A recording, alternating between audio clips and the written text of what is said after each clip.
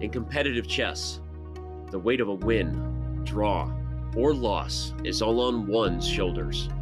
It's easy to feel alone. Those lonely days are over. The Pro Chess League is back. Once again, in chess, teammates matter. He's upset with himself. Artemiev and the Capybaras win their match with a round to spare. Welcome back, PCL.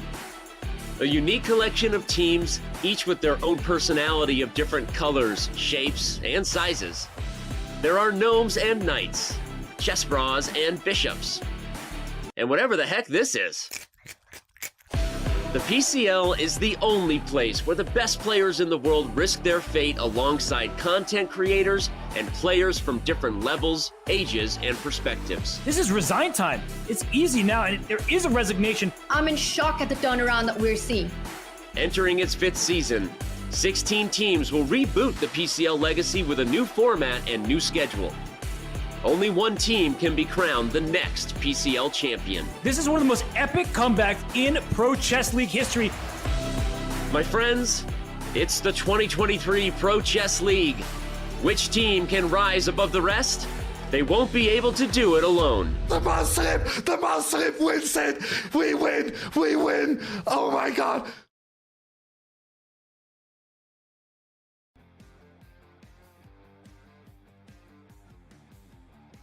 We apologize for I can't even speak, for the delay, but everything is back up and running. I'm Grandmaster Robert Hess, alongside me, Grandmaster Daniel Naroditsky. Today is the Pro Chess League. Danya, you were a player yesterday. How's it feel to put on your commentary cap today? It feels fantastic, a lot less stress. I want to bury the memory of yesterday behind a massive mountain of rubble. And no better way to do it, Robert, than 2 scintillating matches that we have for everybody today. Well, I would like to let you forget about yesterday's memory, but unfortunately, this is part of the run of the show. Have to talk about the matches that happened a day ago. The Indian Yogis took down the Chess Bras. That was an amazing comeback by the Indian team, led by Vidit Gujrathi, beating Magnus Carlsen. And Danya, well, you're Charlotte Cobras. You go to 0-2 after a loss to the Brazil Capybaras. I got to give credit where it's due. Brazil played amazing.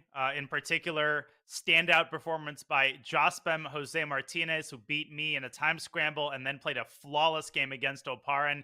They have a very well-rounded team. I honestly can't believe that Brazil got blown out by the very same Indian Yogis that yesterday defeated the most formidable team in the entire Pro Chess League. So all sorts of crazy happenings yesterday, but hey, we're still in it, and we will not go gentle into that good night. So it's 3 strikes, and then you're out. We're on to 2 strikes, but Robert, the Indian Yogis, I mean, that was the star of the show yesterday. Vidit Gujrathi, what a performance, defeating Magnus Carlsen on demand, and they go to 2-0. Amazing stuff. As you said, 3 strikes and you're out. 3 wins and you're into the playoffs. And Vidit Gujrathi beat Magnus Carlsen, and he put out this tweet, and on Instagram, he defeated the GOAT, world champion Magnus Carlsen. He was jubilant. You see the fist pump there. Danya, what a performance that was from him when he was on the brink of defeat. I mean, we've seen Magnus Carlsen on the ropes in the PCL already. He was on the ropes against a Wander Liang. It was a completely winning position, actually delivering that final blow, actually scoring the full point, especially when your team needs it the most against the world champion, is one of the hardest feats that you can achieve. Cold-blooded, nerves of steel. Vidit Gujrathi deserves to be jubilant, and he scores the biggest victory of the Pro Chess League thus far, Robert. Yeah, that was an absolutely stunning victory by him and his team. Hopefully, it's just a sign of things to come, because today we have another doubleheader in the Pro Chess League. We see at the starting soon, we'll have the Norway Gnomes and the Levitov Chess Wizards. Danya, both those teams won their first round matchups. They would like to go to 2-0 and inch closer to the playoffs. And then following up, we will have the Garden State Passers, James Canty III squad, taking on the Spanish Maniac Shrimps. Probably the most beloved mascot, the most beloved logo in the league belongs to the Spanish Maniac Shrimps. The most beloved logo, but the most infuriating match.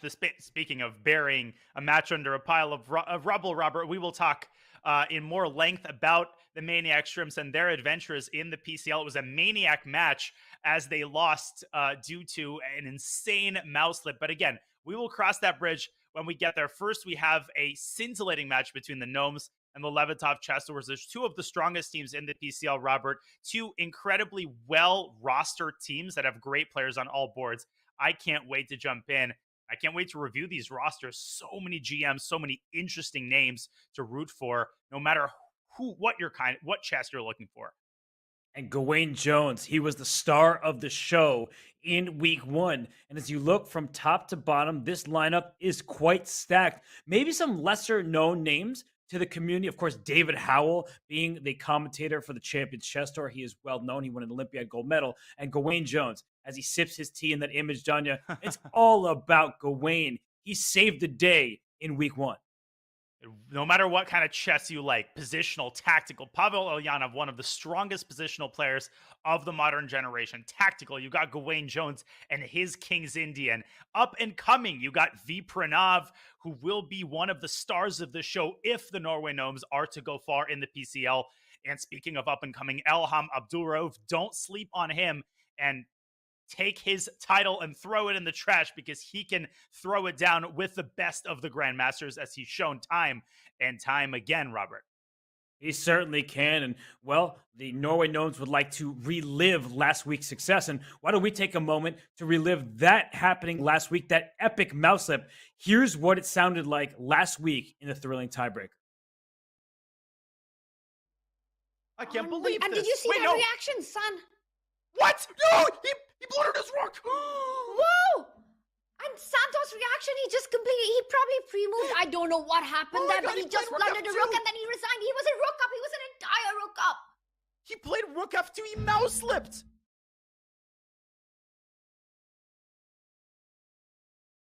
Danya, you were on the call for that. You were in disbelief. I don't think I'd seen anything like that, but that's what happens when the nerves are at play. It is a team matchup, but Gawain Jones, the hero that the Norway Gnomes needed. Well, Alexatron put it best in the chat. No pain, no Gawain. When you see the final position, you think, okay, White outplayed him in a long pawn endgame. No, you see the last two moves. You see that there was a rook on the board. White had no rook on the board. Gawain Jones is the hero of last week. Can he repeat his performance this week? Something tells me that he will not be the beneficiary of any further mouse slips, Robert. So he is going to have to win these games on the board this time. The Norway Gnomes made magic happen a week ago, but there is a magical team in the Pro Chess League. That would be the Levitov Chess Wizards. They are led at the top of the lineup by Shakhriyar Mamedyarov. He is not playing today, but as we look, they have some killers in their lineup. Alexei Sarana, Ralph Mamedov, both of them had qualified for the Air Things Masters Division 1, performed admirably there. And then as we look through to the bottom of their lineup, we have to call attention to Alexander Bublik, a top 50 tennis player in the world. Whoa. I think he's in this lineup more so to give a powerful name. I don't think that he will be playing because he is not a rated chess player in terms of FIDE rating, but it's good to see that chess crosses into the mainstream at the tennis world. They love their chess, and Alexander Bublik at the bottom of this roster, he is another player, another name to look out for, maybe just more so in the tennis courts. This is such a dynamic roster, Robert, whether you're talking about chess or tennis. I mean, you've got Valentina Gunina and Alexandra Kosteniuk, two of the strongest female players. Kosteniuk, a wealth of experience, a former women's world champion, and criminally underrated is Ralph Mamedov and Alexei Sarana. Both of those players should be a lot closer to 2,700 FIDE. In particular, Ralph Mamedov was over 2,700 FIDE. He recently defeated Jan Nepomniachtchi to qualify into the Air Things Masters. So wherever you look, Robert, there are, as you put it, absolute killers on the Levitov Chess Wizards. Yes, I mean, from top to bottom, both these rosters look quite stacked, and you know who the teams can pick. Let's see how they determine what players to choose in their lineups, because each lineup every single week must include at least one woman. There is a cap, 2550 average rating, with a caveat that if you are above 2,700, like Magnus Carlsen, 2850 only counts as 2,700. And for the women who are over 2,350, they count as just 2,350. That encourages teams to use their best lineups possible. And for the Levitov Chess Wizards, and in fact the Norway Gnomes, they have some of the best players in the world, and this could be used to their advantage. In particular, I believe, the Levitov Chess Wizards, Danya. We know that they have the Chess Queen in their lineup. It most certainly could. I think the requirements are reasonable, Robert. They are not too onerous, and they encourage the kind of ingenuity and originality that we want to see from the team managers. It's not all about who's got the most players over 2,700. I mean, you want to choose the players who are underrated. You want to choose the Ralph Mamedyarofs, right? The 2,600s who can throw it down with the Super Grandmasters. And of course, you want to choose some of the strongest female players in the world. And the Levitov Chess Wizards have two of those. Speaking of the Levitov Chess Wizards, I think it's time to review the pairings, Robert. The first match is upon us, and there we have it. The 4-board lineup. Wow, 4 Grandmasters for both teams. Yeah, this is what happens when you stack your lineups. And actually, if you look at the ratings, it's about the same on every single board. Board 4 being the biggest difference. That's the lead, or I guess the nod, you should say, to the Levitov Chess Wizards. Alexander Kostenyuk is on fire. Ever since she won the Women's World Cup in Sochi 2021, it seems like she is invincible. She just won the Women's Grand Prix. So, Danya, every single board of equal importance in the Pro Chess League. But I look to Kostenyuk. If board 4 can score for a team like Vaishali did for the Indian Yogis, that could pay dividends in the long run and lead to ultimate team success. Well, you know Alexander Kostenyuk is going to step up to the plate. The big X factor for the Norway Gnomes. I pointed this out last week. V. Pranav, Robert Buddy Pranav, as he is known, recently untitled, now a Grandmaster, as he should have been already a year ago. Can he step it up against Ralph Mamedyarov and Alexei Sarana? I think if V. Pranav has a standout performance, if he can score 2.5 out of 4 or higher, I think the Norway Gnomes are in pretty good shape to score a second victory against the Levitov Chess Wizards. But Mamedyarov and Sarana, a killer duo, Robert. Yes, they are super strong. They did qualify for the Air Things Masters top division. So let's look at the round 1 pairings because we get our most lopsided matchups in the first round when board 1 plays board 4, but not really in this match because we don't see those 2750 plus players. We actually have reasonable pairings from the very start, something you would see in an open tournament. Salem Saleh gets the black pieces against Alexander Kostenyuk. The Levitov Chess Wizard hope to use the first move to their advantage with their boards 3 and 4. But the same holds true for Pranav, as you were highlighting, and Nino Batsiashvili, the very strong Georgian Grandmaster who drew Magnus Carlsen over the board in classical chess in the Qatar Masters. So, Danya, I mean, who's going to strike? What do you see happening in this first round? Yeah, it's just such an interesting round, Robert.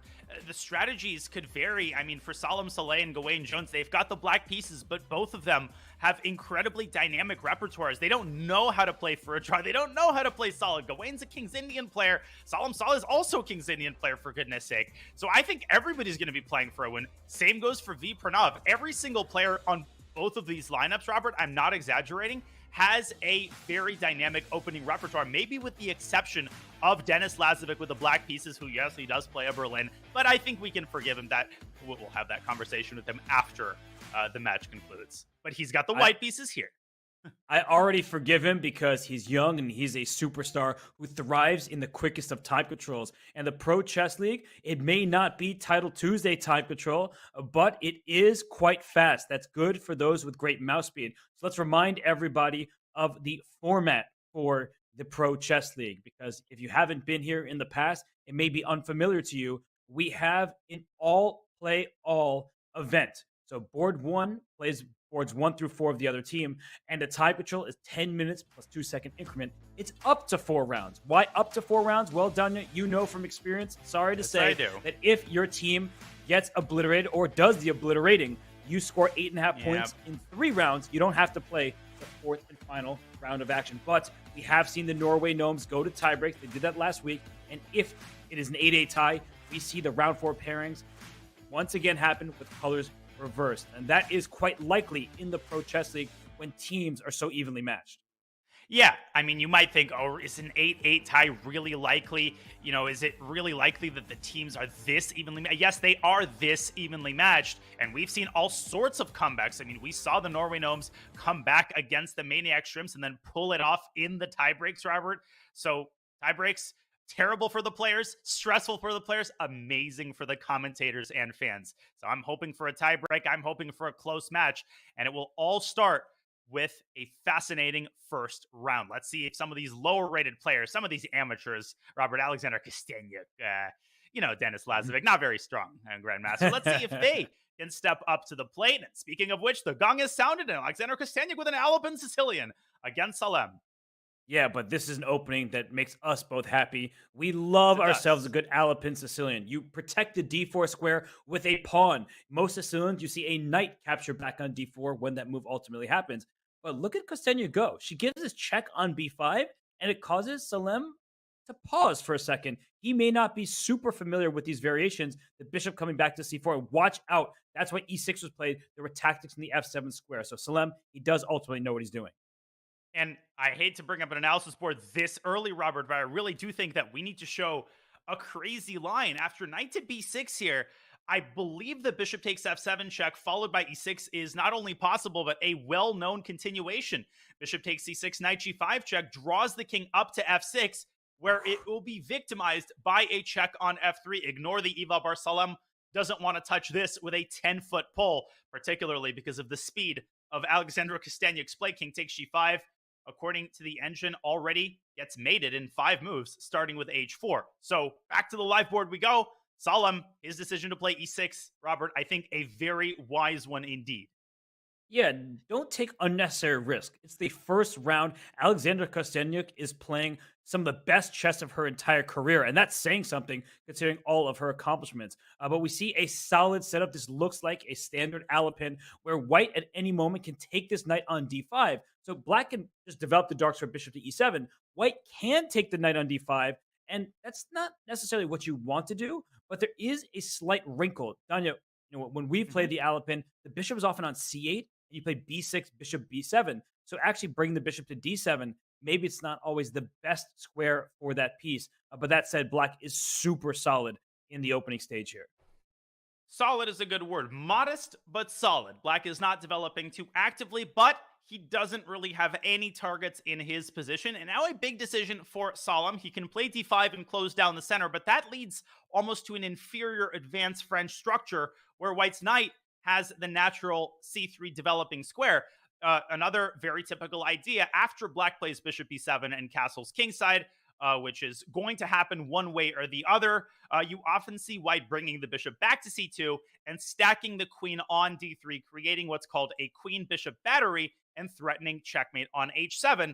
The hope isn't that Salem is going to miss mate in 1. It's to induce serious weaknesses on the dark squares. If white can induce the move g6, then the bishop can dive into h6. But Robert, that's far in the future. Right now, a big decision for Salem. Will he take on e5? Will he play d5? Or will he keep the tension and continue developing his pieces?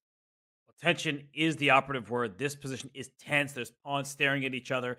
Not clear how to develop and what is going to happen in this game. So why don't we take a step back? Why don't we look at the other games that are underway? Because I see that in the top right, you said Gawain Jones being a very combative player. He is showing just that. We see a sharp position with Denis Lazovic. He does not need to be asked twice. He's always ready to go for aggressive attacking options. And in the bottom left, Pranav and Ralph Mamedyarov, that is a Maroczy bind structure. That's going to be a little calmer. So let's go into the Denis Lazovic, Gawain Jones game, just because, Danya, I love to see a good bishop on h6, bishop on g7 stare down. And who is going to have the upper hand? Is it the more experienced player in Gawain Jones with black, or the upstart, the youngster, Denis Lazovic with white going for the attack?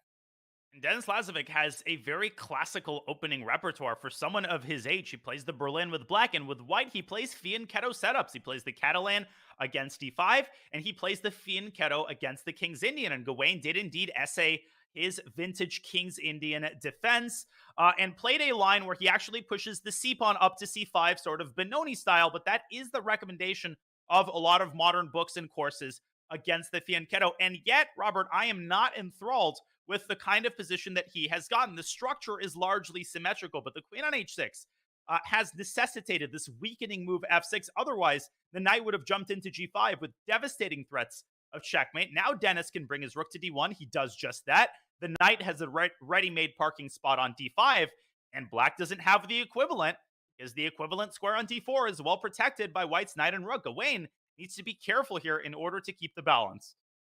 And he plays knight to g7, aiming for the f5 square and maybe that d4 square that was currently protected by white's pieces. So I like what Gawain is doing. It seems like he understands the dynamic, but white could go forward. g4 is an option here to take away that f5 square, and white can push those kingside pawns forward. It's not like black is going after the white king. It's white's pawns who can storm forward and go after this king on g8. So I'm not really sure. He plays b3. Just, you said, he's a calm player. He just likes solid chess.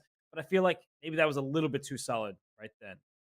But that's typical Denis Lazovic. Everything is protected. I don't know who to compare him to. Maybe a young Anatoly Karpov. That is a pretty lofty comparison. But the guy is 25, 50 feet. I mean, he is quietly creeping up. I don't know exactly how old he is. I think he's about 16 or 17, Robert. But I think he's got an incredibly bright future. When you've got a young player with a positional foundation as solid as Denis Lazovic's, I mean, if his tactical play improves just a little bit, you might see him in the high 2600s in the next couple of years. So knight f5 is likely here. Where is the queen going to go back to? Maybe f4, maybe all the way back to d2. I think Denis Lazovic is still solidly in control of this game out of the opening. Okay. Well, yeah, it does look like he has an important decision to make. Does Gawain Jones, as he spends some time here, will he bring his knight out? Will he bring his rook to d8, swap off a pair of rooks on the only open file? So why don't we leave Gawain to it, because all four boards are in session. So let's bring up our bird's eye view, and that way we get an overview of what is to come in this matchup. The bottom right, we see Nino Batsiashvili, the grandmaster for the Norway Gnomes, against Alexei Serrano. That's just early stages there. Nothing major happening. The bottom left is still this Maroxy bind structure. And Danya, whoa, top left. Let's go there right now. Whoa. We have a free gift sacrifice, which has been overlooked by Solomon is getting mated. He completely missed it. He allowed it, and he has no pieces defending his king. He's getting checkmated. This is basic Brian right here. This is elementary Eric. Robert, you don't see this ever in a top-level Grandmaster game. A Greek gift sacrifice in the most classic possible variety. What in the world just happened? When a bishop goes to c2, you always have to consider, let's go back just a couple turns, because white put her bishop on c2, and whenever it stares at the h7 square, you have to look out for it. But instead, Selim brings his knight into c4, ignoring it altogether, and she whips up that counterplay against the king, brings the knight into g5, but oh my goodness, there's a king out on g6. Oh my lands. Oh, f5, you just take en passant. And knight c to e4 picks up the bishop. Solemn's going to resign on the next move. This is, I can't believe what I am seeing right now. What in the world? Look at him. He's just kind of like grabbing his beard, like, can I actually play on a little bit longer? But even bishop takes b4. White will be up a pawn with a much safer king and likely winning more material. So she can move her knight on e4 anywhere with discover check, maybe even to a safe square like g3. And that king on g6 is unhappy. Salem Saleh, he is very unhappy. And the Norway Gnomes are going to be a bit disappointed with how their board one has fared in the first round. What haven't we seen thus far in the Pro Chess League? And the great thing for Alexander Kosteniuk is that she still has 8 minutes on the clock. Black literally sent her bishop back to c2, and then Solemn completely ignoring one of the most elementary tactical ideas known to man. Just one more hurdle here. One more hurdle to cross for Kosteniuk. Robert, I have learned my lesson after 1 week of the Pro Chess League. Never call a game before the score sheets proverbially are signed. Of course, the score sheets aren't signed in an online game, but you know what I mean? Bishop takes b4 is the simple move. And I think Alexander Kosteniuk needs one more accurate move in order to finish off Solemn's resistance. What is it? Is it knight to d6? Do you drop the other knight back to f3? Where's the killer? I would play knight f3 or a move like pawn to h4 or something like that. I feel like knight d6 looks really strong because the rook is pinned on f5. The knight on c4 is pinned to the queen back there on c7. Maybe b2 to b3 is something to consider as well. But I like knight f3 because it make sure your knight on g5 can never be captured. It threatens knight h4 with a fork. That's check to the king and the rook on f5. So knight back to f3, to me, that looks just very calm, cool, collected. That's something that the chess queen is known to do, is just play these maybe backwards retreating moves, but moves that give her all the chances and make sure that her opponent has none. The one trap that you want to avoid in these situations is to invest too much time calculating speculative tactics. We have the benefit of the eval bar. We see that knight d6 does lead to a rapid victory. So if you're going to play knight d6, you should do it fast. You shouldn't wait until you have 2 minutes, because that's exactly how you see crazy turnarounds in these kinds of games. But Kosteniuk, she's so experienced. I think she's going to manage her time well. She still has 6 minutes and change to figure out the decisive blow here. h4, perfectly sufficient, Robert, supporting the knight with a pawn so that the other knight could drop back to g3 and pick up this helpless rook on f5.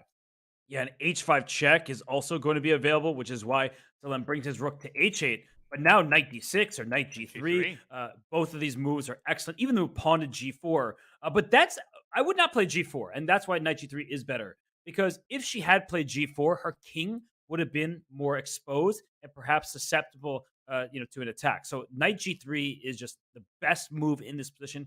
Keep your king safe. If rook takes h4 here, as you're showing, knight takes e6 is good. That queen no longer has access to the h2 square, so you can just take on e6. Your rook is protecting as well. So I just feel like everything is defended, and she's well on her way to a smashing first-round victory.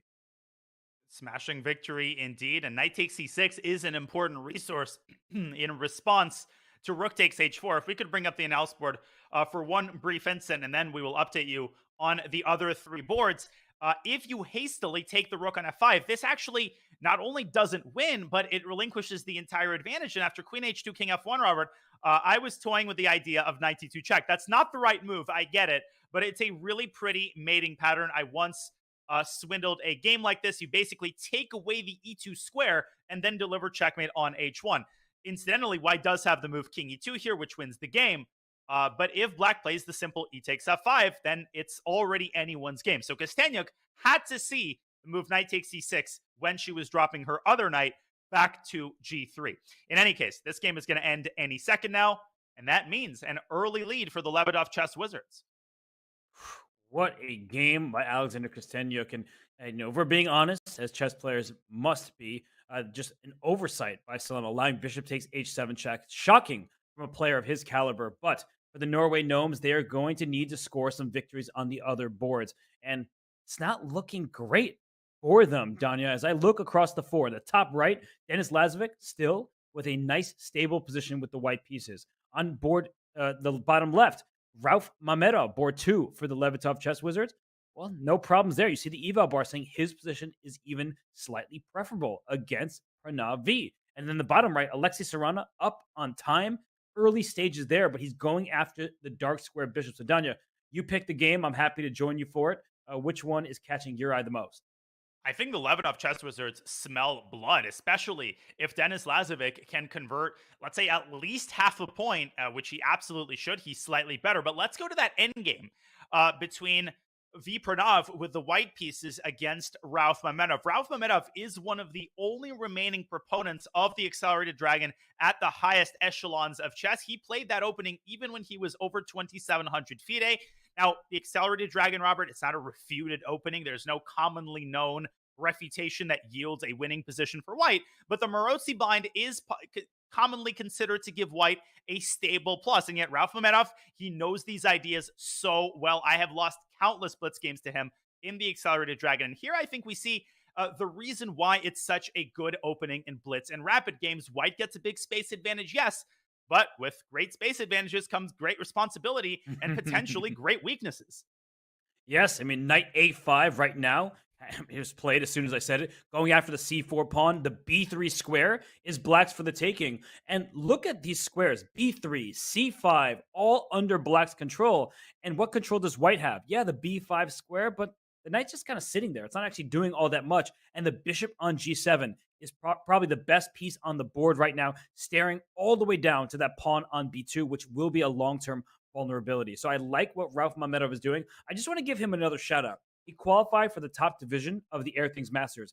he actually almost knocked out Nihal Sarin as Nihal went on that run to become the runner-up at the Chess.com Global Championship in 2022.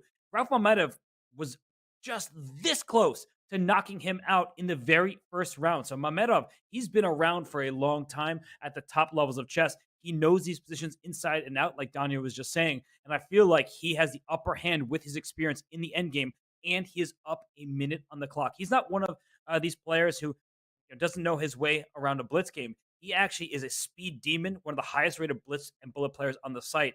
And I think if he just takes over the C5 and the B3 squares, he can just go after some of White's weaknesses. I like his position. Back in 2005, 2006, the sort of pre-Google days, Robert, when I had just gotten a laptop, I lost a couple of games to Ralph Mamedov. I think I was still a national master, not even titled, on the Internet Chess Club. And Ralph and I started talking. I mean, his rating on ICC was among the highest of anyone on the site. We started talking, and I told him that I was, studying chess and I was trying to become a grandmaster. And I remember he would type out individual positions that I would then set up on a board and solve. Ralph is a big fan of studies. He knows a lot of beautiful chess compositions, and he would share some of those studies with me manually by typing out knight on b5, queen on c6. And when I finally met him in person 8 or 9 years later at a chess camp that he taught at in the Bay Area, it was just so awesome to put a face to the name. But I've known Ralph for many, many years. He's an incredible tactical player. And 2646 is just a crime against humanity. I mean, this is just ridiculous, Robert, that he's not over 2650. Come on, get me out of here. Yeah, he's just a few rating points away. And by the way, Alexander Kostenyuk wins that game against Salem Saleh. So the board 4 for the Levitov Chess Wizards takes down board 1 for the Norway Gnomes. No surprises in the top left. Just a few more moves had been played. The Black King still out in the open, and White ahead material. So great win for the Chess Queen. But look at the bottom right. The Levitov Chess Wizards, their board 1 is doing, it seems, what the Norway Gnomes board 1 could not do, as Alexei Sarana, he has a winning advantage against Nino Batsiashvili. That position isn't even close. Let's take a bit of a closer look. And Alexei Sarana is taking a closer look at that H file and at White's king, which is going to be caught in the crossfire. White, meanwhile, has absolutely nothing going on the other side of the board. Yeah, this is just a very straightforward attack. Not really sure how we got here, but now that we're here, it's clear that big trouble. Rook h1 check forces knight to g1. You can bring a queen to h7, and done it.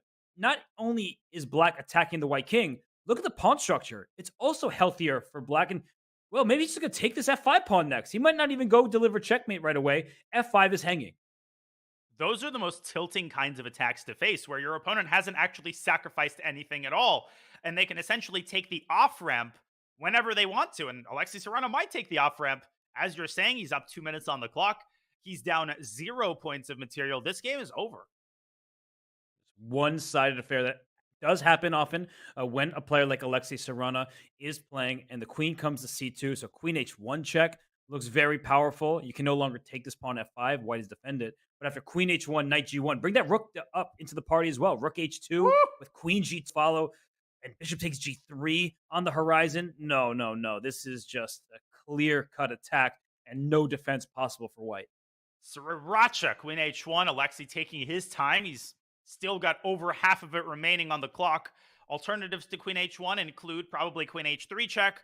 Even a move like knight to c4, contributing a little bit of pressure to the other side of the board, also looks appetizing. I hate to use this phrase, Robert. It's one of the most overused phrases in chess commentary land, but the position really does play itself. Yeah, no, it's very simple. The attack is just, it plays itself, right? So queen h1 forces knight to g1 because you have king e2. It does defend your knight and attack the queen, but rook e8 check kicks the king out of there. The knight will be lost. So unfortunately for Nino Batsiashvili, this is not her round, but it is the Levitov Chess Wizards round. They won their board 4, beat board 1 for the Norway Gnomes. Their board 1 is getting it done. So it looks like it's about to be a 2-0 lead for the Levitov Chess Wizards. And Danya, I mean, I'm looking at the other boards as well. It just advantages for the Wizards on pretty much every board. more bad news for Vipranov. His position is getting worse. His time situation, Robert, is getting worse. That position is virtually impossible to defend with under a minute on the clock. And yet that is exactly what the Indian Grandmaster will have to do. Meanwhile, a game we haven't checked in on for a while is also deteriorating for the English Grandmaster. Let's go to Lazovic against Jones because Gawain is also down to a minute. He is suffering a tremendous amount of pressure in the center, and the evo bar has just crept up tremendously after his last move. What do you make of this, Robert? Knight to f5, Gawain's last move. I feel like he's going for tactics. Knight e3 check is available because the rook on d2 is loose. So b takes e5, a good move by Lazovic. The queen on d6 is under attack, which means knight e3 check doesn't have the same force that it would in other circumstances. But if b takes e5 by Gawain, that rook will slide over to b2. Use the newly created open file and go after the black king. The white knight on d5, it blunts the queen on d6 and covers the e3 square all at once. So black's knight e3 check, it's not really a threat with that knight sitting pretty on d5. The Levitov chess wizards are a well-oiled machine. White's knight on d5 and queen on e4. The light square blockade is a well-oiled machine, but Gawain Jones, we know how tricky he is. He's a cagey player. He never gives up, and he espouses the spirit of the King's Indian, an opening in which the game never actually ends, Robert. I've had some -8, -9 positions in the kid, which can turn around at the drop of a hat. So Lazovic will have to keep his concentration here, and he's got a minute to the good on the clock, and he's using every second of it to figure out whether to play rook b2 or to play the materialistic g takes f4, which I think also has to be calculated. Yes, because maybe you could pick up that pawn on the square, though. There will be tactics. The rook on f8 defends. So he plays the calm rook d3, keeps a minute lead on the clock. Done it. I think that was a very pragmatic choice by Lazovic. That rook can slide to a3 even and go after the a7 pawn. So in goes Gawain Jones's knight to d4. The rook goes back. Is Denis Lazovic, is he going to be happy with the draw? I don't think so. I think he's just repeating once, like any Russian schoolboy, or Belarusian schoolboy in this case, and then can slide the rook to b2. Ooh, Gawain Jones accompanied his last move with a draw offer, so that's there. If Lazovic wants it, he might be checking out the positions of his teammates. The team captain might be typing in the scores in the Zoom chat, but guess what? A victory by Lazovic would likely mean a 4-0 round. That will do so much for the Levitov chess wizards to all but guarantee a match victory. Great decision by Lazovic. Gutsy call by the young Belarusian Grandmaster. And now he could take on f4, and after pawn takes a queen e8, there is going to be an attack against the black king. The white king is more towards the center. That is typically bad news, but it is the black king. I actually really love knight c3, queen d5 is reporting, and rook b7. Let's just go trade some pieces and continue the pressure against black king and on the clock. 20 seconds for Gawain Jones. Young Karpov right there. Knight c3 and queen t5. Are you kidding me? This kind of play by a teenager. Capablanca would be proud of this as well. He's got 1 minute on the clock. Rook b7 immediately might run into queen takes c4. So I do like the look of queen d5. Gawain Jones desperately trying to get activity. He does play rook b7. So he allows queen takes c4. What's his idea? He wants to trade rooks on f7 and take the e5 pawn. So he's going for the e5 pawn, which means f4 is loose, c5 is loose, and knight e4 up to g5 or f6. Watch out for that black king. Hello, this is, forget the eval bar. Black could get checkmated. Black could lose his queen. Gawain has 10 seconds. I don't see him holding this. No way, because he can make an active move like queen c4, but the knight would come into d5. He plays knight f5. Queen takes c5 is simple chess. Give me a free pawn. The a7 pawn is in that queen sights as well. Knight can go into e4 right now and hop on over to g5, but no, he takes the simple approach. Give me that pawn, and now he has a clear edge. Put that in the bank. Now you can play risk-free. You're up now 2 pawns. Gawain Jones, he didn't recapture on h4, and to his detriment, there's a check on c7. And Lazovic can pick up another pawn with check, but then the queen is going to be a little bit far removed from its protection of the knight and the h4 pawn. So maybe there's a more precise continuation. I don't know. It's still work to be done here for Denis. Clever play by Gawain Jones. He wants the queen to go to a7, and the black king will slide up to h6, and there's no way to keep the knight and the pawn h4 safe and sound, and that king on f2 will be vulnerable. There will be checks against it. So if Denis Lazovic, if he says, I don't want to take that a7 pawn, he could have brought his queen up. But no, he runs with his king. Whoa, and careful it's a now, Petrosian-like play. Yeah, where's the king going? This is, I don't want to say a 3-result game. It's not yet a 3-result game. White's king should not be in any mortal danger. But all of a sudden, Gawain Jones has limited his material losses, and he's got all sorts of potential checks against White's King. Lazovic continues to improve, but here comes Gawain Jones's knight. He's suddenly active. And watch out for knight c4. That'll cut off the queen from the knight on c3 and threaten queen d2 check. So he has to be very careful. By the way, Levitov chess was up 2-0. Alexei Sarana did win his game at queen b4. What a mature move, trying to trade queens. And queen f8. You have to watch out for that check if you're Gawain. And he brings his queen back to e5. I thought knight c4 was an interesting try. King d2 right into the mouth of the danger. Goes Denis Lazovic's king. Fearless play. But where is the king going to hide? King e1, Robert, there's queen c1 and queen e3. This could end up in a perpetual check. And look at this. King c2, knight e3 is just one check. The king slides back to b1. Oh. And watch out for queen d2. Oh, queen f8. Oh, queen f8. It was mate. Winning. Oh, it was winning. mate too. Mate. Oh, it was literally mate. Oh my god. It was mate in two. Oh, we can bring up an analysis board really quickly. Let's show that checkmate, Danya. It was mate after queen f8. Or king h7, knight h6. It was elementary, my dear Watson. Back we go to the live board. I still think Lazovic might win this game. He's got so many threats against Black's king. Something has got to give. Okay, knight f6 check would have picked up that pawn, but okay, he goes here. What next? The king is safe on h6. Only a couple checks. I would give a check on e6, Robert, and maybe take the pawn on g4. Keep it going. Queen e6 check. But Gawain dodging and meandering and knifing his way forwards and backwards, and Lazovic not making progress. And there was a queen d6 check, but that's how White loses this game. It allowed the black pawn to promote. Careful now. Oh, gosh. The e2 pawn's hanging with check? Oh, my gosh. Lazovic might lose this. Oh, Knight takes three G4 results even. possible.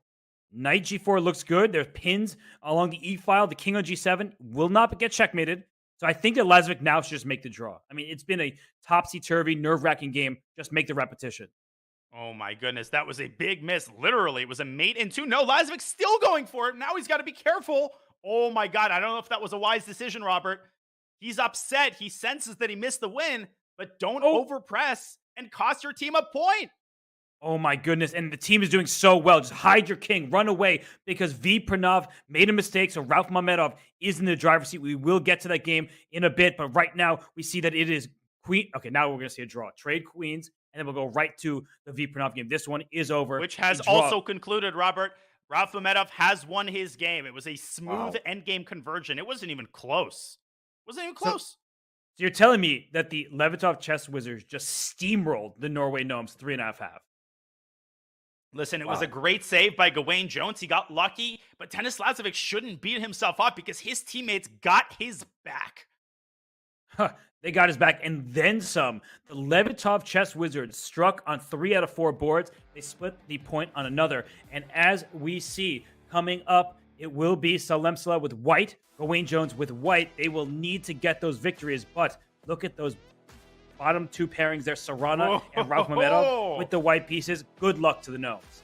The 1-2 punch, both of those players with some of the best opening preparation that you will find this tournament. Alexei Sarana has been known in Russian chess circles as a player who is armed to the teeth, especially with the white pieces. And so Salemsala and Gawain Jones, both of them, especially Salem, are going to have to step up their play and deliver 2 important points for the reeling Norway Gnomes. And if they don't, it will be a solemn day for those Gnomes. Danya and I will take a short break. When we return, it's round 2 of action in this Pro Chess League matchup between the Norway Gnomes and the just absolutely blistering Levitov chess wizards. We'll be right back.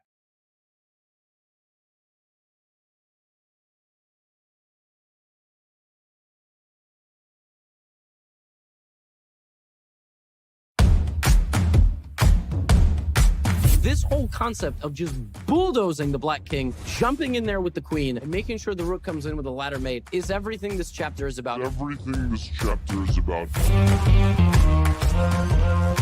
The point is, I don't want you to get a move that's not in the course and go, I don't know what to do.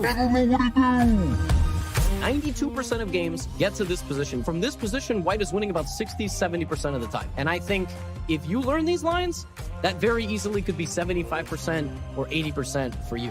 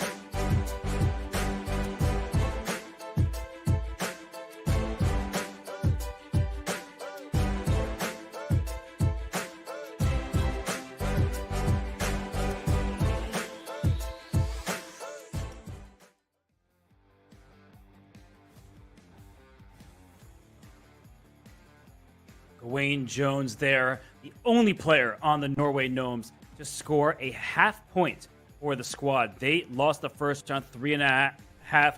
And Danya, he was the miracle player. It was a miraculous win from him in week 1.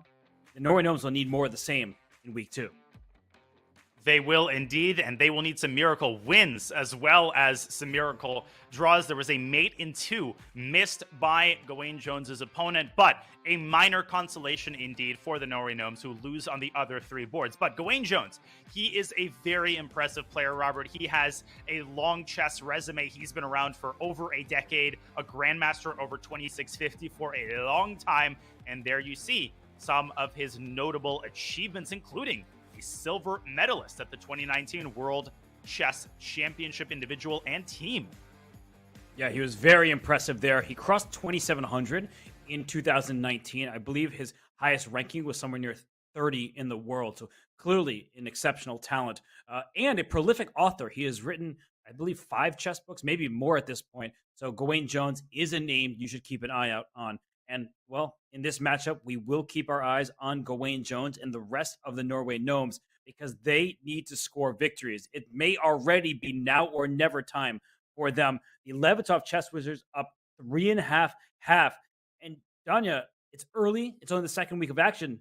But are the Levitov Chess Wizards already the team to beat? Are they the front runner for the Pro Chess League title? Well, I called them a well-oiled machine after they only won 1 game in the last round, and I don't think I was jumping the gun. We saw more of the same there.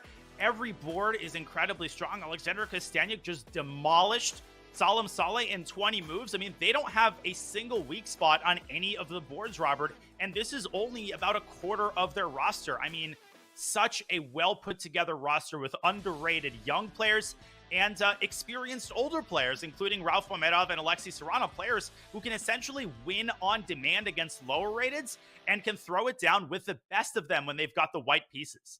Yeah, we did see Alexei Serrano with the white pieces take down Ali Reza Faruja in the Air Things Masters, and he gets the white pieces against Pranov in this round.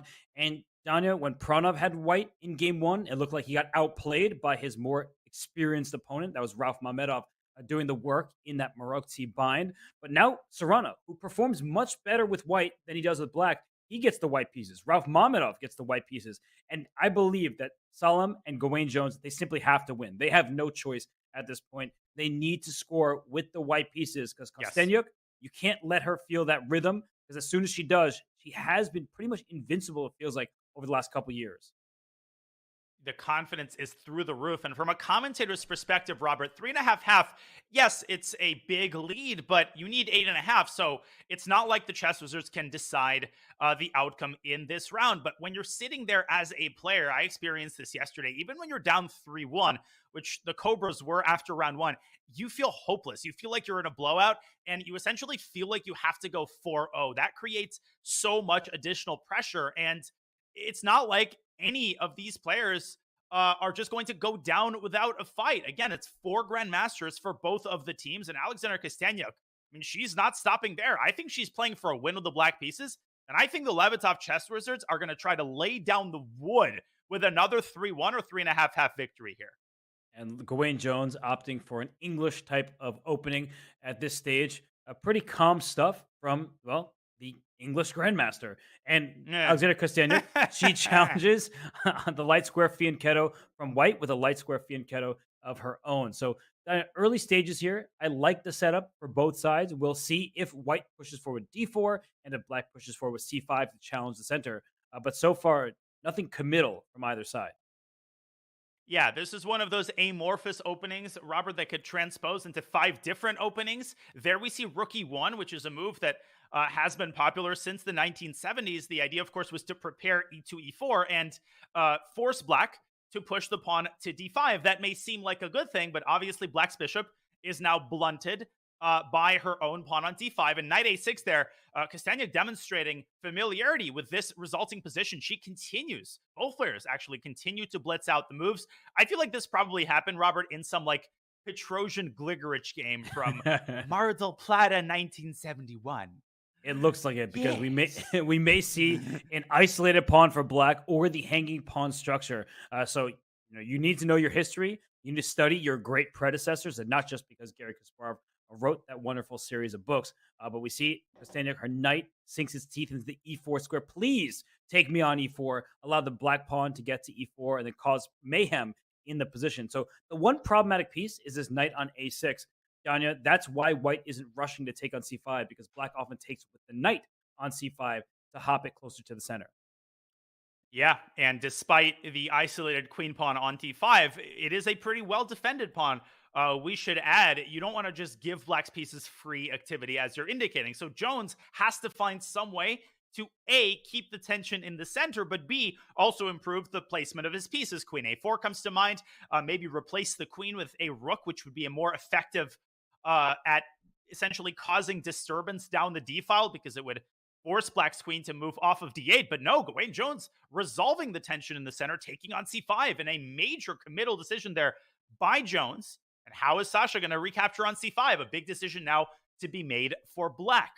I think she'll take with the knight, and she does just that. She wants active pieces. You say pawn structure is overrated. She agrees. So now Gawain will have his work cut out for him against that isolated queen pawn. But while he figures it out and blockades it, let's zoom over to our bird's eye view because 2 other games have started, and the 4th will begin shortly as well. So in the top left, we have Salem Saleh in a Catalan against Denis Lazovic, and the bottom left, early going there, Alexei Serrana, well, his double pawns are no more, but this is theoretical territory. And we have Rauf Mamedov only playing his first move in the bottom right. So, Danya, I think we should maybe head to our game in the top left because Salem, he needs to win this game with the white pieces. It was a Catalan, but Denis Lazovic, this is up his wheelhouse. He may be young, but he loves the classical opening repertoire.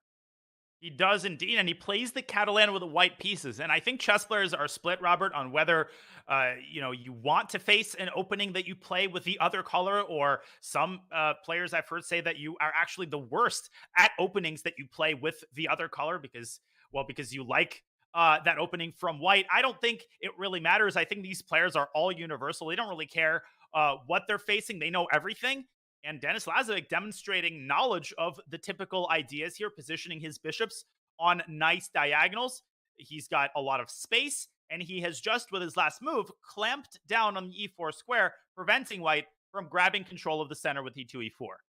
Yeah, f5 is one of those moves that is often committal because e6 can become a target, but only one white piece for the moment. This knight hopping out to g5 can attack it, and white is underdeveloped. Look at the queen side. This knight on b1, this rook on a1, and so I feel like black wants to use this newly opened down queen e8, queen h5, a very standard way of playing for kingside aggression with a rook lift potentially to follow in the future. But I like the look of queen e8, sliding the queen first to defend the e6 pawn, and then likely heading on over to the h5 square. Queen e8 is a great move, and it's a non-committal move, right? You're not weakening your king side. You're just making a slight change to the placement of your queen. You don't have to go queen h5. You're also supporting the pawn on e6 and taking the sting out of a potential knight jump to g5. Great call by you. Black could also supplement this, Robert, with the move h6, and maybe later kingside expansion with g5 is not entirely out of the question because of how active black's minor pieces are and how relatively passive its counterparts are scattered on the first and second ranks. Yeah, I like this position for black. I just don't see how white crashes through or gains a positional edge. If white ever trades knights on d5, thank you very much.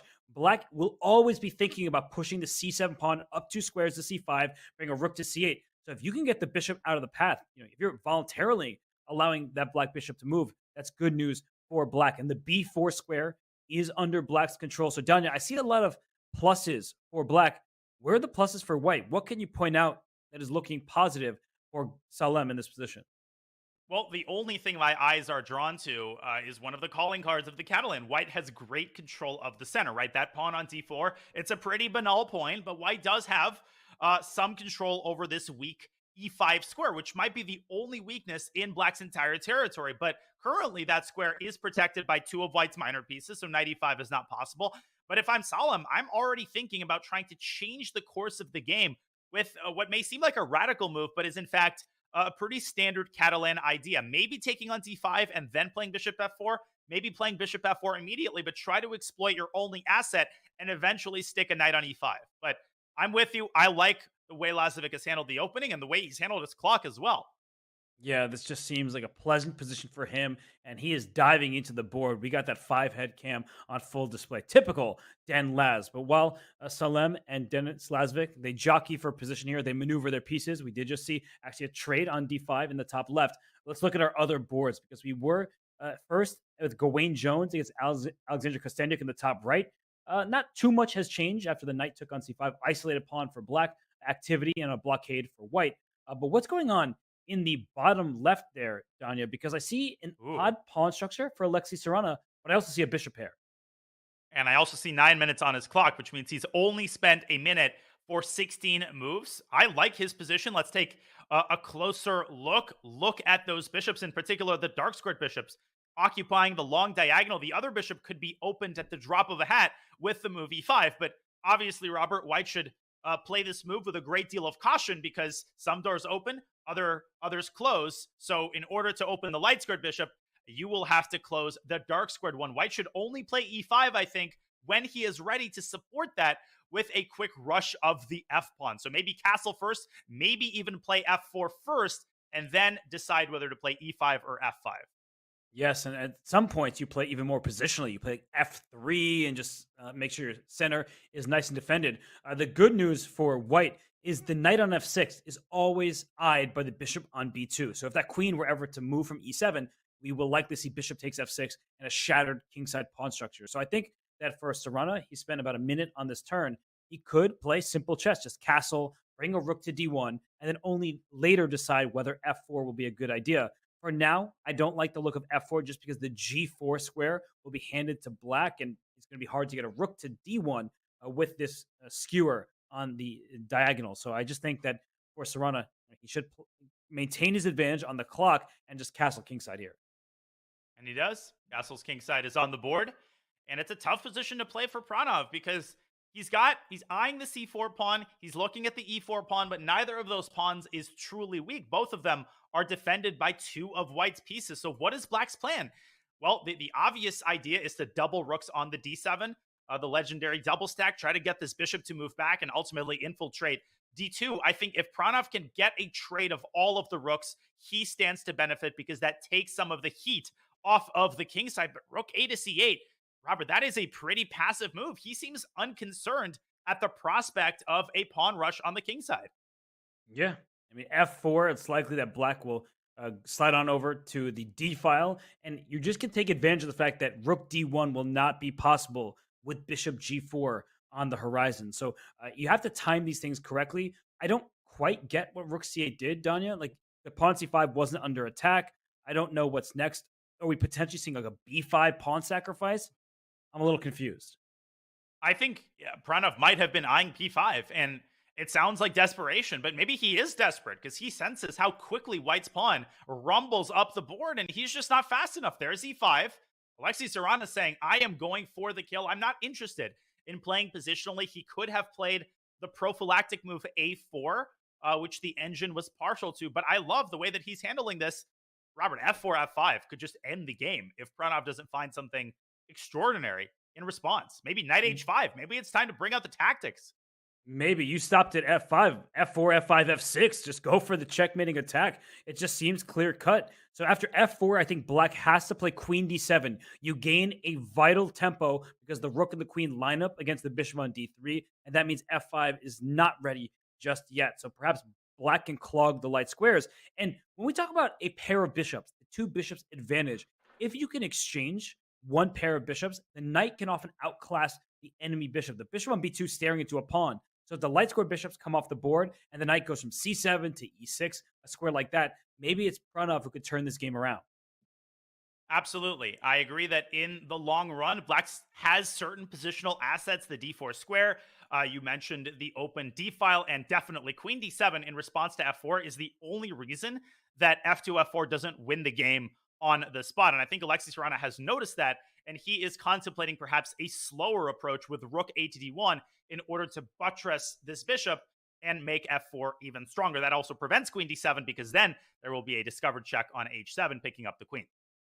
For sure. Well, the Norway Gnomes need to start scoring some victories, and we have a special guest joining us. It is an MC and a GM.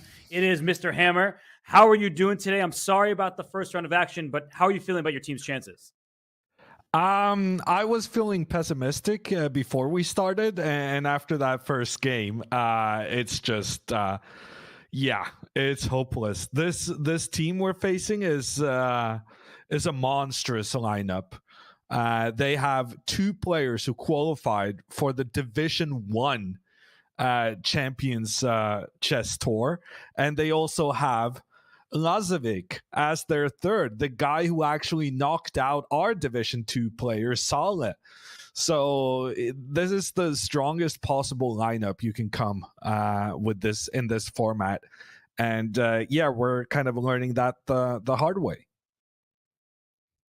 Well, Jan, the fact that you're even here is crazy. I have to ask you, can you walk us through the blow by blow of your reactions last week? I assume you were watching when Gawain Jones benefited from that mouse slip. What was going through your mind? Were you jumping up on your bed, on the table? Were you dancing on the chairs? What were you up to? Well, it's pretty fairly documented. It's on my Twitter. Self promo. I was watching the games during the official Norway chess stream, Norway Gnome stream, and I couldn't believe my own eyes. We were so unlucky not to win it in regulation time. And then in the tiebreaks, we were incredibly lucky that Gawain manages to get a win in a position where he was down a rook. It was a roller coaster of emotions, and so far today has not been that. But I'd rather have a roller coaster of emotion than watching the team get slaughtered like this. Yeah, we saw you in the show opener. We included your reaction, which was, I mean, just pure jubilation. And sadly, sometimes chess is the exact opposite of that. So we can leave this board for a moment and just show you our all 4 boards of your team in play here. So, Hammer, when you look from board to board here, which game catches your eye? Are you feeling better about any boards for your squad? Or I don't want you to be disappointed throughout this conversation. Well, I'm liking board 1 for black, but unfortunately we have the white pieces there. I'm liking this board with Mamedyarov for white, but unfortunately we have the black pieces there. Yeah, I'm not. I guess Gawain just lost the pawn. I'm not sure what's going on in Gawain's game, but it's a tough matchup. But we're not fretting at all. There's going to be more chances to get the 3 match wins we need to progress in the tournament. And I think any team is going to have a problem with these wizards. So do you think that the Levitov Chess Wizards are the overall favorite? Like, would you pick them as your prediction to win the entire Pro Chess League? Yeah, I think they, together with the Chinese team, are really strong. But I think the lineup that the Wizards are coming with today, I think that lineup is much, much stronger than the one they had in the previous match. I think Mamedyarov and Sorana being rated below 2,700, but proving their level in this time control by qualifying to the Division 1 Champions Chess Tour. It's just their level compared to what they cost the team to make sure that you can field as many strong players as possible. It's unmatched by any team in the league. Also, I must say Kostenyuk as the female player, she's a monster. I've had to play her in online tournaments previously, and the way she gutted Salem in the first one today is just that's the kind of thing she's capable of. She's an amazing attacking player, and this lineup is just incredible from the Chess Wizards. Well, I brought up Gawain Jones's board, Hammer. I think this is the one bright spot for you guys right now. The time situation favors the Gnomes here. Black's Queen is in exile on A7. I don't want to jinx it, but well, first of all, Gawain has to win this game. He has to find a way to deliver, but I don't know what you think of this position. Queen takes C4 looks pretty watertight to me, and Black seems to be in trouble here. Yeah. Well, I always like taking pawns, and especially when we're a pawn down. I guess Gawain has some concerns about Bishop F3 or something along those lines, but I'm sure he can get a win here. Gawain is a capable guy. It's why he's on the team. But after that start to the match, it's looking really rough regardless. Well, you said, it's why he's on the team. So how did you choose your players? How did you make this lineup? And how come you're not playing? Good questions. So, as people may have noticed, there are two players who we would love to have on the team that we were not able to recruit, namely Ariantari and Magnus Carlsen.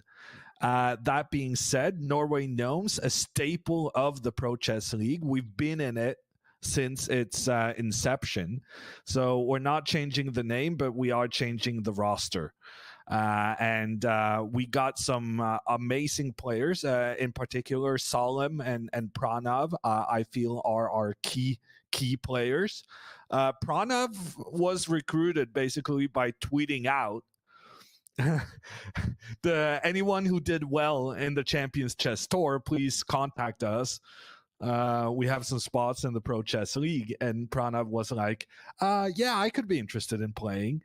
And watching him destroy the competition in Division 3 was really impressive. So I think in terms of his ability compared to his rating and keeping our average rating low in order to field as many good players on other boards, Pranav is our number one player. And we're really looking forward to see what he's able to bring in the team. The season is still young, I must say. Well, I got one more quick question for you, Hammer. In terms of impressive and young, Elham Abdul Rauf is a name that is probably familiar to those who watch certain Blitz streams. He's been a known presence in chess.com Blitz since before he was titled. Now he's an international master. He lives in Norway. What kind of insight can you give about Elham's current chess strength as well as his potential? Gawain, by the way, fulfilling his potential on this board. Yeah, no, Elham is right now the only Norwegian we have registered. And as you're saying, he is a Blitz phenom. We're curious as to how he would fare in the rapid section, but I'm sure we'll get to experience that at some point this season. For sure. Well, lots of different experiences, and it's only the second week of action. Hammer, as always, we appreciate you stopping by, and we'll be not rooting for anyone because we're neutral commentators, but we do want to see a happier Hammer. So hopefully the team could turn around. Thanks, Hammer. And you heard it from the team manager. The Norway Gnomes are a mainstay of the league, a staple, and he wants to see his team succeed. And well, Gawain Jones doing his part. The rook on f8 is trapped, as you're highlighting. You can just take this knight on e4, then take the rook on f8. It's extra material, but done it. Maybe it's only going to be a rook for a pawn and a minor piece. That's actually kind of good compensation for Black. We see the eval bar, but that can be misleading.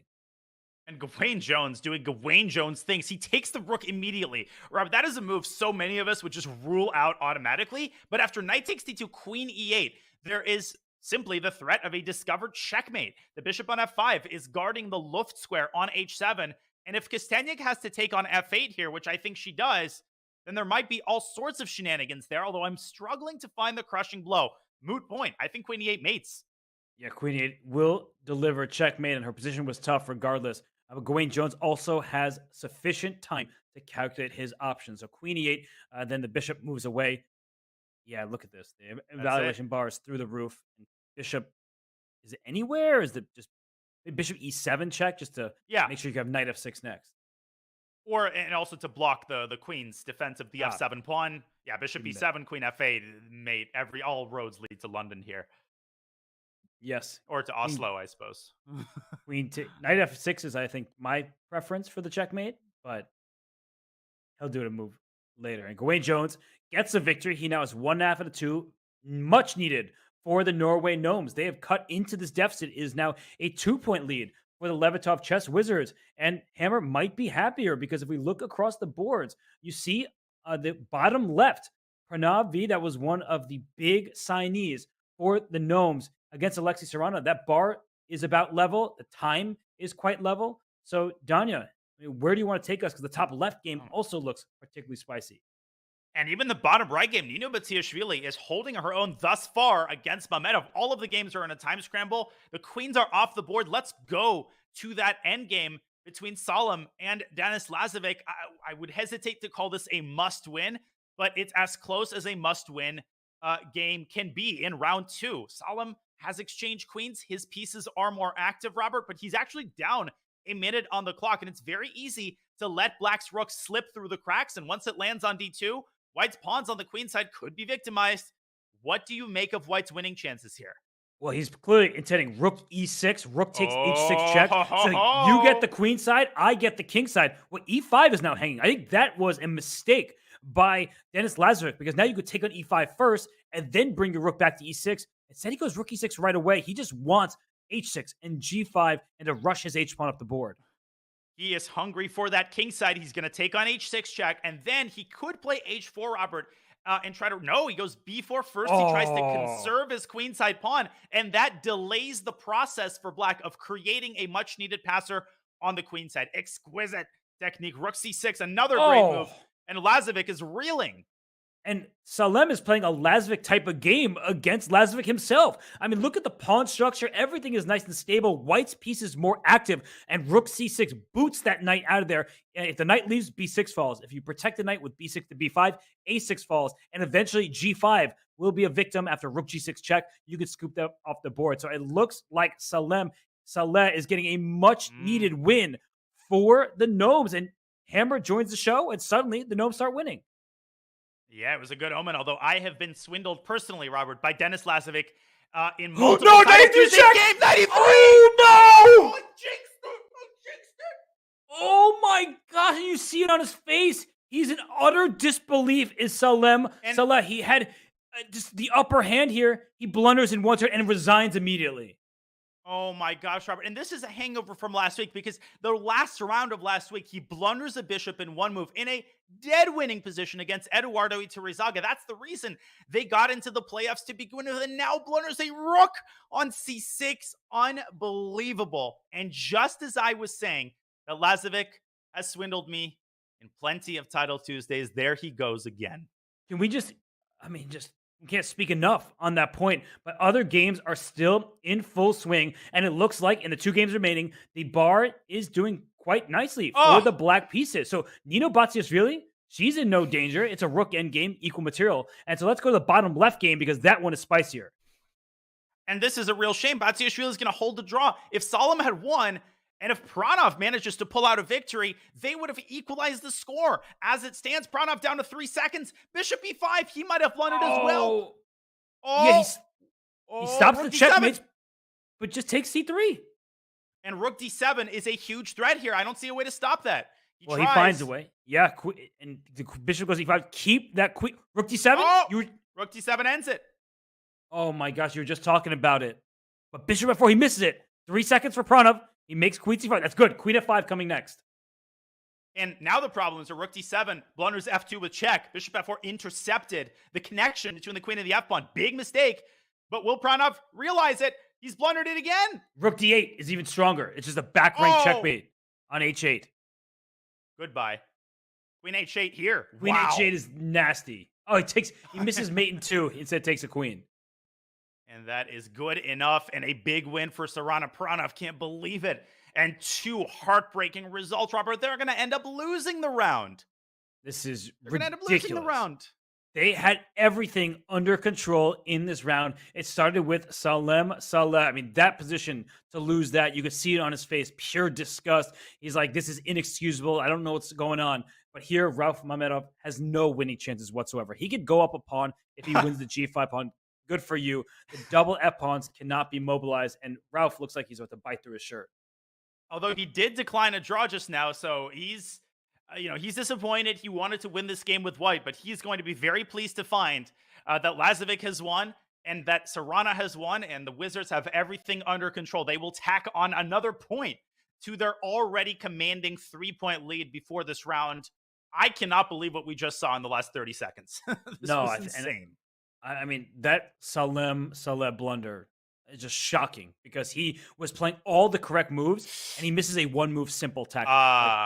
Robert, this game is not over yet. I know it sounds crazy, but Mamedyarov has won a pawn, and I have seen crazier things happen in online blitz. Yeah, but Nino Batsiashvili, unlike some other contestants here in the Pro Chess League, she actually plays blitz quite regularly, so she's not going to blunder. Look at her clock, right? She's been up on time since we've tuned in, so I'm not worried for her. I'm not worried at all. She is demonstrating perfect technique. Rook G1 and King F6 is elementary, my dear Watson. But Ralph Mamedyarov, he is doing everything. He's trying. Don't pre-move. And Batsiashvili, she knows the drill. She's got 40 seconds. Okay, oh my God. After what we've seen, can you really blame me for, not calling this game just yet? We're friends. I don't blame you for anything except for good things that happen. So that's just giving you credit, I guess. But Rook A4 going after the pawn. King F6 now. It looks like you just force all the remaining pawns off the board. Oh, she doesn't want to go King F6. Well, she doesn't have to do anything. I mean, now she goes King F6. But she doesn't even have to win any of White's pawns. White literally cannot make progress. But Ralph is going to Rook B2. Then there is Rook G1 check picking up the pawn. And that finally will precipitate, I think, a draw for. Yes, this is clear. The white rook can't leave the G file. Otherwise, the black rook goes there, delivers a check, kicks the king away from its protection, the F5 pawn. So Rook G1 and Rook G3. I think we'll see the rook swap off, and the king and pawn in game is a draw. G5 and Bear Kings on the board. A great result for Nino Batsiashvili. And she and Ralph are going to have opposite emotions as they look at the results of this round. It is still a win for the Levitov Chess Wizards. We said they were strong on all four boards, Robert. It's like they're like a multi-headed dragon. You chop off one head and two others grow to take their place. Yes, well, they are wizards. They are mythical creatures, and they are winning this matchup. They won that round 2.5, 1.5. They won the first round 3.5 to half. So it is all Levitov Chess Wizards up 6-2. The only player scoring is Gawain Jones, Danya. But we are going to head to a break. But before we do, just want to shout out a very important event that is taking place. We keep talking about how Serrana and Mamedyarov made their way through to the top division in the Air Things Masters. Well, open qualifiers are in full swing. So if you are a title player who wants to compete in the 2023 Champions Chess Tour, don't miss your chance to qualify for the tour's second event. We host qualifiers every Monday, excluding days when other Champions Chess Tour events are underway. Your next chance to join the action is Monday, February 27th. Put that on your calendar. And for details, use the command qualifiers in chat. Danya, these are not qualifiers. This is the Pro Chess League season, and it is all Levitov Chess Wizards right now. They lead 6-2. So we, as we look from top to bottom here, Danya, who needs to score for the Gnomes? It's everyone. Who needs to score for the Gnomes? Well, Salem Saleh, I mean, this has just been a heartbreaking PCL season for him thus far. Blunder after blunder.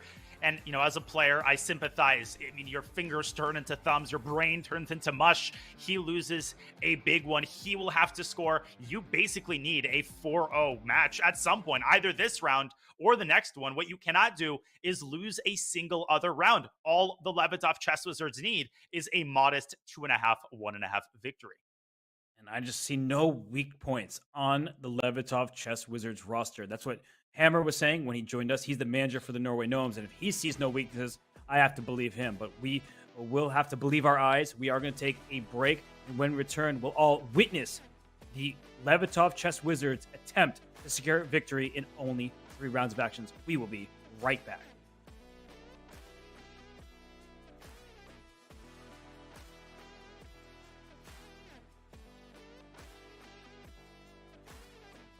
Your subscription makes shows like this possible, which is why our Twitch subscribers will never see ads on chess.com.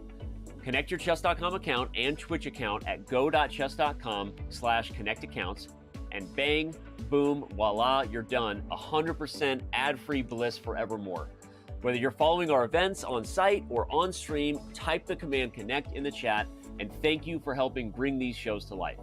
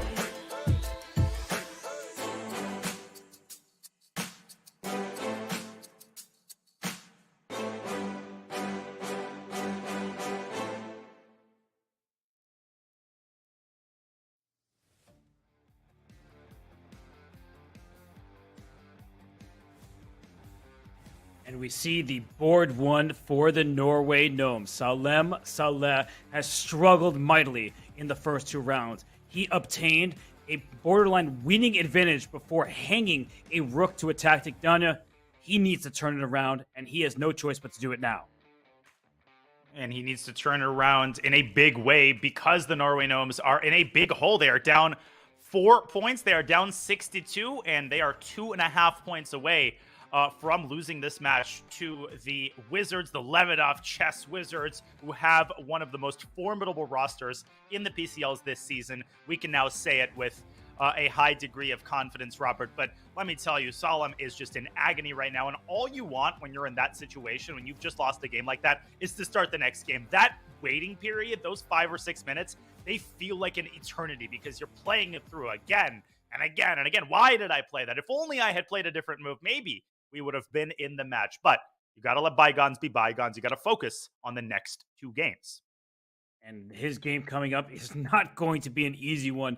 He has the black pieces against Ralph Mamedyarov. Alexei Sarana for the Chess Wizards also gets the white pieces against Gawain Jones. Gawain has been the one player getting some points for the Gnomes. Nino Batsiashvili, she gets the white pieces against Dennis Lazovic. She scored a good draw with the black pieces. It seemed like she was never in real trouble. So, Danya, you need to chip into this lead, but you probably can't afford to go 2.5, 1.5. You might need to score 3-1 in this round.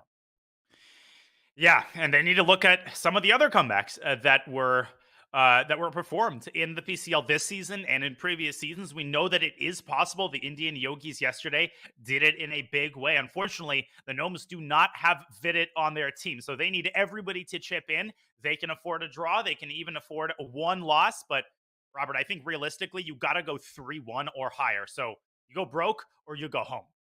Yes, and Gawain Jones was saying to his team during the break, it's time to do a Yogis. They watched the previous day's Pro Chess League action, and they know what they need to do is follow that example. 6-2, a 4-point spread right now. And you see Ralph Mamedyarov, he wants to take down a reeling Salem Saleh. If he can do that, the Levidoff Chess Wizards are getting that much closer to match victory. But even though it's been a bad day, Danya, we know what Salem is capable of. He's not just this player who happened to show up today for a match. He is one of the world's best players, and he is competitive with the world's elite in online blitz and rapid chess. So he can get it done.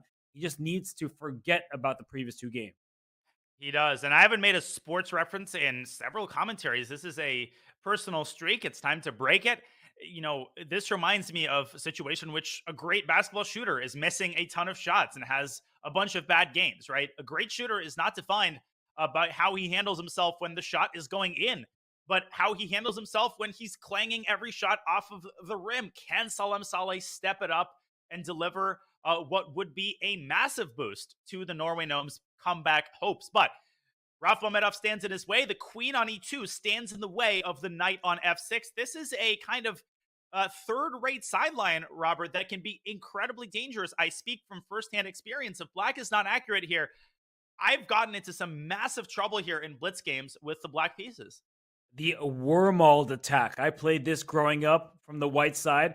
Loved it. You castle kingside, play c3, often bring your rook to d1 and try to play d4. So just getting your queen off the d file, protecting your pawn on e4 with the queen rather than with the d pawn so you don't commit that early. And black has a big choice here. You bring the bishop out to c5, you slide it just to e7, a little bit more passive. These choices, it's about style. It's not just about the single move. Both moves are perfectly reasonable here. We'll see what Salem chooses. And the fact that he's taking his sweet time here is a pretty disturbing sign. It might mean that he hasn't refreshed his opening knowledge of the Wormald in a while. He does choose the more ambitious developing move, but Ralph Mamedyarov continues to blitz out the developing moves. And as far as I remember, Robert, there is the ultra-ambitious Marshall Gambit style line with d5, but Solemn prefers the more modest d6. And you called it. Rook to d1, preparing d4, and boy, could that get dangerous real fast. Yes, the bishop on c5 is in harm's way. You often slide the bishop back to b6 to preempt this d4 push, and the black rook at some point may slide to e8, because if that e file opens up, there's a queen and a rook. The rook usually wins the stare down, but look at Ralph Mamedyarov and how quickly he is playing Danya. He has nearly as much time as he started with. He is playing this like an Italian. Knight b to d2, knight to f1, knight up to g3 or e3, and for now, black can consider, I was going to say didn't move knight g4, but the rook would have slid on over to f1. So it said rook e8, knight f1. Very standard chess, topical lines here. Yeah, a standard position that can occur both in Rui Lopez and Italian openings. The structure is one and the same. White positions his pawn on d3, and Solemn plays it Chigorin style, expanding on the queen side with knight a5 and c5, but I'm not entirely, maybe I'm biased based on Solemn's previous two results, but I actually like the kind of position that Ralph Mamedyarov has gotten. He's very, very comfortable in these closed Italian positions. He continues to play very fast, and he's already built up a 2-minute time advantage with more danger to come on the king side. Yeah, quite close for the moment, but things will heat up. But while this one remains without a single trade, let's go to the bird's eye view because other games are fascinating. Look in the top right, Danya. Alexi Serrana against Gawain Jones. I can't even do a material count there. I think white is up a pawn in the top right, whereas the left side boards, they look exactly the same. It's a closed position between Pranav and Kostenyuk. So let's go right in to the action between Serrana and Gawain Jones, because Gawain Jones is 1.5 out of 2. He was the hero a week ago. He will need to start, getting improvements in this position because white is up a pawn and Serrana is playing instantly. We know he is a great theoretician, especially with the white pieces. And Gawain Jones, he is an opening expert himself, but he is predictable. Let's bring up an analysis board because it might actually be hard to even assess what opening this came from. This did, in fact, come from a King's Indian. And just like in the first game against Lazovic, although facing a different line, Gawain Jones has shown a predilection for pushing the c-pawn up to c5. That's a sacrifice. I won't get into d takes c5. Instead, they transition into kind of a Benoni structure and then an immediate b5, a pawn sacrifice. And Alexi says, I'm meeting you in the center with e5, blasting it open and taking c5 and then taking b5, picking up a pawn, and then sort of calmly bringing his pieces out. Gawain tries to get counterplay in the center, picks up the bishop pair, but Alexi Serrana has gotten his king to safety.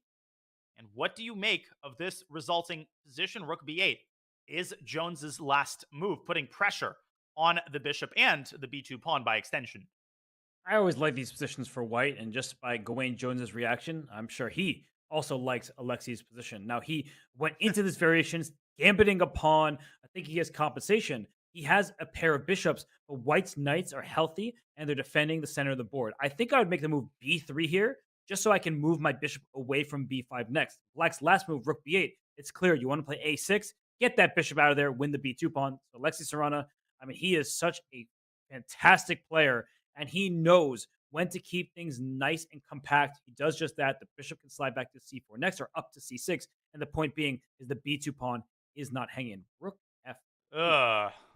If you have to play a move like that, that basically tells you all you need to know. White could pick up a second pawn, but Alexi doesn't have the need for that. He just continues improving his pieces. He's up a pawn, and he's got the compensation as well. Yeah, hate this position for black. Unless you could get f5, f4 in immediately, I just don't see where the compensation is going to come from. If you push that f pawn, you have to watch out for the e6 square, all sorts of knight jumps. The c6 square is available for white's pieces as well. Danya, this is not looking good for the Gnomes. This is a complete disaster, and we want to remind you that the Levitov Chess Wizards need 2.5 more points in order to secure victory. It's first to 8.5, and they could do that with a strong performance in this very round. And I think that's what Alexi Serrana intends to do. If he wins this game with white, well, you would think that Ralph Mamedyarov, his position is in good hands, so they might do it here and now, and they might preclude the possibility of a miracle fourth round comeback. This team is just a powerhouse, Robert. They're stacked, and knight e5, a good active move, also covering the c6 square. But if Alexi Serrana wants, he can play knight c6, trade off knights, trade pieces without material, they say, and it is good in this position to do just that. So let's get out of here. Alexi Serrana will come back to his game. He is in the driver's seat. But Danya, I'm looking at all 4 boards right now. In the top left, Ralph Mamedyarov, he plays a4, trying to open that position up. I like his position with the pair of bishops. In the bottom left, that one is looking wild, and I think that's good news for the Gnomes. You need crazy positions, and it looks like there's a bishop stare down on the light squares, so maybe we should hop into... I'll let you choose. Let's take a look at Pranav's position. Let's try to decipher and tease out what we think will happen given all of this tension in the center. Well, right now, the bishops are staring at each other. The bishop on c2 is hanging. And if Pranav initiates the trade, if he takes on g6, then Alexandra might actually take with the f-pawn and open up a discovery on the white queen. That pawn on d5 is in the crosshairs of Black's knight and queen. That is why I think Pranav is taking his time. Maybe he's contemplating a move like knight f5, but the last thing you want, Robert, is a mass liquidation. Kosteniuk would be more than happy to make a solid draw with the black pieces here. And knight f5 just trades everything off. You keep taking on f5, then you take on d5, and it looks like mass liquidation. So to play on, bishop takes g6 may be necessary, but f takes g6. That's a hard move, I think, for some of our viewers to understand. You're always told to take towards the center. No, not always. In principle, you want to take towards the center, but if you can gain a very important tempo here, as you can after f takes g6, you hit the queen and d5 will be loose. Then you capture away from the center. It is okay to do just that. So I think Pranav realizes that he is likely going to drop the d5 pawn. He may win e5 in return, but that will not lead to an advantage. If anything, it feels like it's just a level game. It's such a frustrating feeling because you know that you need to win with the white pieces in order to give your team a chance, but you're feeling your winning chances slip away from your grasp with every minor piece that's traded off the board. You can't set a trap. Alexandra Kosteniuk wasn't born yesterday, and she's got plenty of time to handle the tension here. This is just not looking good. Wherever you turn, the Lebedev chess wizards, they're just in control from the very first moves of this match. And let's go back to our bird's eye view because speaking of control, in the top right, Alexei Serrano had like a sky-high evaluation for a move, and then it just plummeted back towards equality. So maybe Gawain Jones suddenly has a chance. That would be big news for the Gnomes. It would indeed. Bishop b5 back to e2 is the move that we see there on the top right. The pawn on d5 is hanging. I'm sure the players are deeply involved in calculating the tactics. Gawain Jones says, I call BS. He takes that pawn, and maybe Alexei Serrano overlooked something in his haste to keep the pressure on Gawain Jones's clock. Wow, okay, we'll come back to that game, but Gawain Jones did just steal that central pawn. Lots of activity for Black's piece in the top right. But let's go to the game in the top left. Not that, we'll come back to Nino Batsiashvili and Denis Lazovic, but I'm curious about this game between Rauf Mamedov and Salem Saleh because White has the pair of bishops, but Black has like this Maroczy bind style clamp in the position with c5 and e5 and all the pieces staring in the center. So which side would you rather have in this position? Well, I like the bishop pair, but I also feel like Black's position has there's more tricks here. What sorts of tricks am I looking at? Well, if we could bring up an analysis board, and this is just kind of a sample illustration, I haven't really calculated. A move like rook a6 would kind of be up Rauf Mamedov's alley. He likes these type of sideline moves. And here I was trying to calculate the move c4. Unfortunately, it doesn't work. After DC, bishop takes f2 check. It's exciting to deliver a discovery, but you can't stop here. White eliminates the knight, and when the ledgers are drawn, White has two bishops for a rook in a winning position. So that doesn't seem to work. But c4 is a move that you have to keep track of if you're Rauf. The other thing, of course, is knight d5 to f4, which could result in a trade of bishop for knight. That could open up a discovered attack on White's queen. So Black's position is good. I think Salem has tactical potential, and Rauf has to be careful. But with 5 minutes on the clock, there is no reason that he should blunder. And I think rook a6 or bishop, or something more modest like bishop c2 will give him a very solid position. Yeah, and Rauf has to be okay with a draw here. He knows the match score. Even bishop takes knight, rook takes bishop, and bishop e3. Something like that seems simple and strong enough for White. So I do believe that Rauf Mamedov has everything under control. I could see him making that rook a6 move. That looks like it's his style. First playing calm, strategic chess, and then finding the tactics when they appear. But this looks quite level. So let's bounce out of here because for the Norway Gnomes, they need to score victories, and draws are not enough. What do you make of the game in the bottom right there, Danya? Nino Batsiashvili throwing her pawns up the king side against Denis Lazovic. Well, Nino Batsiashvili doing what she has to do. She is in a must-win situation with White. Denis Lazovic, it feels, always has a pawn chain of some sort with both colors. Here, he's got a pawn chain on the queen side, b7, c6, and d5. Okay, so Nino has a space advantage. She has an impressive knight on e5 that could be eliminated whenever Black wants. But giving up that bishop on d6 would result in the permanent weakening of the dark squares. Not something I think Dennis wants, unless he's desperate. And he's certainly not desperate. His position's solid, Robert. The one annoying thing for Black is it's hard to get this knight out of the gates because knight d7 would obviously walk into queen takes b7. And that's why I think Dennis has just played a5. He's grabbing space. He's going to push the queen off. But most importantly, he has opened up a developing square for that b8 knight. Yeah, he can kick the queen, and then if the queen loses contact with b7, the knight can also slide towards the center with knight to d7. I think that Nino should play a move like king f2. You're not going to castle in this position. If you castle queenside, you'll get checkmated. If you castle kingside, you'll drop h4 at some point and likely have yourself a problem with the pieces staring at your king. So king f2 looks safe and sound for now. And then you connect your rooks and you can continue from there. But I think she needs to keep an advantage on the clock. And now that I'm looking, she has lost her entire minute advantage on time.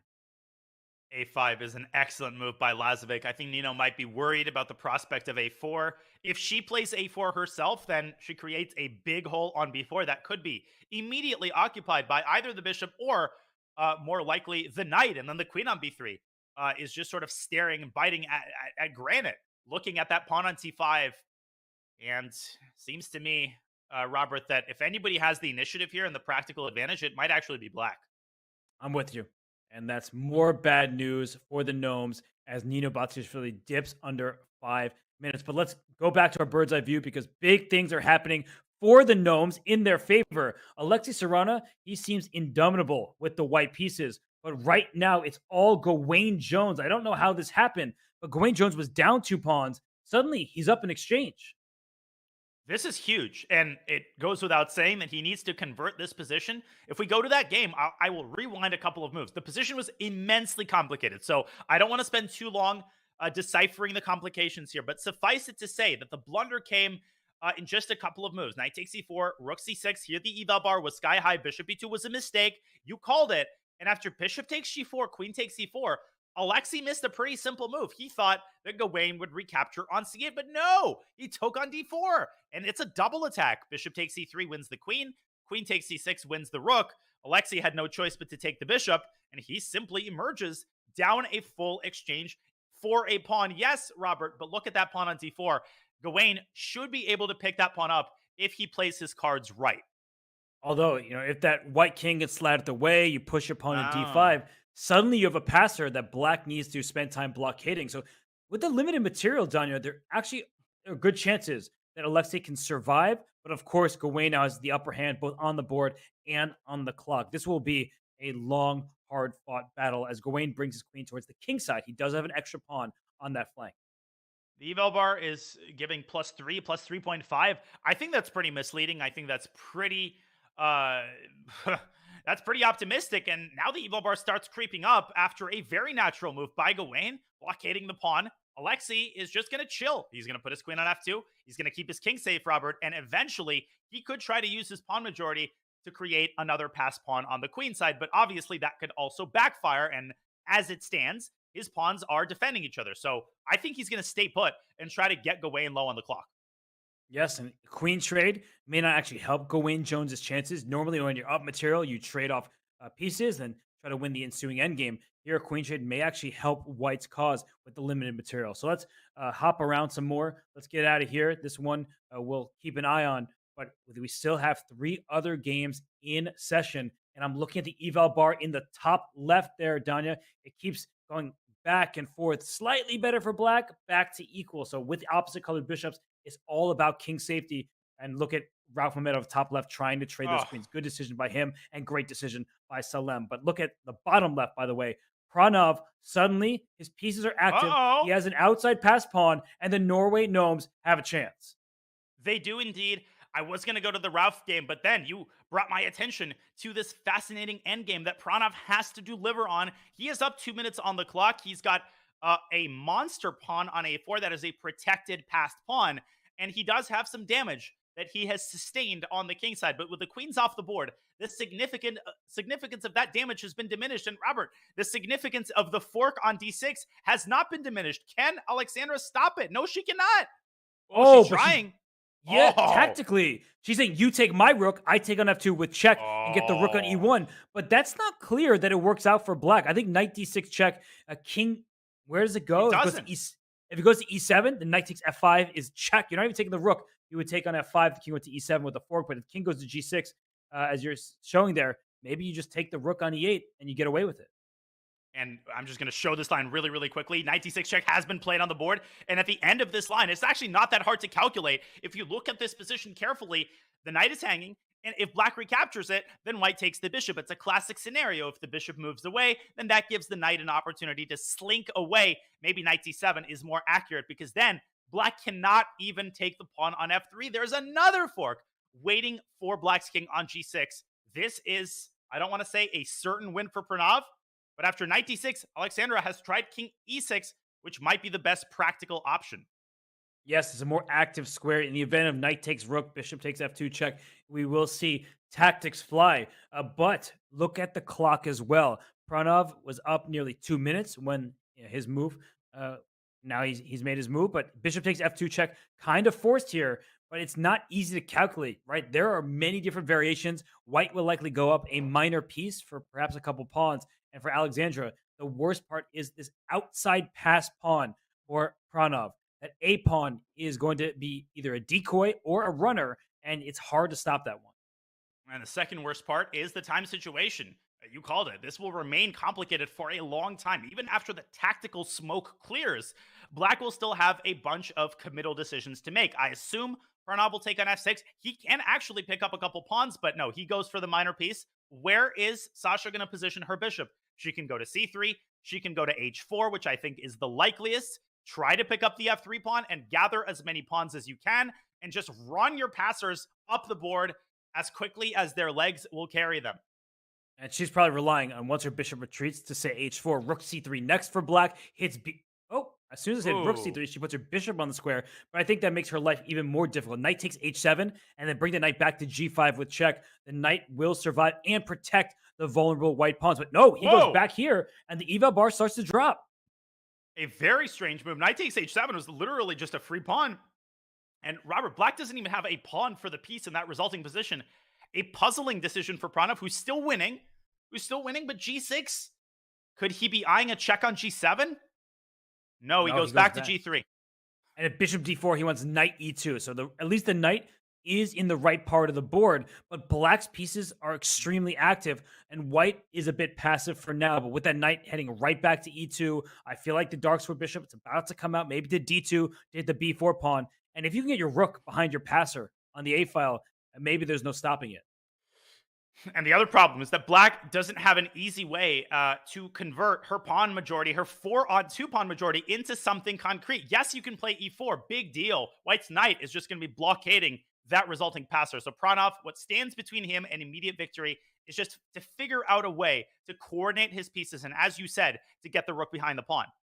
Oh my goodness, rook d2 trades the rooks, and that should actually be easy. Like I was looking at all these moves, f4 and things like that. He plays rook d2. The rooks are coming off. You see Alexandra Kosteniuk. She shakes her head. She's upset, but this is going to be good for the Norway Gnomes. So let's actually zoom out for a second because Pranav looks to get one win for the Gnomes. Look at the top right.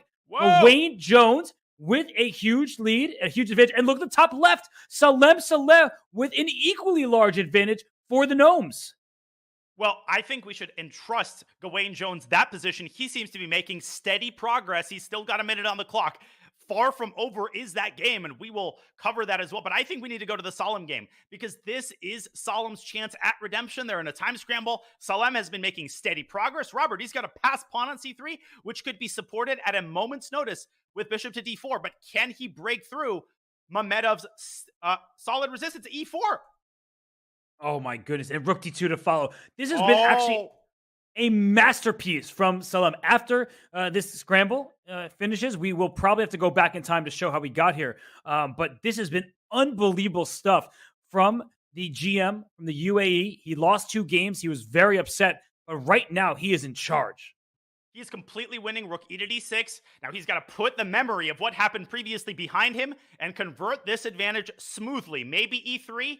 I thought he could have doubled on the d-file. I didn't think there was any reason to give away control of the d-file, but he's still winning. h4 could break down white's kingside even further. Great find by you. Great move by him. He just says, give me that pawn. The king on g2 is open. The rook on e6 may slide to g6 in the near future, queen to g5. And you can't even move your queen from e2 because then the pawn pushes for black. So queen g5 right now. This is starting to look devastating. He goes back to g7. Okay, that with g4, he can just take it. Takes g4, h takes g4. Mamedov still trying. He's got that c-pawn, but he might not have time to activate it. Another brilliant tactical move, driving the king into the corner. But Solomon needs a couple more accurate moves, Robert. It's not over. Rook f5, and we know how resilient these top grandmasters are. And the bishop is... Oh, queen f2! What a move! Oh, his bishop was under attack. He forces a queen trade, and then the passed pawn will be impossible to stop with the bishop and the rook. So just take it. Rook e1 is not made. Bishop c7 first. By bishop c7, and he's going to promote a full queen. Mamedov's going to resign, and they will be up if Gawain Jones converts 3-0. Oh, my lands. And look in the top right, Gawain Jones. He is going after that white king. And look at the board forward, by the way. It's about level, maybe slightly better for Lasvik. They may be able to take this round 3.5 as Pranav in the bottom left. He's completely winning. We don't even look at that game. He is up a full minor piece with pass balls. Let's go to the top right there, Danya. I feel like that's really interesting and might end soon. Oh, but I feel like Gawain Jones has to be more accurate than the eval bar. It makes it seem like everything is easy. It's not over yet because f7, Robert, is hanging with check, and that's an instant perpetual. So unless Gawain Jones checkmates White's king right now, this could actually get really convoluted. Queen f5 check. Very important check to throw in to defend that f7, but don't take that rook on f2 because f7 would have been hanging. Just take d5. Keep it simple. Keep time on your clock. And he's not moving yet, but rook takes d5 does look extremely powerful. Or about he plays it, and now that rook can slide to g5 at some moment if the queen goes out the way. Surround down to 5 seconds. He has to find a move. He should probably bring his queen back to e3 as you're indicating. But as you point out, h4 for black looks like an option. I would not trade queens here if I could avoid it. I'm going for checkmate, but Serrana hither and thither he goes. It's under 10 seconds for both sides. Anything can happen. Gawain Jones is struggling here a little bit to figure out that final blow. He must be feeling nervous right now. Yeah, rook e6. Keep the pieces on the board. When you have a safer king, you want queen g5 check. Where's the king going? Queen h4 check. H4. You need to get the rook to g5. Oh, rook e1's nasty. Queen h1 next. That's mate. This has got to be made. Rook d8. I would try that if I'm Alexi, but rook e2 check is made in 2. Queen h1 ends it, or even rook e2. Rook e2 ends it immediately. Rook e2 was really nice. King f4. Don't tell me this king is running away. Wait a second. This is so treacherous in a time scramble. It's so hard to hunt the king down. And he goes back because he's at the end game. Look at the outside pass. 1 second. He's going to win. He barely gets the move off. He doesn't really want to trade queens because the outside pass pawn for white will be there. Queen f6. Oh. f7 is attacked. Gawain Jones might be losing control of the game. Oh my gosh, but he has a pass pawn of his own. Move his queen out the way. Push the h pawn. That's the goal here. And the priority has shifted completely. He could have won the queen. Now he wants to make another queen, and he's doing a great job of keeping his composure. Can Alexi mount a last-ditch attack on Black's king? Oh my gosh, rook f5, great Queen square. E8. Queen e8, then rook d8 to follow. That's one idea. Watch out for rook d8 and h8 mate. Queen g5. Great. Oh, F4 takes h3. Oh no! Oh my gosh. And now it's going to be even material. Oh, he didn't take the rook. I thought he should have traded and taken a5. He could have done that. He's going to win. Queen h3, no. Oh, and if queen a5, there's rook f2. Be very careful. Oh my gosh. This is a 3-result game, Robert. Anybody could win this. Oh my gosh, Alexi might win this. Rook g8 check? Where's that king going? Queen c2, and now White's hunting Black. Oh king. my gosh, Oh my King h5. There's no rook check on h8. Oh, and you would have covered the h-file check with the rook, but Gawain, he's down in 1 second. King h5. And is Alexi playing for the win? He is. And he's going to get it, I think. Queen h5, there's king e4, and the king slides into f3. Oh, but I would do that anywhere, Robert, and then give a check on e8 and check on h1 afterward. That's a nasty one. Oh my gosh. And the king goes to d4, and suddenly, this king on d4 is in big trouble. It takes on a5. Queen e6 check is available. Now, Alexei could cover with the queen, but that's losing. Rook f2. Now it's the king hunt has switched again. Oh Whose king is safer? Rook f1, queen h2. Queen h2 is king a3, so he's going back and forth. I think Gawain Jones is fear. Queen f6, what a move! What a move! Oh my gosh, king discoveries. There must be a mate here. Queen g6, king a1. Alexi somehow surviving this. Rook e1. Wait. Go rook f2 back. Oh, queen e6. King A4, What's and happening? Queen B5. B4, and we're gonna see another discover check with the king. Rook D8. Rook D8 won the queen. No, but the king would No, have it run away didn't. with check. Oh my gosh. What is happening here? I think white's winning. Oh, Queen E2 check. Queen E2. Queen E2 Oh, he picks won up the rook. Oh my gosh. But Rook C8 first? No, it's mate. It's just mate. Oh. Queen C2, Queen C1, and Rook C2 is mate. And look at the smile on Alexei Serrano's face as he delivers checkmate. Gawain Jones is flustered, and there is that vintage sip of water. You know you've done something right. You take that drink. I just need like 15 breaths right now. Now, where this all started, Robert, Gawain Jones had plenty of wins when he was hunting the king. But what he had to do is right before the king hunt started, he had a chance to win white's queen with the deflection rook e2. This would have ended it immediately because king f1, queen e1 is mate, and rook takes e2, queen takes d4 is easy to convert. That's where the craziness started, and it didn't stop for another 40 moves. Wow. And 2-2 in that round. It was back and forth. You see, Salem Saleh won with black. Alexei Serrano, he decided to strike back with white and took down Gawain Jones in that crazy game. Pranav V wins with white against Alexander Kostenik. He won a piece and then the game. And then we didn't catch Denis Lazovic's win, but it did seem like he had the better chances against Nino Batsiashvili. So, Danya, what a ridiculous round that was. All 4 games were decisive. How on earth did Alexei Serrano win that game? I mean, that is just absurd. That is out of this world. Serrano and Denis Lazovic are 2 of the greatest acquisitions and 2 of the biggest players in the PCL this season. I've never seen them have a bad tournament, whether it's Title Tuesday or RCC or now the Pro Chess League. All the Chess Wizards need is a measly half a point, Robert. 8-4 is the score, led by Serrano and Lazovic. And you see for the Gnomes, Gawain Jones, he almost had that game, and he would have made a dent in that lead. It would have been 7-5, but it wasn't meant to be. It's just not the Gnomes' day. And the Levitov Chess Wizards, well, they're levitating towards that 8.5 score. They're almost there. So we're going to head to break. We will get a 4th round action. And the Norway Gnomes will really need to pull in Indian Yogis. They need to score 4-0 in the final round just to send this to tiebreakers. Will that happen? It remains to be seen. We'll find out after this break.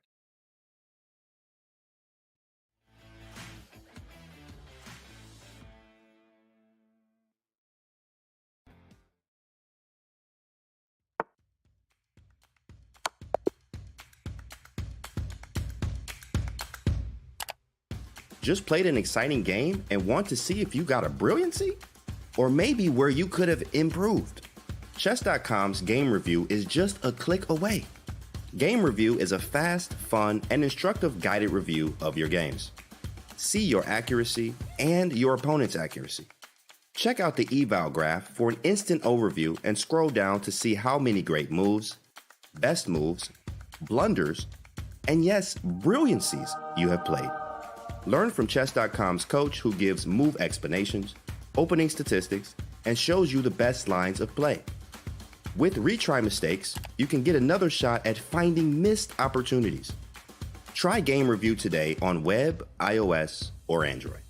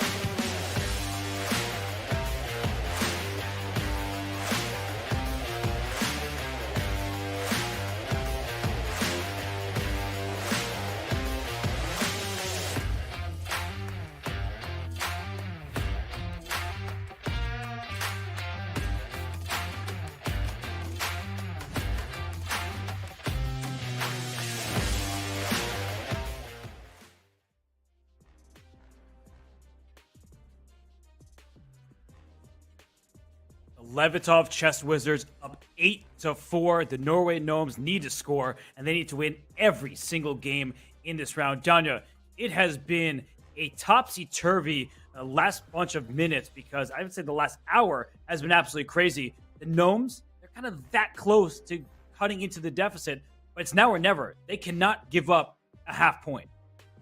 They have to win on all 4 boards, Robert, and that's just to force a tiebreak. They have to be perfect from the first move until the last. They have to win 2 games with the black pieces. Let's be real. This is improbable. This is virtually impossible, but this is also the Pro Chess League. And what is impossible, theoretically, is possible in the PCL. We just saw the impossible made possible by Alexei Sarana. He ain't named a wizard for no reason. He is a wizard. He pulled out a win in a game that, I mean, I have to watch the replay of that just to process everything that just happened. Insane stuff thus far. The Levitov Wizards are so close. All they need, Robert, all they need, half a point. They do, and if they get that half point, it's a second match victory. And in this league, you need 3 match victories to make the playoffs. So it's an elimination Swiss. After 5 weeks, we'll see who the winners are because you need 3 match victories to make the playoffs. And if you lose 3 times, you are eliminated. So, Danya, the Levitov Chess Wizards, according to Hammer, they may be the favorite in the entire league. They've got no weak spots. They've got a deep bench. They've got a deep roster. They can play a bunch of different lineups. And again, it's all about being capable of delivering on all 4 boards. You need everybody to contribute, everybody to chip in. As I said at the start, it isn't about who's got the most number of super grandmasters.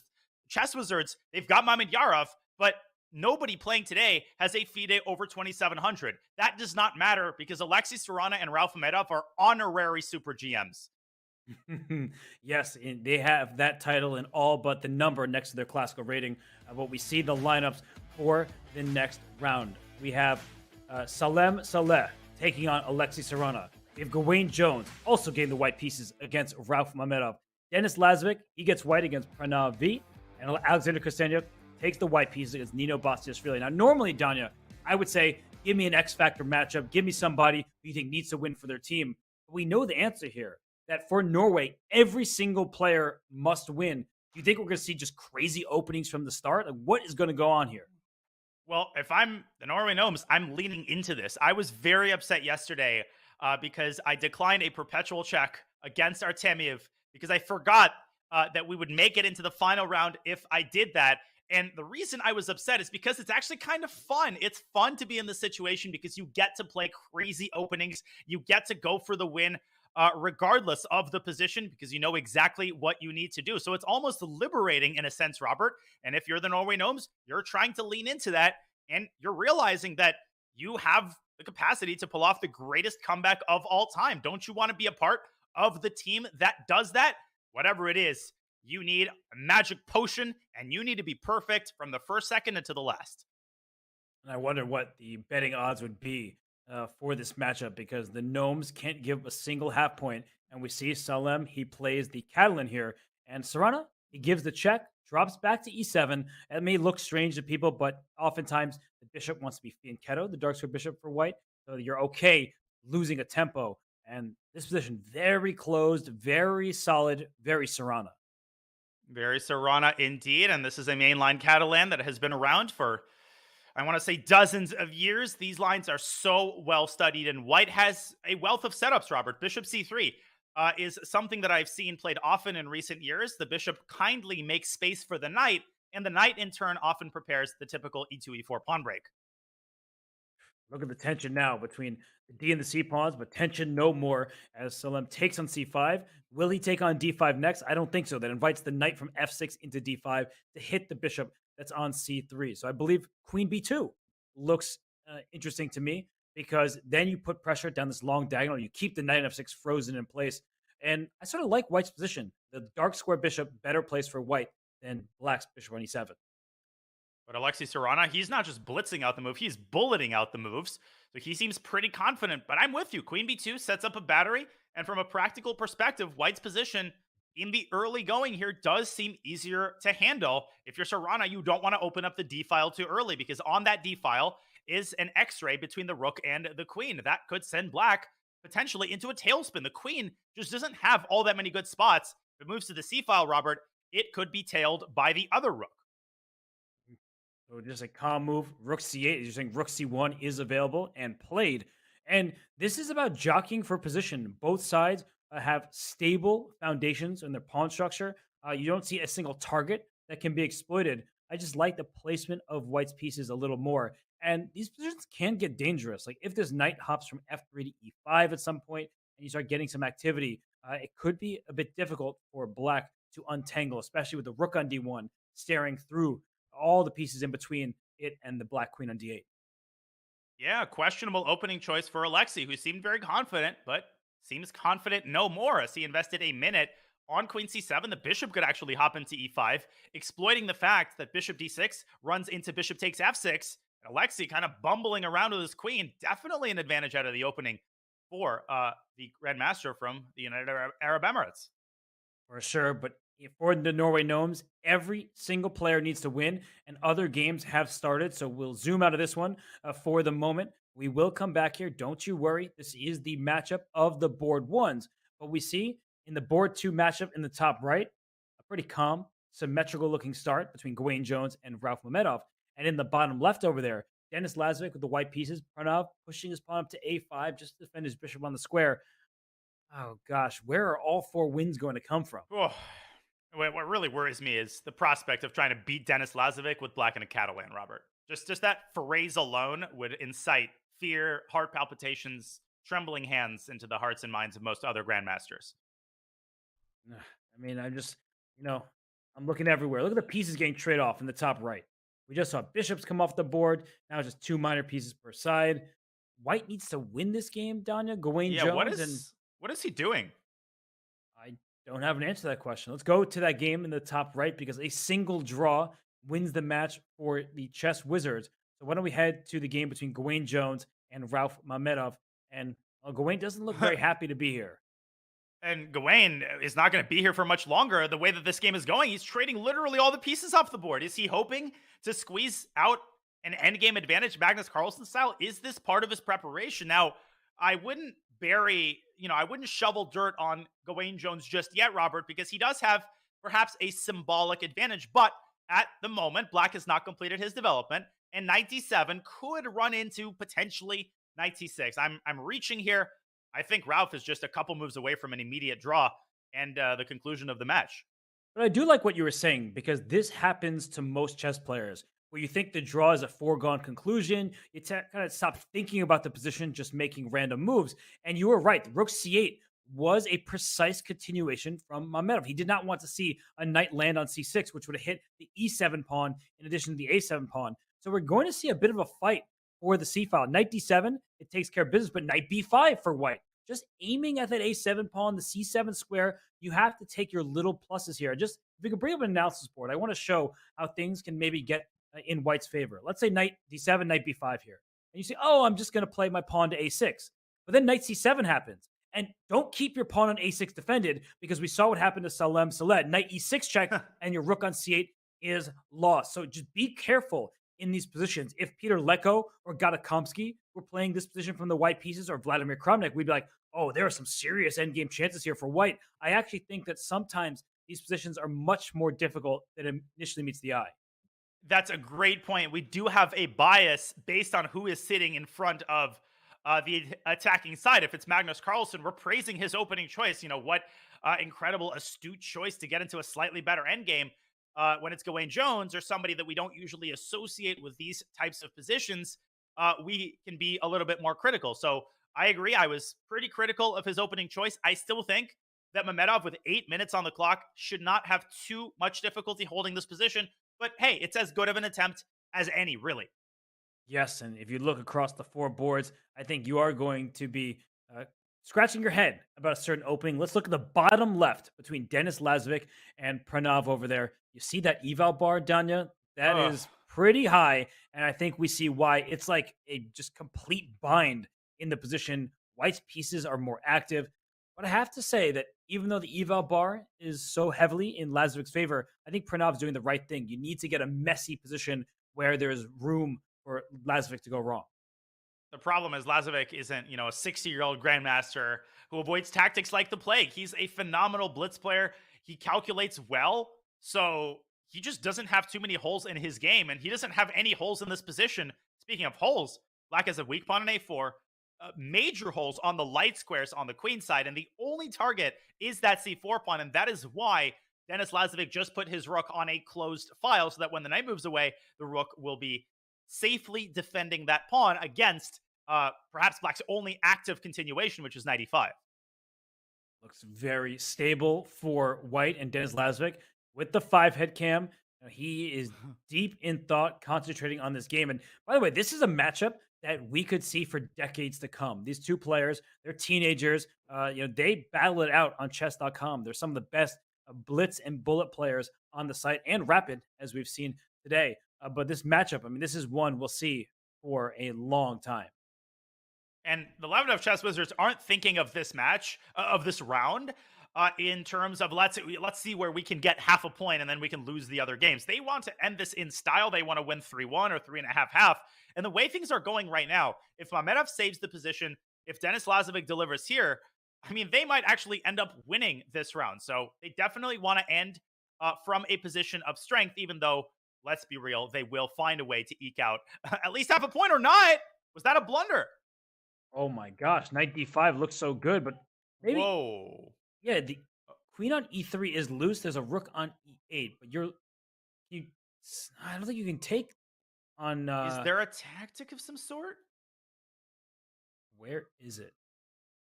At first I thought it's knight takes c4. I got excited. And c5 is the move. The eval bar hasn't changed. That is correct. But why is this so good? Yeah, if the knight just moves, what's the deal? Knight e2? Okay. Oh, I get it. Okay, so knight b5 let's bring up an analysis board. Knight b5 looks the most logical. But after knight takes d5 for Black, you can't take with the e-pawn, because then the knight jumps, takes on c4, your queen's under attack. So you take with the c-pawn, but bishop a6 at the end. There is a nasty pin on this diagonal over here. Your rook is on f1 behind that knight. All of a sudden, Pranav may have the upper hand. And Black could contribute to that pin with queen d7. Here, the knight is simply lost. Now, if White plays more modestly with knight e2, then something similar might befall. Maybe knight e2 is the lesser evil, but I think Black just does the same thing, Robert. And positionally, Black is suddenly doing amazing. He's got the protected passer on c5.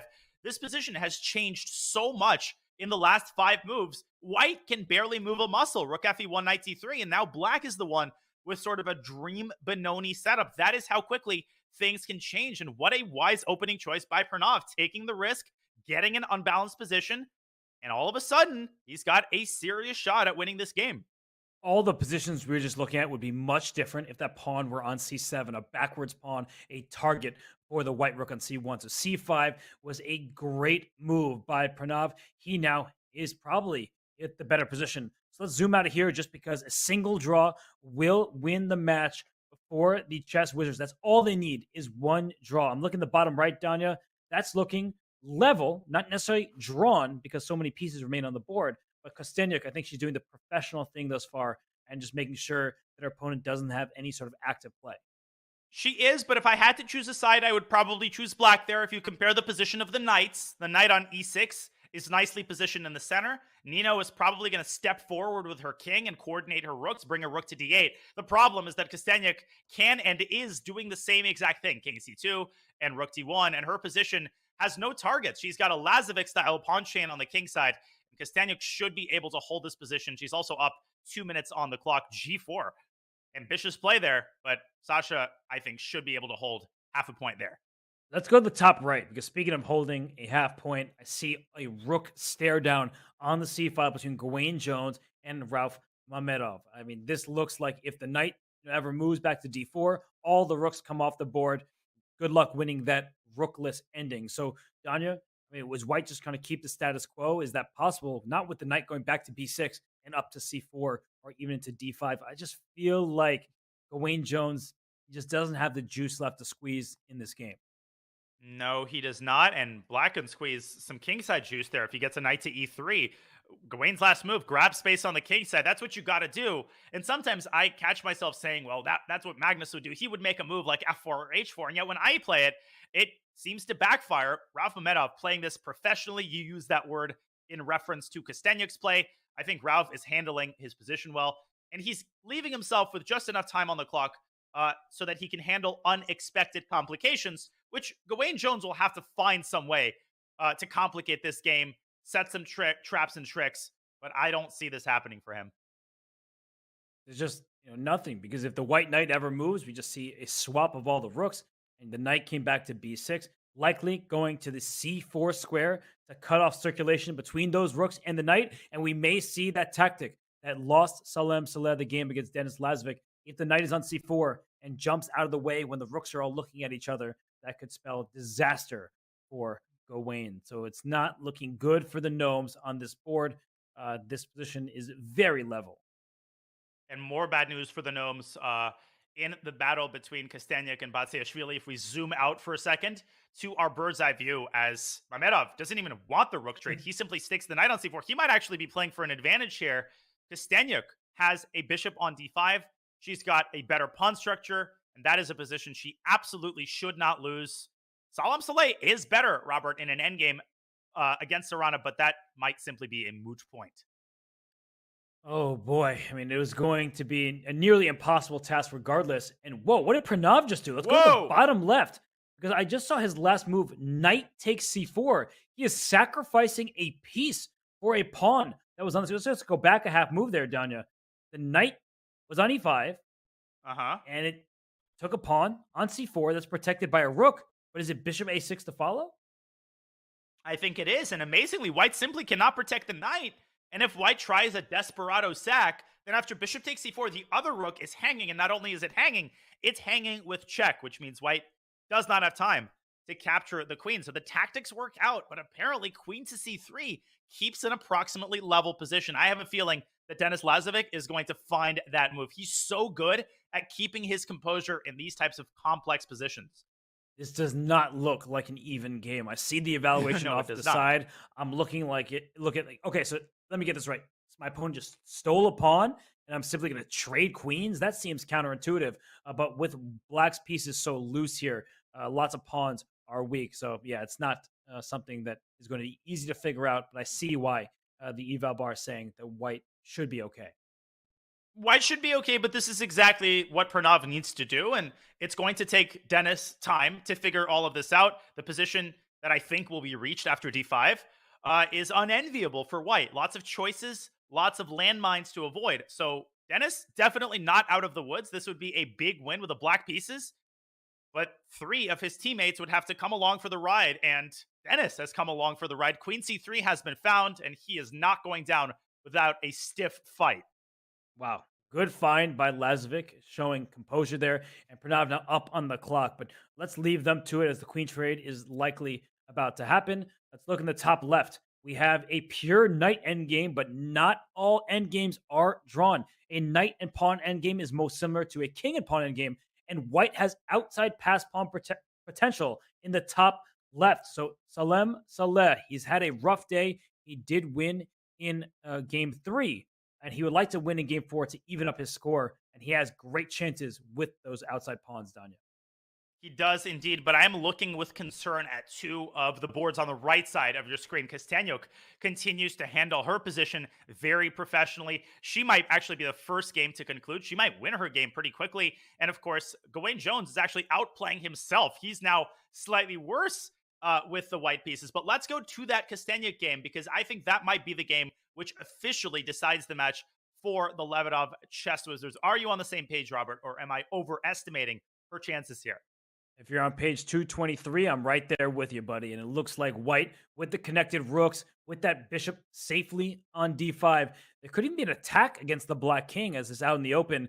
And black's pawn f4 sticks out, and that may be a goner in the future. So yeah, white is clearly better here. I think Kostenyuk can drop her bishop somewhere and then bring her rook to d5. I just feel like it's an easy position for her to play. Oh, you are a mean man. And Kostenyuk is a mean woman. Bishop a2 on the board. Rook e6 check is so easy to miss because you're fixated on d5. common blunder here would be to go rook d8. Say, well, let's defend the bishop. No, the rook comes out from the other side. Black is struggling here. Rook d5, rook e6, Robert. Black might end up losing at the very least the pawn on g7 and quite possibly also her bishop. Yeah, I mean, rook d5 check is scary enough with the second rook landing on e7, but rook e6 check will win white a piece. I overlooked it. I'm honest about it. Nino Batsiashvili, it's not easy to spot that, especially because you want to win this game. You need some active play. She's willing to lose to give herself a chance to win. That is a great team player. But for Nino, rook e6 check, rook d5 check.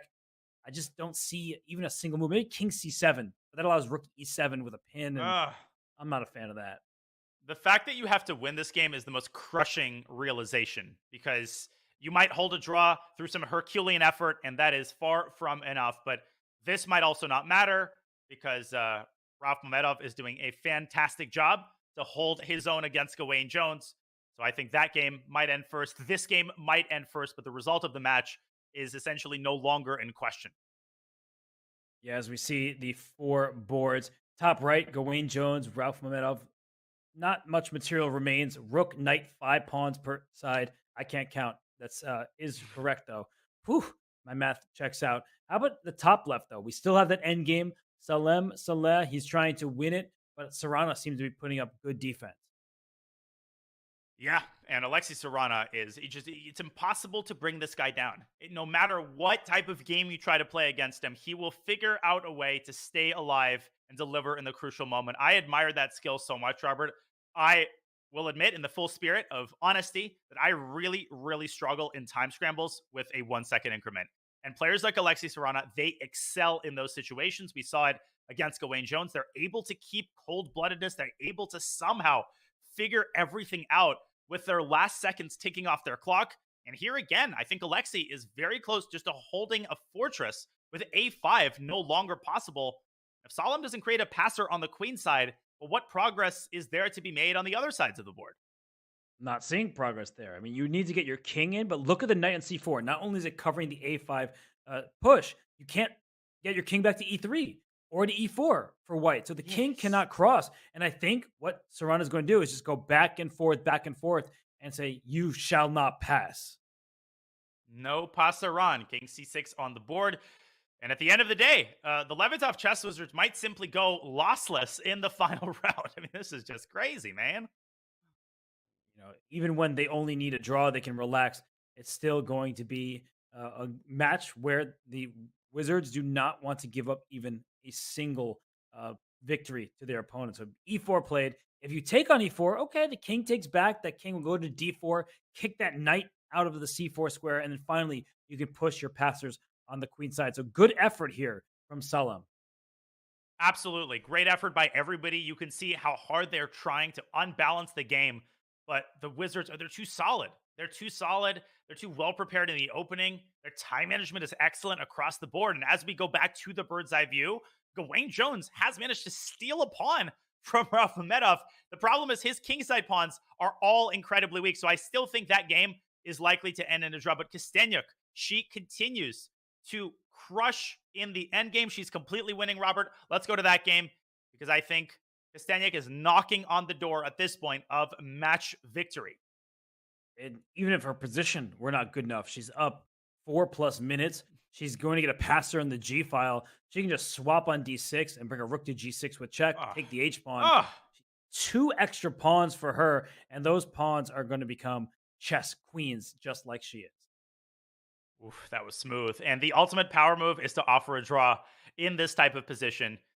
Nino might offer a draw. That is an admission that you know that there are no winning chances left. But no, she will fight to the bitter end. The only crazy chance for Black, Robert, is if she can get to this f3 pawn with bishop c6. But that's a lot easier said than done. And Kosteniuk might make the ultimate Soviet school move and play king c3. Go after me. Bishop c6. Rook takes c6. And the rook is lost. There she is. There she goes. You called it. There she goes again. She is going to win that pawn on h6. Can't go anywhere. Rook b6 would be a way to defend the pawn, but a rook trade does not help. It, in fact, allows white to win even more simply. So Alexandra Kosteniuk, she beat Salem in the first game. It looks like she's about to take down Nino Batsiashvili in the final game, winning with the white pieces. She gets the job done. Her team is going to win this match.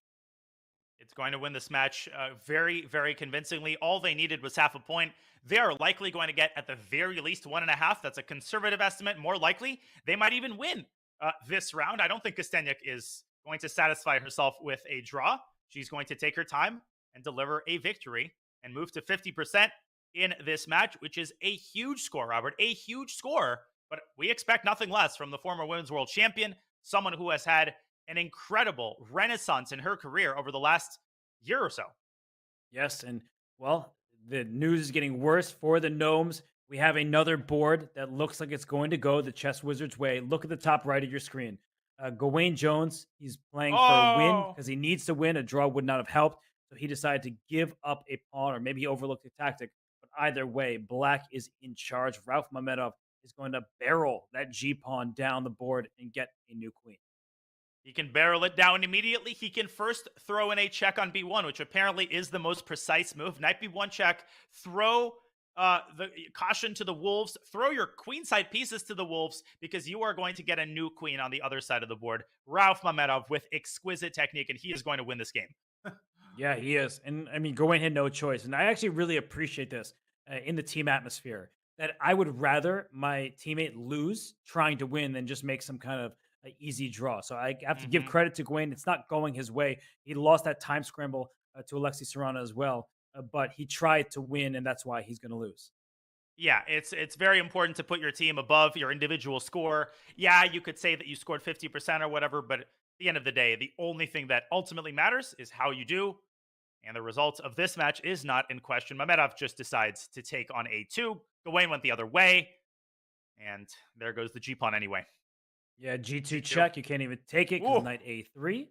That doesn't look so fun. But the king will step in front of the pawn, and maybe it's not that easy for Black to make progress. The knight from C2 will hop out to D4 at the right moment. E6 will be hanging because the F7 pawn is pinned. So it's not game over, even though Ralph Mamedyarov, of course, is in charge, especially on the clock.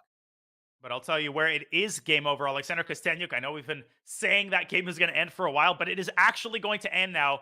Any second, Kosteniuk is going to promote a pawn. She also has a passed G-pawn. It is also on the 6th rank, but the path for that pawn is clear. So we can go to any one of these games. Serrano is going to hold that position too. So I think all of the games are going to finish virtually simultaneously. Let's go to the Alexander Kosteniuk game. She absolutely deserves it, Robert. Rook F4 or G7. Choose your pick. Choose your poison. Look at the top left, by the way. That game is over. So the draw has been agreed between Alexei Serrano and Salem Sled. Stalemate, king and pawn endgame. So Levitov Chess Wizards have won the match. You're right that Alexander Kosteniuk, she deserves it. She's earned herself some victories in this match, including against Salem in the first round. But the match is officially over, Daniel. So you take us away wherever we go. We know the match result. Well, the games are ending.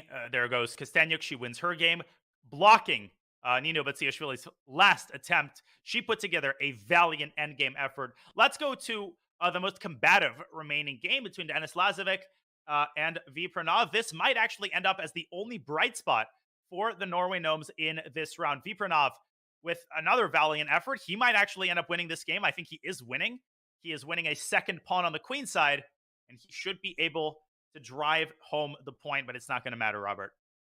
But it might matter for the team building, the confidence, because Hammer, he mentioned Pranav by name. He said he was a free agent that we were thrilled to pick up. He feels like he's underrated in these rapid time controls just because his classical rating hasn't caught up with his online successes. And so he beat Alexander Kosteniuk in the previous round. If he can also defeat Lazovic here, which is looking less likely by the move just because they're repeating and F7 is now hanging. But if he could take down Lazovic, Danya, that really bodes well for his future weeks.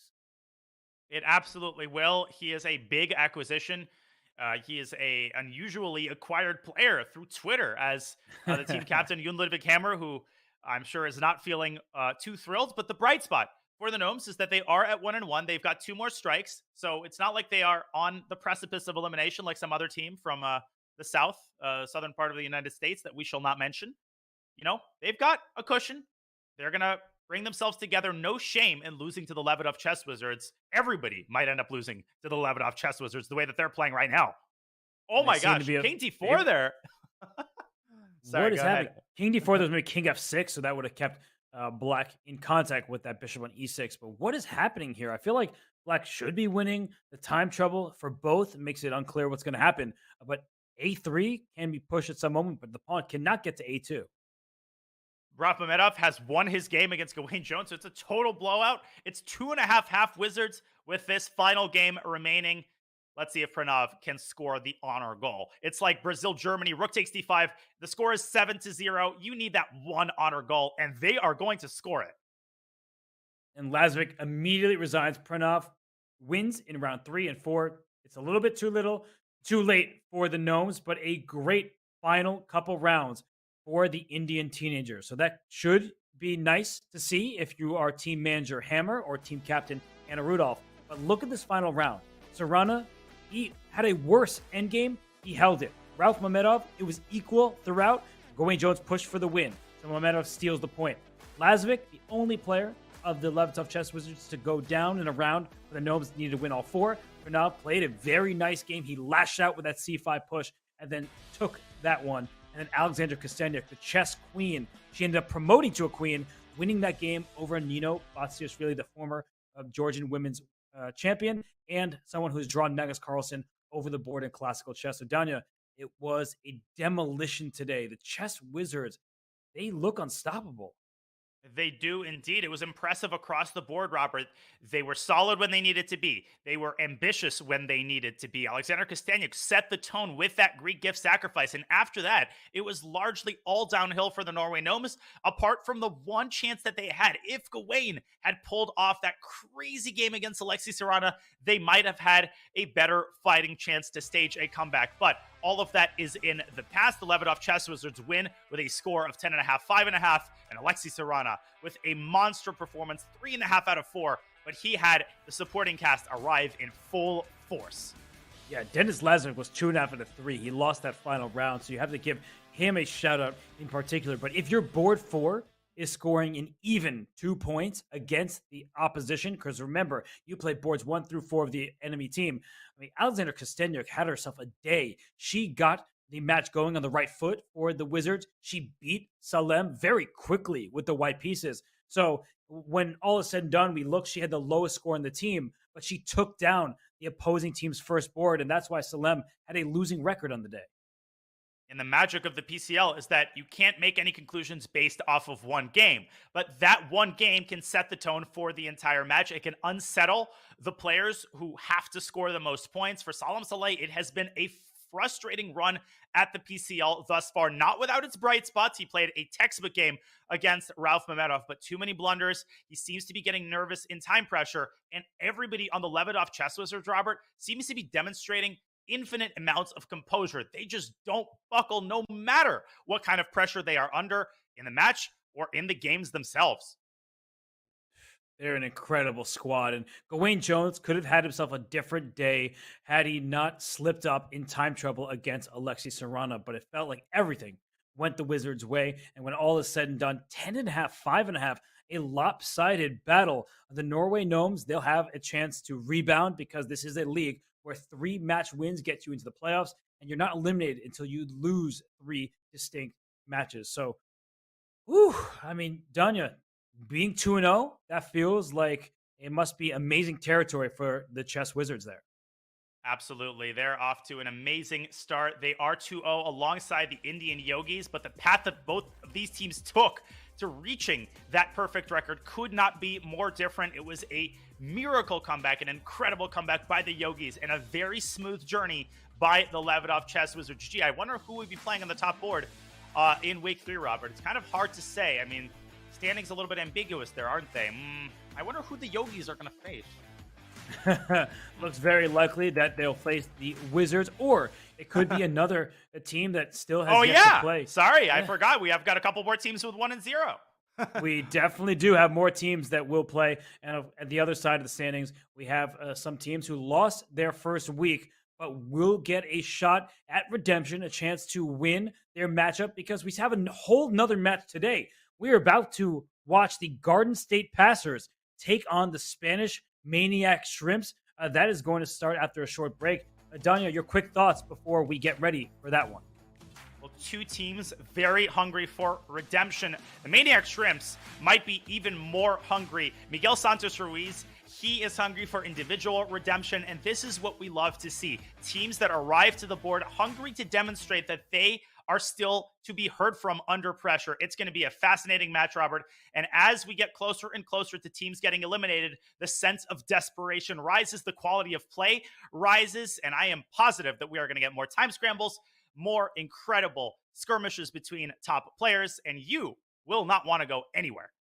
Definitely not, but you said the players are hungry. I'm hungry. We've been at this for hours. So all of you who are watching on your lunch break, you better extend that. Tell your bosses there is a whole nother Pro Chess League match to watch. It will be the Garden State Passers, led by team captain James Canty, taking on the Spanish Maniac Shrimps, the only team that qualified their way into the Pro Chess League. So Donnie and I will take a quick break, but when we return, a whole nother match here in the PCL Week 2 will begin. Stay tuned, everybody. We'll be right back.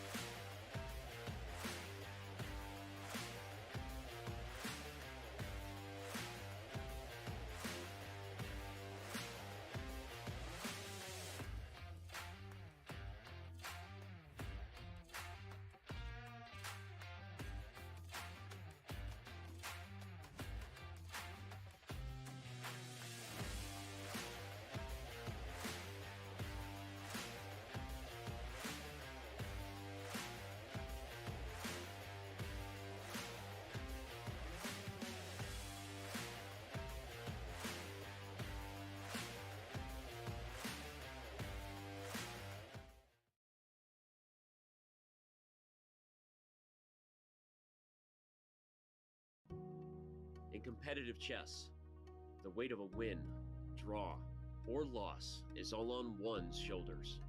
It's easy to feel alone. Those lonely days are over.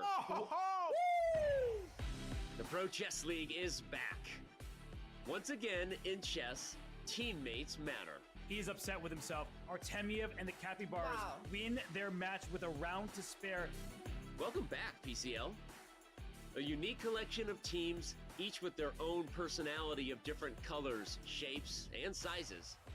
There are gnomes and knights, chess bras and bishops, and whatever the heck this is. The PCL is the only place where the best players in the world risk their fate alongside content creators and players from different levels, ages, and perspectives. This is resign time. It's easy now, and there is a resignation. I'm in shock at the turnaround that we're seeing. Entering its 5th season, 16 teams will reboot the PCL legacy with a new format and new schedule. Only one team can be crowned the next PCL champion. This is one of the most epic comebacks in Pro Chess League history. My friends, it's the 2023 Pro Chess League. Which team can rise above the rest? They won't be able to do it alone. The Muslim wins it. We win. Oh my God.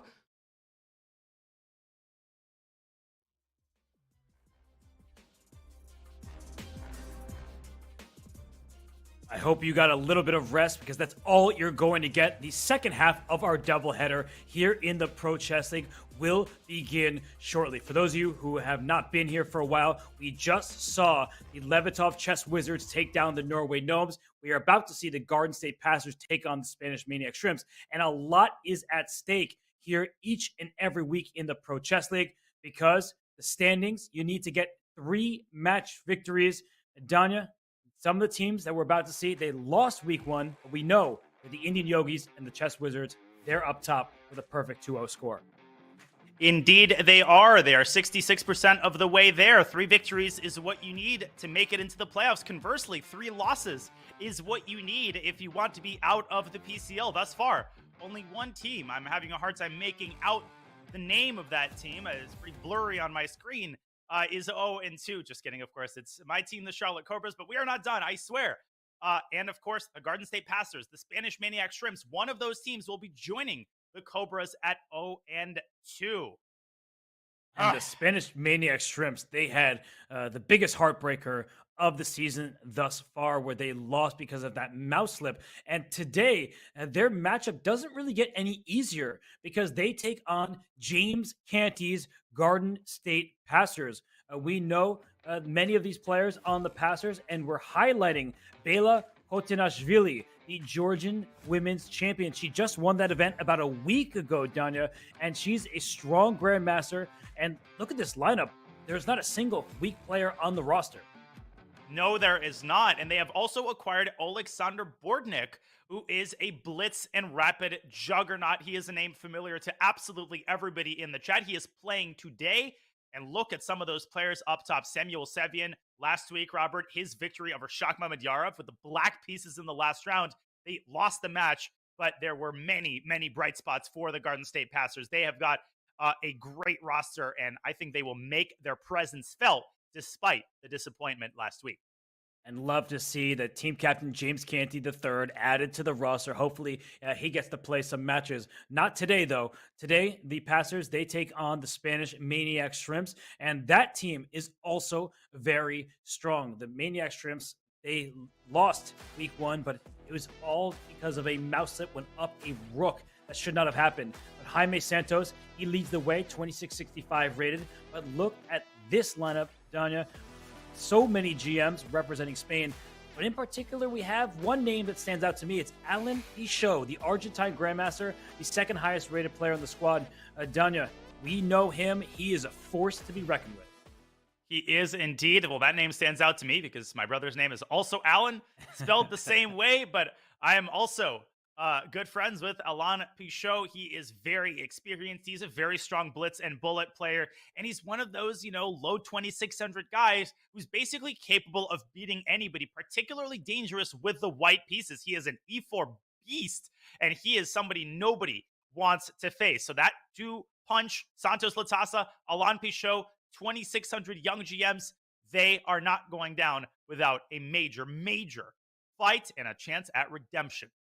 And we'll see if the qualifiers to the Pro Chess League, the only team that won their way into the league by qualification, will prove themselves today. Let's look at the lineups, the 4 board lineups that each team has submitted.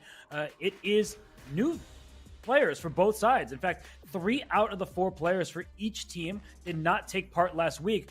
But Danya, Sam Sevian, Jaime Santos in the top board, Bortnik, Alan Pichot, board 2, Abhimanyu Mishra and Lance Henderson. Abhimanyu Mishra being the youngest grandmaster in chess history, and Lance Henderson de la Fuente, quite a young player himself. I think he plays under the Andorran flag these days. In Bela Potenashvili taking on Karina Abartsumova. Danya, you any of these boards stand out to you? Man, these are just mouth-watering lineups. And again, Robert, we know that just because nobody's over 2,700 FIDE doesn't mean that these players aren't worth watching. I am keeping a close eye on Alexander Bortnik's debut performance. How will he fare? Will he be that infusion that the passers need? And on the flip side, Alan Pichot and Jaime Santos, can they score 3 out of 4 or even higher? And can they Pichot the world that the Spanish Maniac Shrimps are here to stay? I already did that before the show, before the Pichot. I knew you were about to do that, so I'm glad you brought the pun to the action. Well, what does the action look like? For those of you new here, this is the Pro Chess League. These are teams that consist of 4 players, and it's all play all. The time control, 10 minutes plus 2-second increment. It is fast chess, up to 4 rounds. The first team to score 8.5 points will win the match, and if it is tied to 8-8, we will see tiebreak. And the Spanish Maniac Shrimps, they had heartbreak because of the tiebreak a week ago. But that is a thing of the past. Today, we will see the boards as such.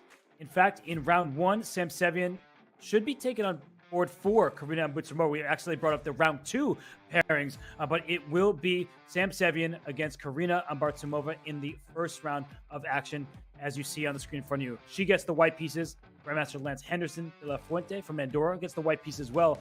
Danya, which of these matches sticks out to you? Well, again, I'm going to, in particular, highlight Sam Sevian and Alexander Bortnik. Both of them have the black pieces. Bortnik, in particular, has a very inventive repertoire with black. He plays the Alekhine. He plays a bunch of King's Indian setups. So I'm looking for Sevian and Bortnik to try to strike with 2 points out of 2. And, of course, Alan Pichot and Jaime Santos. How will they fare? They will need to pick up a lot of points, and they will definitely need to beat Garden State's passers boards 3 and 4. But Abhimanyu Mishra on board 3, are you kidding me, Robert? 25-49, 25-40 Schmein. I'm not kidding you, and he's not kidding the chess world when he earned the youngest grandmaster title in chess history. So for Mishra and the passers, they will have their work cut out for them, because I think the Spanish Maniac Shrimps, they're underestimated by the league. They were the qualifiers. Every other team had an automatic invitation into this league, and I think they feel that they have a lot to prove, especially after what happened a week ago. And Hammer and his team had the last laugh, but for the Spanish Maniac Shrimps, I feel like there's something to build off of from that week, because they had a win well within their clutches. They did indeed. And now they've basically got a completely different team. Karina Abartsumova, as you pointed out astutely, is the only player who is repeating her performance. She had a solid performance last week. Miguel Santos Ruiz, who had that unfortunate mouse slip. It's not about punishment. Robert, he gets the week off, but I am positive that he will make another appearance for the Spanish Maniac Shrimps. And of course, for the passers, Sam Sevian is the mainstay. He is the MVP, and he will need to repeat that incredible performance from last week, but he will need his supporting cast to come to the scene to help him out if the passers are to reach the necessary 8.5 points. Here we go. And just like a week ago, Sam Sevian, he is sporting a hockey jersey, that looks like. And, well, we'll see if he can deliver. And he's playing a Fianchetto system. Maybe it will turn into a King's Indian defense for black. You put the bishop on g7, you castle your king. Danya, you love yourself a good King's Indian. Are we seeing a King's Indian or maybe c6 and d5? Nope, he answered the question before I could finish my question. I don't want to hear those symmetrical Grunfeld. Get that out of my sight. We have a King's Indian, as we should, the superior opening. And Abartsumova with a Fianchetto with e4. Now, e4 is less common than one might think it's a typical move in most King's Indian setups, but it's not as often combined with the Kingside Fianchetto. Not a bad setup at all. And Sam Sevian immediately trying to punish white with bishop to e6. Robert, you almost never see the bishop come out to e6 before the pawn is brought out to e5, but that's Sam Sevian for you. Yeah, he's inviting d5 with tempo. The bishop on e6 is hit, but what he really wants to do is open up the dark square diagonal. This kind of reminds me of a certain game. I think it was Jose Martinez versus maybe Daniel Naroditsky from yesterday, where you did something similar. You encourage your opponent, provoke them to play d5, and then your bishop on g7 is a much happier piece. Indeed, and Jose played 1e4. I did it with the knight. I brought it out to c6 and dropped it back to b8. Got a great position out of the opening. So it's a very interesting hyper-modern approach. You're trying to control your center from a distance with the pieces rather than doing it with the pawns. And he's forced Karina to already spend a minute and a half. Now the bishop redeploys to g4, where it will exchange itself for the knight on f3 and soften up the pawn on d4, which is already under attack. Very dynamic, inventive play for Sam Sevian. That is exactly what he has to do. Sam Sevian with more time than he started with and playing several moves with the same piece. That bishop went to e6 before coming up to g4. That knight got to d7 via g8, f6, and so on. So it's interesting play this far from Sevian. He'll play knight c6 right now. Just go after that d4 square. And I like the look of his position for sure. I think he's quite a bit better after knight c6. If he can carve out the d4 square, he's also going to get the supplementary e5 square for his other knight. And that could come with a host of tactical threats, Robert. I'm looking at the c4 pawn. There could be a fork on f3 with the queen on d2, particularly vulnerable. This could get really, really nasty, and Sam needs to keep the tension rather than releasing it. C takes d4 would largely let white off the hook. Yeah, so he takes on f3 first, then he's going to go knight c6, take over the dark squares against a light square bishop. So while Sam, he considers his next move, let's go to our bird's eye view because other games are underway. We see in the top right the game between Lance Henderson and Alexander Bortnik. That one is looking like a King's Indian. You'll be happy there. And the bottom left, Abhimanyu Mishra, the youngest grandmaster in chess history, is taking on Alain Pichot. He is a very strong grandmaster from Argentina. So not too much happening in any of these boards. None of the chaos we saw in the last round of the Norway Gnomes versus the Levitov Chess Wizards match. Well, I'm sure we'll get chaos in the later rounds of the players right now sort of easing into it, playing calmer openings. Let's go to the board on our top right because it is the furthest advanced. Alexander Bortnik has two main openings in his repertoire. One is the Alekhine, defense, e4, knight f6. The other is the Philidor. He loves himself a good Philidor or Pirtz setup oftentimes. These are sort of the same sides of the coin. In one line, the bishop goes to e7. Here, Bortnik has played this Perk style, deploying the bishop to g7. Essentially a King's Indian, with the chief difference being, Robert, that the pawn is on c2 rather than c4. That is the difference between the King's Indian and the Pirtz. It's an important distinction, and we see that bishop on g7 is blocked by the knight and the pawn, but oftentimes it's a slow approach for black. And Bortnik, he is really good in these openings. He's not a theoretician, but he has his systems, and he played b6, he can play bishop b7, and at the right moment, he can decide when to strike with his pawns. White, Lance Henderson, can play the move d5, but you see knight b1? Was that what was just played? Yeah, it was just played, and it was played with the speed of a biker in Tour de France, perhaps Lance Armstrong. Knight c3 to b1. Where is he going with that knight? Is he going around to d2 and c4? It's a long, treacherous journey, Robert, and Bortnik uses that tempo to get his own knight to c5. I'm not a fan of knight b1. It's ingenious, but I think it's too slow, and he's just saddled himself. That knight is not moving out of d2 because now it's tied down to the e4 pawn. That was surprising. And for Bortnik, he plays bishop d7. As you mentioned, the knight on d2 can't move.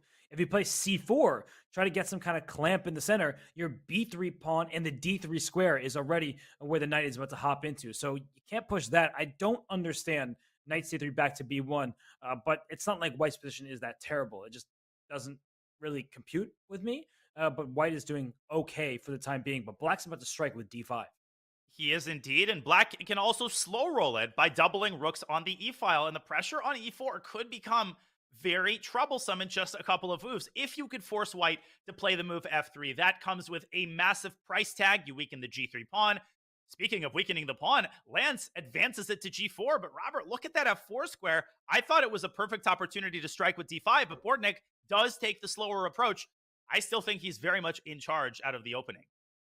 And Lance trying to make that knight on f6 dance. If he plays g5, he can kick it around. But I don't think that's actually helpful for white. The knight will just go to the h5 square, and knights on the rim usually dim, but that knight would just be springing into the f4 square. Rook's doubling on the e-file. The e4 pawn to target. The open diagonal for the bishop on g7 would be good for black.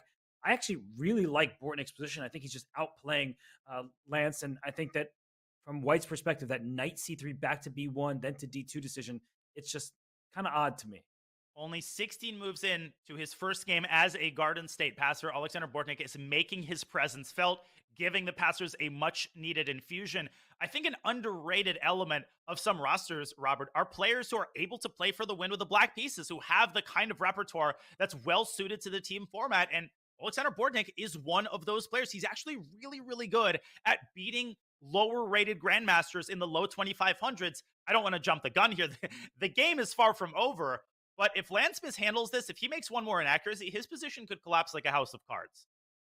Yeah, just a position that is so easy for black to play, and every move from white requires calculation. We see that the clock ticking under 6 minutes and about 45 seconds for white, whereas black is over 8 minutes. And we also know that, speaking of calculation over everything. That's the most important slogan in chess. And we will have James Canty III joining us right now. So, James, you couldn't come at a better time. What's up, guys? What's going on? Big Daniel Naroditsky, the man himself. And then we got Big Hess. Can't play spell chess without Hess. My guy, what's up, guys? Hey, we got the chat here, too. So I'm excited, man. I'm hype about this match because we're going to win, man. I just believe that. We have Bortnik, bro. We have Bortnik. I'm excited, bro. So the nice lineup we have now. We just got, well, of course, we have Sam I am, green eggs, and all of ham. He's just our guy, right? He's doing everything every match, right? So last match we was like, yes, Sam was just doing it. So he's gonna do what Sam does. Then we got Bortnik now. That I don't know how nobody picked up Bortnik. What's wrong with the Pro Chess League? Boys, how is Bortnik not picked up? You know what I mean? So when we picked up Bortnik, I was like, oh, yeah, it's over. I mean, we talked about it. I was like, yo, did you know Bortnik? We got a chance to get him. I'm like, grab him now. Like, I don't care what time of the day it is. If it's midnight, get him up. Sign the contract. Get Bortnik on the line. We need him on the team. So now we have Bortnik. Obviously, we got the youngest grandmaster ever. He's only getting stronger. He's still a kid, and he's a monster. And he's already a Garden State. I mean, he's New Jersey anyway. So we got the Garden State boy there, right? And then we have Bella there. Bella actually just from she's Georgia. She's from Georgia, the country, not the state, guys. So she actually did she just won the Georgians Women's Championship, like literally just last week. So she fresh off, feeling like Kusniuk in a way. Really, it's just her strength and bouncing off of that. It's really strong. We got a nice lineup, boys. So we about to be swinging today. And you also have Abhimanyu Mishra, the youngest ever grandmaster. How excited, how meaningful is it, Canty, to have someone like this on your team? And what are your expectations for him going into the PCL? He's below 2550, but I mean, that rating has to be ignored and tossed into the trash can. Absolutely. I mean, the kids are fearless. That's the thing. And that's why I like actually being on, a big shout out to Chess Kid. Like, I'm a coach over there at the Chess Kid. I definitely like teaching a lot of the prodigy kids there. So I spend a lot of time with very advanced kids in Chess Kid too as well. Also the Chess Kid lessons. When I beat Mark Paragua over the board, I remember looking at a Chess Kid lesson from something they was talking about with Alekhine when he sacked his queen. He sacked the knight on f7, then he sacked his queen on e6. If king takes e6, knight g5 was made. It's a nasty game. So, but I remember doing something like this to Mark Paragua in a lesson that I learned from Chess Kid. So the kids, you train with the kids, you have kids, you stay young, but you're also, your game is fearless as well. And Mishra is absolutely fearless. So he's going to go in here and just do what Mishra does. Whatever's on the board, we got 64 squares, and we got these pieces, and I'm going to use them just as good as you are, right? So right now, it looks like he's doing good with this knight on b5 too as well. Very nice knight versus bishop here. I mean, the kid know what he's doing, so I'm excited. Yeah, let's bring up that game of Abhimanyu Mishra against Alan Pichot. That's in the bottom left of our screens. And we see that knight on b5 against a dark square bishop. So, you brought Mishra onto the team for a reason, not just because he's the youngest grandmaster in history. You believe that he can contribute to your team. So look at him. Man, that's a look of determination, James. Look at his face. You know what I'm saying? COE, like he calculating right now, bro. He always looks like that. Always. Like, hey, how you doing? You happy? Yeah, I'm real happy. You know what I mean? But like his face looks like that when he's like, oh yeah, I'm happy. Like, but he's in the zone. That is focus and calculation at his finest. We got some gear getting sent out to the kid very soon. He's got the trophies and the plaques behind him. That seems to be where all of the magic happens. The laboratory, right? He's got the bed. He's got the computer, the trophies. He's got all the awards. What more do you need out of a chess room, Kenzie? What more do you need? Right, exactly. In a face like that, he could be completely losing, but you'd be scared because of his face. You'd be like, man, this guy is intense. I don't even know. Like, he's made two, bro, but I don't know, bro. He's like, look at his face. Very strong. You know what's funny, right? James, is his username on chess.com, I think, is Pursuit of Happiness. But he looks anything but happy right now. He looks determined. And, well, let's talk about the position a little bit. So there's that knight on b5, protected by a pawn on a4. And the inherent limitation of a bishop is it only moves on its color. So the bishop on e7 looks kind of useless for now. But can white actually make progress? That's the big question. So, James, you're the team captain. You know, you're rooting for your guy here. But if you just put on your chess commentator cap for a second, you're looking at this calculation of everything. How can you calculate your way through Black's defensive forces? You know what's funny? I was actually looking at a book today, even though COE is the main, is everything. That's the foundation. You got to be calculating. But I actually am reading a book right now. I guess I'm going to just drop a gem for the chat. Grind Like a Grandmaster. It's a trustable course. It's a strategy one. So, but it's more of Magnus and David Howe, just talking about grinding positions and etc. So I'm going through it. And I'm actually, wow, like, so this actually reminds me of one of those positions there. It's not a lot of things going on. All we're looking to do is just slightly improve the position little bit by little bit. Literally, we can even go into maybe some type of end game where maybe h5 could be weak or a5 could be weak. Maybe get the king over there, trade all the pieces off some type of way. But right now, I'm looking to just improve. b3, maybe, and the king of 3 is too much. But b3 is probably just a move just to see what he does. There's nothing we can really do right now. We just have to improve. Maybe rook c3, rook c2, and try to set up Ali Ekin's gun or something like that. But it's small improvements is what we're looking for right now. Yeah. And Abimanyu taking his time. I think he realizes that if worse comes to worse, everything is defended, the bases are covered. He could essentially make a draw on demand, although those are dangerous words in the context of a PCL match, Robert. I mean, we've already seen everything there is to see in our first match of the day. But Abimanyu, he's got things under control. And he wants to get control of the king side. Is he potentially preparing G4 Kansi style? Yes. Open up that king side. G4, exactly. G4 for the score, right? Let's go. Get him out of here. Let's go. G4, push your kid. Do it. Maybe F3 first. Maybe F3 first. Okay. All right. Yeah, maybe F3. Right. Sorry to James doesn't like the restraint. Here. Yeah, you ruined the moment there. James was pumped up, and you're ready. Like, all right, fine. We can throw in that move. You know, you can bring your queen back to E2 and try to get that to work later. But yeah, I'm liking G4. But let's zoom out of here because we've been focused on Abimanyu and Alain Pichot. You mentioned a name. You were talking about Bela Khotinashvili. She just won the Jordan's Women's Championship.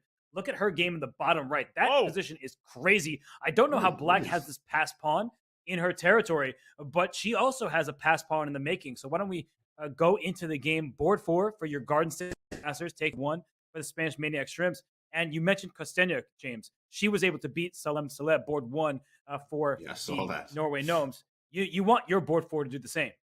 Absolutely. We want to do the same. And it looks like, I mean, we got a nice position here. I mean, yeah, okay, you got this pass C pawn, but it's weak. The bishop's hanging, he moves it. We also have our own passer, and I know C3 is weak. We got the light square bishop that maybe okay, so C6 is going to be weak too as well. But I think ours feels a little bit stronger than the C3 pawn. The rook's lifted. We do have the light square bishop on F1. Maybe move it to G2. What do we do right now, though, is the question. How do we activate? Yeah, D4 looks good, huh? Yeah, D4. I'm partial to D4, but then maybe there's this tricky move, Rook A4. A4, yeah. And if the queens are traded, there's like a fork. Man, I do not envy the players here. I'm so happy to be commentating today. You have no idea. Well, man, yeah, you definitely have some tough games in there playing them big dogs like that, man. We was watching the whole time, rooting for Big Danya. There it is, D4 on the board. So we're going to trade and probably take with the E rook after Rook A4, Queen C3, and then Rook. Rook EC. And I see the eval bar kind of sliding up a little bit in her favor. James, you know, we know how strong she is. You mentioned she just won her national title in Georgia. What was the conversation like with her? How did you get her to the Garden State of all places, right? Like, how did that go? Oh, you know what? Actually, we have to go talk to the managers about that. The manager was able to get her from there, but I was just like, I just okayed it. I'm like, perfect, 24.85 V-Day, absolutely, very strong. And I know the Georgian players are really strong. Look at that, what happened? Oh, there was a mouse. Is there a rook E4? No. That's a blunder. Whoa. Okay, so why is it a blunder? Interesting. There's I guess- crazy tactics here all over the place. What is the? Well, what if move? we're just calm? What if you just move the knight out of the way, like knight e1 or something? Isn't c3 and e4 hanging? Knight E1. That's such a right. Completely. Wait, look at the what does the eval bar say? That's plus what? Plus 4.6 and knight h4 and knight e1. You're absolutely right, Robert. Get outta Stay here. calm.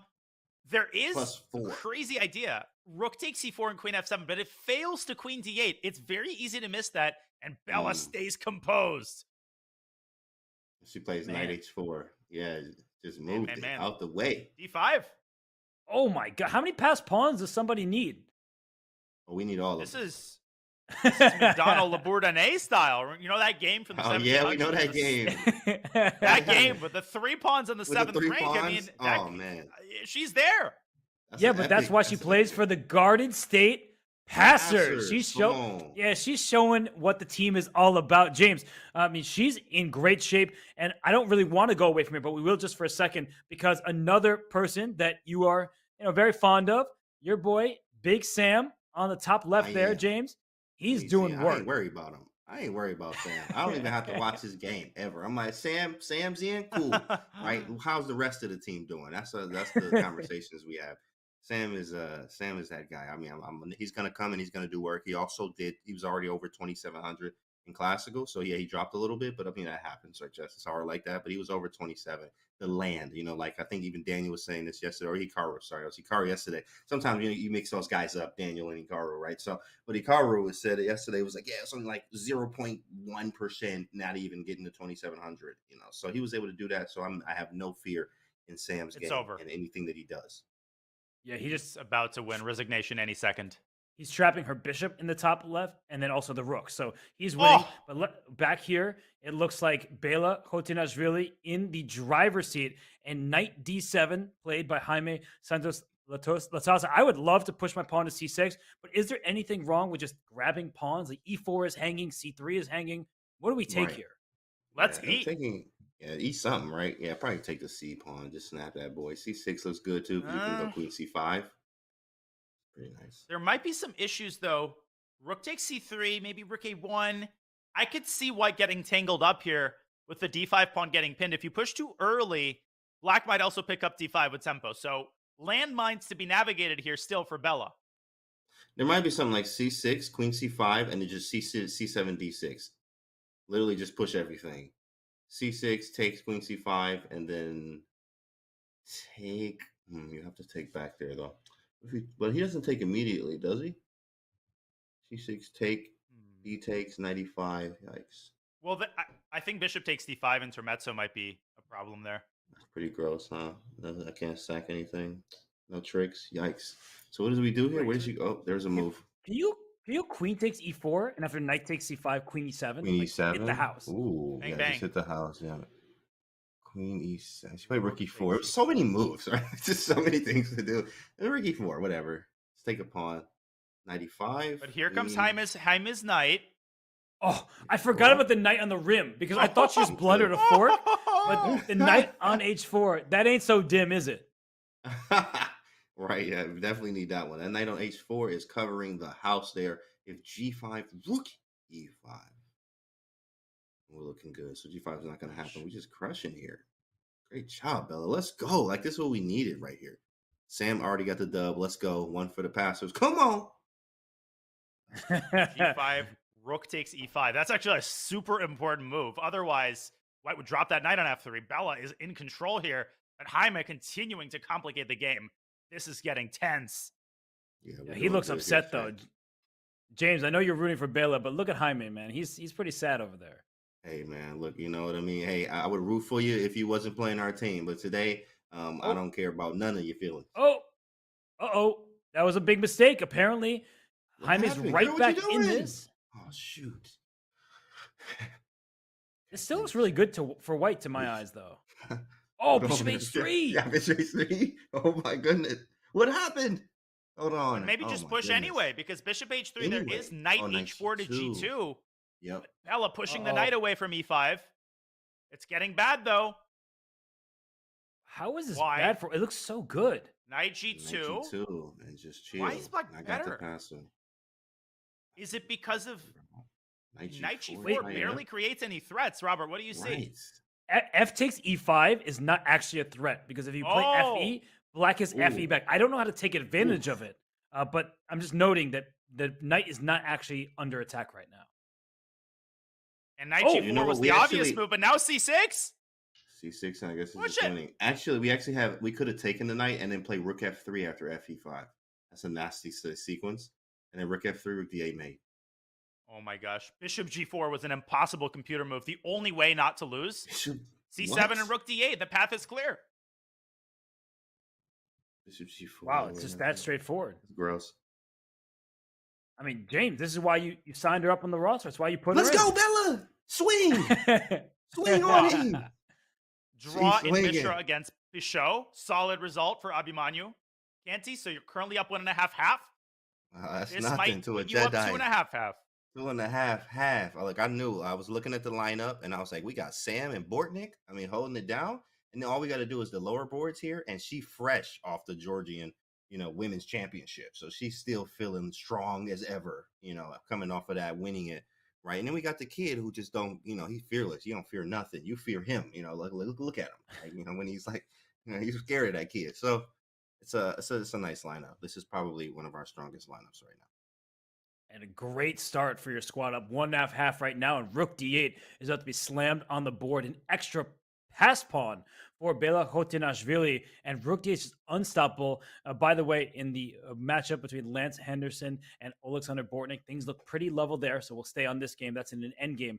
But rook d8. Not over what yet. is King h7? And I guess you can't immediately win and promote your pawn. And rook d7, rook takes c7 is very easy to fall into. Maybe that's still winning for white because of bishop d3, and there's actually a mate on h8. But snap, Bella that's gross. needs to stay alert here. Yeah, that's pretty gross. That's actually a sick checkmate. That is sick. Yeah. It might be You the don't see that best one every move. day.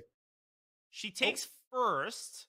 Oh, and Do this you bishop is- still, a6. can you still do rook Oh, d8? goodbye. Oh, yeah. Bishop a6 here. Yeah, rook c3. Right. Look how simply she won this game. She makes it look easy. We're all like going for tactics. She's like, let's just trade. I was taught when in an end game, up material, you liquidate, and she's going to create a queen on c8. Oh, man. And Georgian players are known for many, many tactics, too, as well. If like some of the creative players, even Joe Bava, too, as well. Very creative players, and et cetera here, and tactical. So she played this very, Look at this is very nice. and but look at how she's converting. Bishop a6 would have still necessitated a conversion up a piece. Bella is actually going after the rook. This is the best move. Knight b6, and the game is Oh, my over. goodness. Wow. Or rook c6. Yeah, we brought the best lineup. You know what I mean? Let's go, Chet. Can we get some energy for my passers? You know what I mean? That Yeah, pass show- on worked. Show James Canny and his squad some love as Bela Kotinashvili is going up a full minor piece after c8 equals queen. The knight has to take, and the knight takes back. And, well, it seems like good night for Jaime Santos and his chances here. It's a full extra piece. No compensation. Not at all, but he's still trying. There's stalemate ideas, right? He can try to win one of white's pawns. I've seen crazy stuff happen, but Bella has plenty of time here. She doesn't have to hurry, right? h3, rook d4. Eventually, you go after the g7 pawn, I think. Knight f5 next. Absolutely. This one's It's just over. over here. And she's in the zone. Knight f5, rook d7. Resign time. James, what do you think about this chat? The Ice Serpent says the passers are the embodiment of COE. Absolutely. Calculation over everything. Ice Serpent. Here, I already know that must be a man that got some gear on body and understands what happens when you have it on body. ELO is sold separately, but it can definitely help you increase your ELO. Well, Bela Hotinashvili, this was not a rated game, but if it were, she would have gained some big elo. She wins for the Garden State Passers. That means it's 2.5 half right now over the Spanish Maniac Shrimps. And James, before we let you go, just kind of what are your thoughts now that your team is out to this lead? You feeling good about the chances? I already knew this was going to happen. I woke up and I was like, we about to win. I just woke up, we about to win. And like neighbors like, yo, he all right? I'm like, yeah, sorry, my bad. We about to win today. But, passes, I was just hyped, man. Look, honestly, we have a very good team. I was actually very, very happy with this lineup when we saw him. I was like, oh, yeah. And then we saw Bortnik here, too, debuting. It's going to be a great day for us, guys. A great Great match, and great commentary from the greatest, from you guys, from Big Hess and Naroditsky the Prophet, right? So it's beautiful, man. Bortnick- And we got the chat here. So Now- do it. Gansey, Bortnick came close to winning this game. Lance Henderson had to defend this with only moves, and he's still trying. I mean, okay, finally he's going to eliminate the pawn, and this is going to be a draw. But all 4 boards put in excellent performances, 2 solid draws, 2 amazing victories. And there it is, bishop on bishop. It is a draw, and it is a 3-1 lead for your team, Canty. A much better start than last week. We beast, you know what I'm saying? We beast out here, and the passers are going to show you guys everything that we have cooked up, for this week. So we're gonna do our thing, and then we're gonna keep watching and keep hearing from the great commentary from you guys. So keep the energy up too, chat. Come on for passers. Look at those passers in the chat. I see them. There it is. I'm hyped. Well, well, James, we really appreciate you and your energy. I hope you keep it up. I hope your team can make you happy at the end of the day. But thanks so much for stopping by, man. We always appreciate seeing you. Thanks, boys. Good to see you. And there you have it. The Garden State Passers, captained by none other than James Candy III. And they are up 3-1. And Danya, Sam Sevian, he made it look good out of the opening. We thought he had the upper hand. But it's all about Bela Khotinashvili, the board 4 for the Garden State Passers, taking down board 1 for the Spanish Maniac Shrimps. If your board 4 is taking down the enemy top board, you know you're in good shape.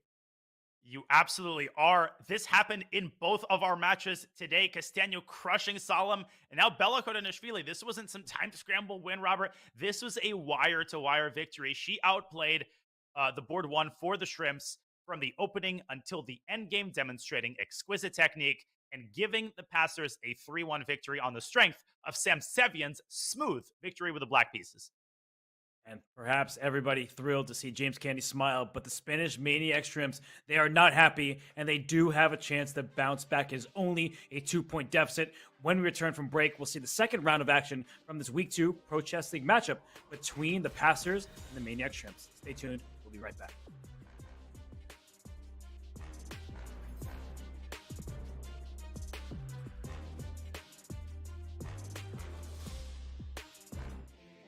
Looking for a new way to learn chess? Meet Dr. Wolf, the ideal chess coach and companion.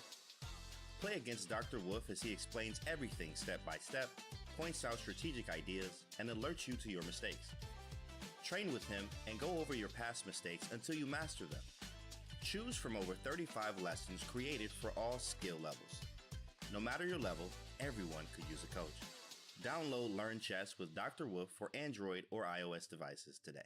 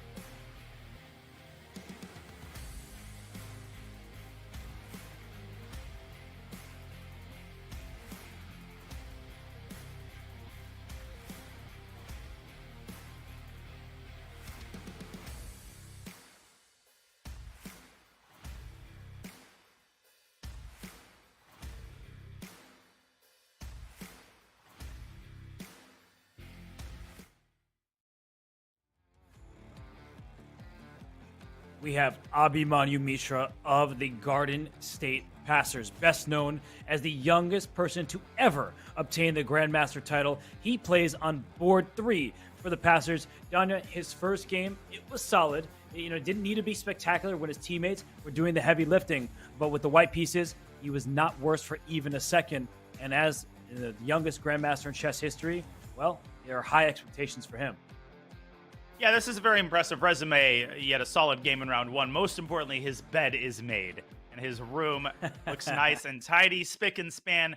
I think that's far more important than some of these minor achievements, such as the youngest IM and GM at age 12, the youngest in classical chess history. Nothing special, Robert. Yeah, just kind of a legend at an early age. Just turned 14 years old, and we'll see what is to come of his career. But the Garden State Passers, in this all play all format, they will need all 4 of their players to score well. They are in the lead right now, up 3-1. And in the first round, we saw Sam Sevian take down Karina Ambartsumova.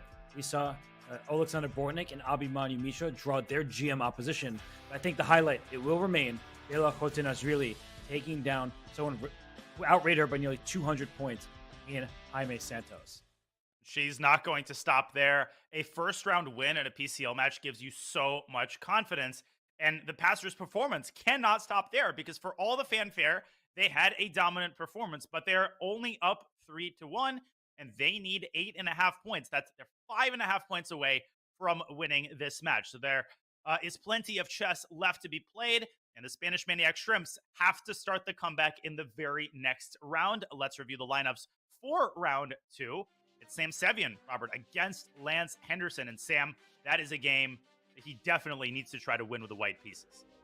Yes, the Garden State Passers have a lead, but it's early in the match, so you do not want to count your chickens before they hatch. Alexander Bortnik also gets white, and he gets to play Karina Ambartsumova. So Bortnik and Sevian, they will want to use the first move to their advantage. Meanwhile, Mishra and Khotinashvili really get black against Jaime Santos and Alain Pichot. So I think this Maniac Shrimps have a good chance on those bottom 2 boards. They need to use the white pieces to their benefit. Well, Santos is going to be angry. He is going to be looking for an opportunity at redemption. Your top board has to go above 50%. I pointed out these 2 young and exciting players as the main X factors for the new look Spanish Maniac Shrimps. Let's see if they will be able to deliver at the very least 1.5 points out of those 2 games. And for Karina Ambartsumova, a draw here, perhaps even an upset win there, will go a very long way toward equalizing this match score.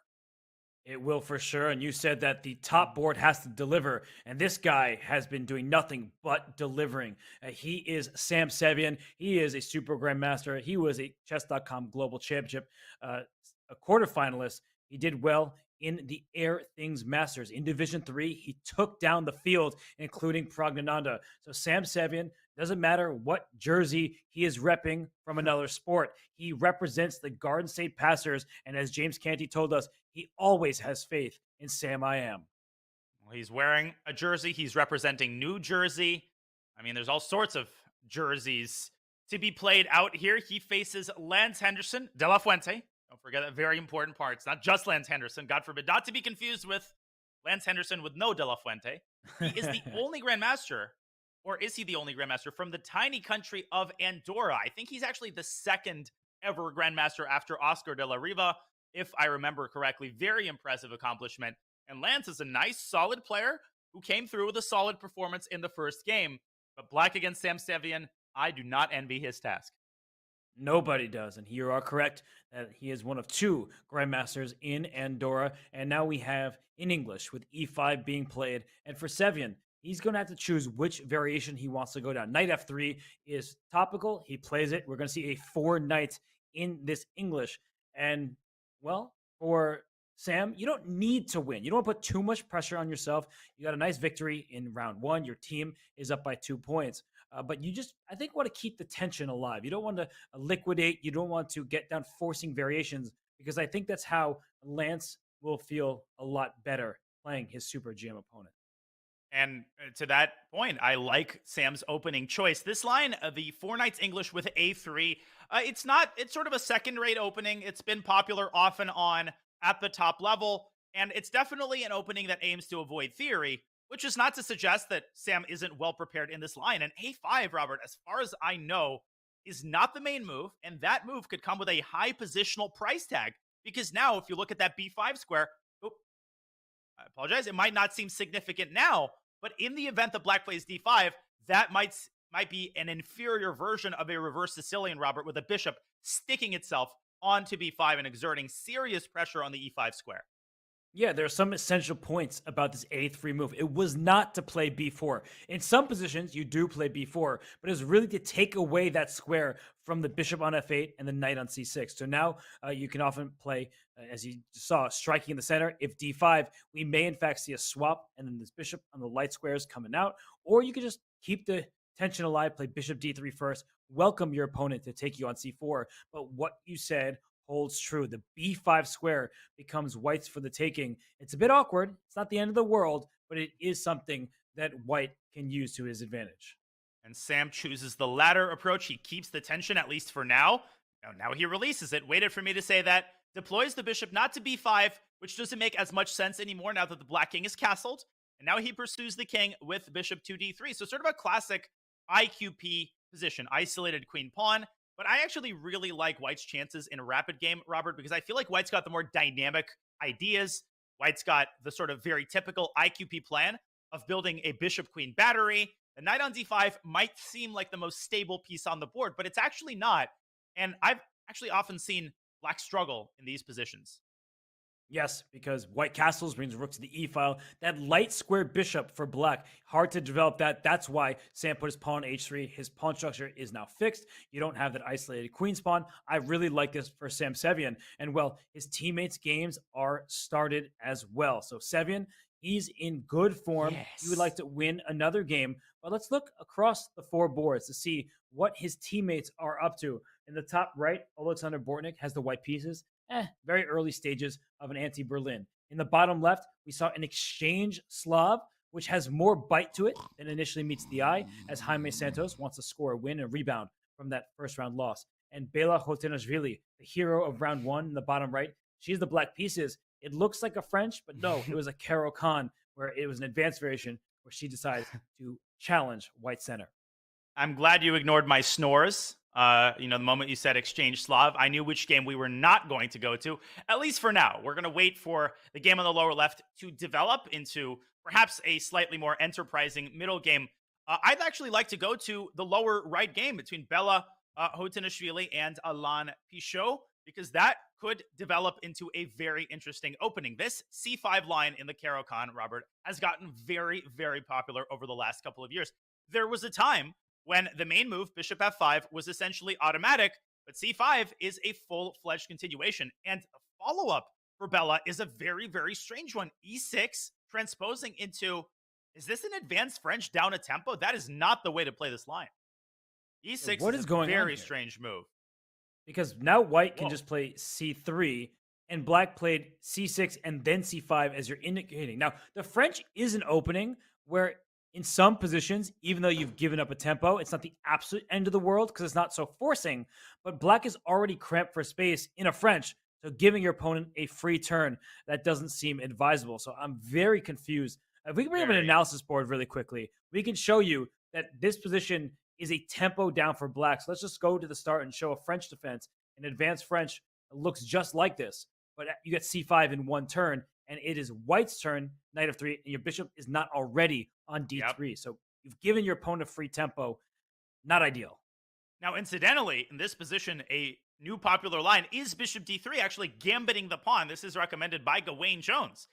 The same Gawain Jones who played in the previous match in his coffeehouse chess repertoire books. But this is all a moot point because here the queen doesn't make it to b6 in time.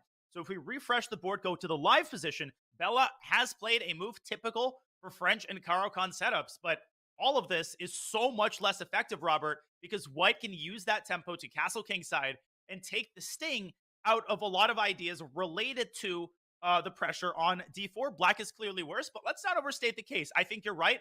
I think the fact that the position is relatively closed means that the loss of a tempo, while unpleasant, is not a world-ending disaster for Bella.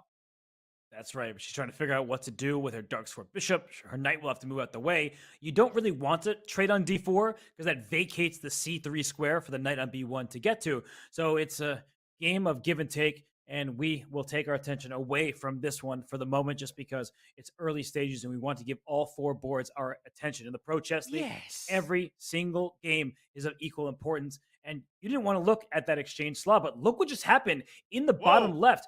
Jaime Santos just walks into a Knight B4 fork. I'm very confused on what's happening down there. Damn girl, it does appear that Abhimanyu Mishra has not only equalized, we're not talking about equalizing, Black is completely in charge, and something is off with Jaime Santos Latasa. He loses game 1 and now has sleepwalked into a terrible position. He's given up his queen. Let's go to that board. That might have been the lesser evil, Robert, although I'm not entirely sure why Queen B1 in that position didn't limit the scope of Black's advantage. But as it stands, Abhimanyu has a queen for a rook and a piece. Good drawing chances here, I suppose, for White, but not the way that you wanted to start your redemption game if you're the Maniac Shrimp's top board. Let's bring up an analysis board because I think I figured out the reason why Queen B1 was not played. It might have been what Jaime relied on. But after Knight B4, Queen B1, take on C3 first. Okay. After pawn takes 3, take on D3. And after queen takes D3, there's just bishop F5. Well, queen A3 is next, but where's that queen going? Back to E2, and then queen A3, rook C8, all these types of moves come in, and White's pawn structure is awful. It just seems like a free advantage for Black, no risk whatsoever. This actually might be a completely lost position because White's queenside collapses. You're absolutely right, and a wise decision by Santos, who decides to give up his queen. And he does have control of the C file, which is actually very, very important. So this is a hard position for Abhimanyu Mishra to convert, especially because he's down 3 minutes. The most important thing, Robert, given the passer's match standing, is not to overpress. I think Abhimanyu should try to win this, but he shouldn't burn all of his clock trying to figure out the best way to set up winning chances. He should keep time on his clock, and he should be okay with a draw if Jaime Santos Latasa demonstrates good defensive resilience.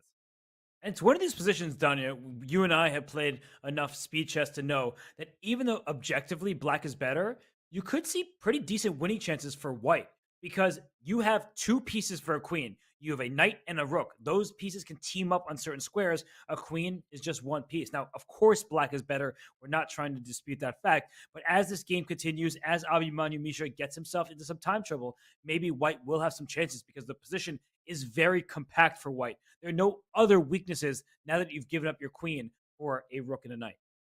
Well, Mishra has several approaches. He could play this kind of Petrosian style and make some luft with h6 or g6, or he could play this like Mishra Tall and play the move f6, not only to restrict the knight, but potentially to prepare an opening of the center. When you've got the queen, you want the center open because the queen is obviously the strongest piece on the board. So I think f6 gives Black a big advantage.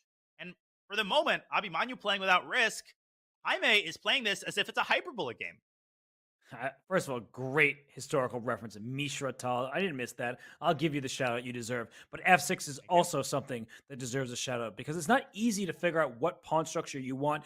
There are rooks barreling down the c file. A rook may land on c7, go after that b7 pawn, and keep the 7th row in check. So f6 to e5, I think that's the activity that Black might need. But if you look at the clock and look at Abhimanyu on camera, he's a youngster. He seems a bit nervous. And he knows he's better. He doesn't know how much, but the plan is not easy to execute. So I actually believe that Jaime has quite good chances to survive this. I mean, he might even be able to take the upper hand based on his lead in the clock. 5 extra minutes, Danya. This is similar to what happened in my first game yesterday against Jose Martinez, where I know I'm better. I don't know by how much. So, and the most infuriating thing is when there are 4 or 5 different approaches and you're agonizing, you're thinking, and your opponent is responding instantly. And the more you fall behind on the clock, the more nervous you start getting. And eventually it becomes a self-fulfilling prophecy. Abhimanyu, he simplifies. He trades on f3. And is this tantamount, Robert, to a draw or is this a full-fledged winning attempt? What do you think about this? chances for both sides, and I have not been kidding from the moment I said it, because if we see some exchange of material, the d5 pawn on a light square and isolated, the b7 pawn, it's on a light square, the f7 pawn on a light square. So this light square bishop for white could actually really hurt. About bishop e2 right now. Do not centralize that black queen. Get your bishop to a better diagonal. Danya, I really think that Abhimanyu Mishra, if he sees a bailout at some point, he might want to go for it, because I do think the trajectory of the game is in Jaime Santos's favor. You're absolutely right. If Jaime can win the pawn on d5, at that point, he will turn down a draw for heck. He might even turn down a draw for here. So maybe for Abhimanyu, keep the knights on the board, drop it back to c6, and make sure that the pawn on d5 is as well protected as it can be. And for goodness sake, you got to start playing faster. He is still down 5 minutes on the clock, and that could cost him dearly as this game becomes more tense. Well, speaking of tension, some of the other games have hit a peak in terms of tension. Looks like Sam Sevian has a fantastic position. Oleksandr Bortnik is killing it as well with white on the top right. A lot of time problems for the Spanish Maniac Shrimps there, for Karina Abratumova and for Lance Henderson potentially. Yeah, because it looks like the pawn going up to d6 in the top left. Sam Sevian is using his passed pawn. I mean, he's making sure the team knows that he is on the New Jersey, the Garden State Passers here, and that might become a new queen. Let's go to that game. We will go around the horn, but right now, I like what Sevian is doing. Oh my gosh, d7 is a winning threat. You can't plug the square with your queen because the bishop comes to f5. Oh gosh, taking on d7 at the end. Dirty. This is Canty-style chess right here, paying homage to the captain. A deflection sacrifice. Deflecting what and where? Well, the point is, after king takes h7, the queen delivers a check on h5, and all of that is done in service of the pawn fork on d7. This is nasty. This is dirty. Choose your adjective. We know how this game is going to end, and it's not even close. We're on move 24, and it's a complete and utter massacre. Great opening choice, Robert. Great opening choice by Sevian. Yes, he's played an excellent game. He's been an all-star in the Pro Chess League. It's only the second week of action, but he looks well on his way to earning that kind of accolade. And if the king takes, as you say, the queen gives a check, then the D pawn goes up one square. That's a fork. That's bad news for the Maniac Shrimp. So let's maybe head away from this as Lance Henderson shakes his head. He is not happy with the position. You mentioned Bortnik's game. That one is actually looking quite combative in the top right. A queen trade is on the table, but did white just steal a pawn? Am I seeing the situation correctly? I think we are. We'll take a closer look. It's crazy to me how far along we are in the top right game and how the bottom right game is still basically in its incipient stages. Let's take a look at that Bortnik endgame. The queens have just come off the board, and the biggest concern, I think, for Karina here is her clock situation. Robert, last week's match, her clock situation cost her what could have been perhaps a point, maybe even more, and it's easy to say, hard to do. I think she's playing great, but I just think she might not be able to handle these complications down 4 entire minutes on the clock. And some of the plays easy for white. You can just take this pawn on f5. Your knight looks like it's on the verge of being trapped, but as long as that pawn exists, the knight can slide back to e6. So he takes on f5. If the bishop takes back on f5, the rook slides over to e1. Trading pieces is good when you're ahead, and the knight will outclass the bishop as the knight hops from color complex to color complex. The bishop on the light squares doesn't have a useful diagonal, can't target the pawns very easily. This looks like a clean game from Oleksandr Bortnik, and he has the technique to boot. I think he's taking this one. I think it's, tempting to just assume and to pigeonhole some of these players. Let's not forget, Bortnik is a 2600 GM. You don't get to that rating just by being a one-track type of player. He has endgame technique. He can convert an advantage positionally, and that is exactly what he is doing here. But he still has work to do. He might have to drop his knight back to e6 so that it avoids getting trapped and converting that ensuing rook endgame, Robert. We know that all rook endgames are drawn. Karina might have counterplay with c4. This game is not over yet, and if she can play quickly and liquidate some of the queenside pawns, I think she still has drawing chances. Not many, but it's possible. Just with the clock situation being down a full pawn, trades being offered, I just don't see it happening, Danya. I get you. I mean, objectively speaking, she has some chances, but you typically, and she doesn't, you don't want to trade when you're down. He'll just bring his rook up to f3, protect his pawn. If c4 happens, he can push his pawn to d4. He just doesn't want to allow black's rooks to be active, and he can protect all of his pawns. So this is a good situation on another board for the passers. Yeah, the depressing thing is that white can keep torturing black forever. Bordnik will continue milking Karina's clock and then pounce when the opportunity presents itself. Well, we have an opportunity to switch back to the bird's eye view because a couple of the other boards are getting even more heated. Abhimanyu Mishra has been up a queen for a while, but Santos, his position has been getting better for a while. What do you make of the position on the board? 43. He's down 7 minutes as Abhimanyu. No, that's really bad news. By the way, in the top left, Sam Seven hasn't converted just yet, but he's up 2 exchanges. He's about to win. There might be a checkmate soon. The bottom right, still the opening stage. I don't know what's happening between Pichot and Kotenashvili, but they're still in early stages. Let's go to the game between Abhimanyu Mishra and Jaime Santos, because I believe Jaime is trying to flag his opponent, and he's creating a fortress. Once his pawn goes up to b3, how are you going to dislodge any of white's pieces? The knight on d4, the rook on the second rank. The black queen can go to e1, but it can always be flushed out of there. The most important thing for Abhimanyu is not to blunder a fork. The move f4 check would be very scary. En passant gets forked, but the king does have the 6th rank. There were some crazy ideas earlier with rook c6. Now that's out of the question. So Jaime, I don't think he has any realistic winning chances. Abhimanyu is an experienced blitz and bullet player. He's not just going to lose on time. So I think the likeliest outcome, Robert, is a draw. And that is another solid result for the passers. They're already going to get 2.5. And with a solid result by Kotenashvili, they could be in a commanding lead after this round. Even if Bella loses, they will be up at least 3 points, or so it appears. Yes, the one thing that Abhimanyu has to watch out for is his clock. And if he allows this king to dance back to c2, the rook to slide to d2, and the knight to wrap its way around to the c3 square, that is when trouble arises. So I think that Jaime, he needs to move quickly. Just go king c2. Just quickly bring your king back. Play rook d2 next. He has some easy moves at his disposal. He does indeed, and he hasn't used any of the time surplus that he has built up. Can Abhimanyu play this for a win, or do you think that he should essentially shuffle back and forth and try to get over 30 seconds? What approach should he take? I think Abhimanyu should take a draw as soon as he sees him. There is no way for black. Oh, he's going up the board. And Jaime is tempting him. He's saying go for it. He is. Jaime wants to win this game. He's looking at the clock, using it as a weapon, and I actually think he has good chances now with a king so out in the open. I think you called it. Knight e2 is not possible here because black will sack the queen for the knight and the rook, and that's what you have to watch out for if you're Santos Latasa. Black's king is so much more active that every pawn endgame is going to be winning for white, but it's so easy to blunder a fork here. He's down to 8 seconds. He's got to move.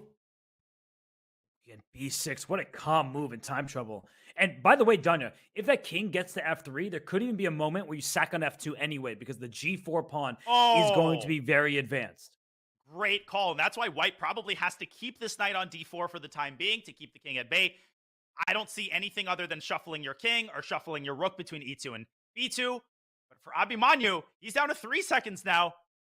But I think he has this under control, and I think he's going to take the wise decision and repeat moves.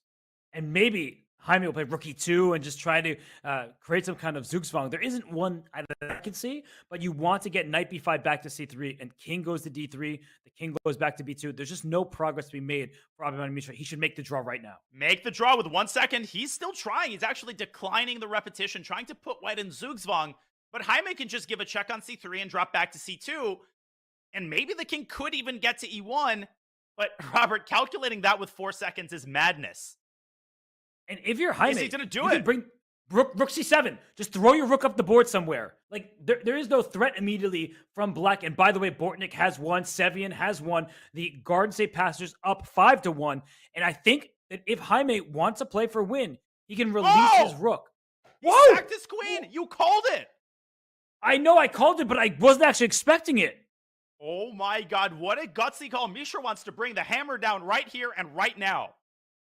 Wow, that was completely shocking because he's 5 seconds and he is relying on his intuition more than calculation. Nobody can see 30 moves deep in this endgame because maybe black actually isn't going to promote the pawn. So the white king probably has to go king c3, king d2, king to the e file and try to stop the passer. But that is a really strong pass pawn on g4. The trying to stop the passer. They're trying to stop the passers. What a gutsy call. There is this crazy idea of h5 in order to carve out the f5 square for the knight. The key pawn to keep protected is g3. If you lose that pawn, then black's g pawn is going to rumble forward to promotion. I actually think this is a great decision for Mishra, as gutsy, as risky as it is. Here we go. Buckle in. Knight f5 immediately. Whoa! Oh my God, what a move. And he only has 3 seconds. He doesn't know what to do. If he He's takes gonna it, move. he does take it. And there's is there F4 F4 for black? Oh, there's D4 first. Okay, simultaneous promotion, Robert. We're going to get a queen end game, and it's anybody's game. White could win this as well. White's going to get the pass D pawn. ED, F4, H6, etc. That's what we're going to get. Okay, but I feel like Jaime just needs to move. He is giving Abimanyu time to think. Maybe it's okay here because once you get simultaneous promotion, it's very far away. Here the pawns go. G2, H7, G1, Oh my H8 equals gosh. queen. No checks. Not a single White's check better. available. White's better. White's up a pawn. Abimanyu has dug himself into a hole here, but he should still be able to make a draw because his queen is so active. Yes, and he is only down 1 pawn. So after queen H2 check, the king goes to E3, and D4 and F4 are both in black's sight. So Abimanyu Mishra, what a bold decision. You look at GM Canty in the chat saying, the kid, he knows that stare, and that is a player who wants to win this game. I think Canty's got his eyes closed. The tension is at a boiling point, but Mishra, you can just sense the confidence all the way across the coast. I mean, it's crazy that he goes for it. He sacks the queen with 5 seconds left, and Kaisa tends to reward the brave, but not always. Not always. King C4 is queen before King check. C4. Very important check. Whoa, now Santos the one risking. No, he's going to have to repeat. Yes, Maybe go King he can. C4. Considering the match score, King C4, you give the B pawn, you try to promote your D pawn. These queen and pawn endgames often more about pawn quality than about the quantity, as we see Greg Shahadi saying it's all about the entertainment from Mishra. But he's nervous, and both players here must be nervous. But Mishra, credit to him, he did not draw when he could have. Now, Alain Pichot is going to win his game against Bela Kotanishvili, so that might influence Santos' decision. King C4 is probably still a draw because White's D pawn is pretty far advanced. It's not about the quantity of passed pawns, as one wise commentator once said. It's about the quality. So King C4, it depends on the match score. They are currently down 3 points after Alain Pichot's win.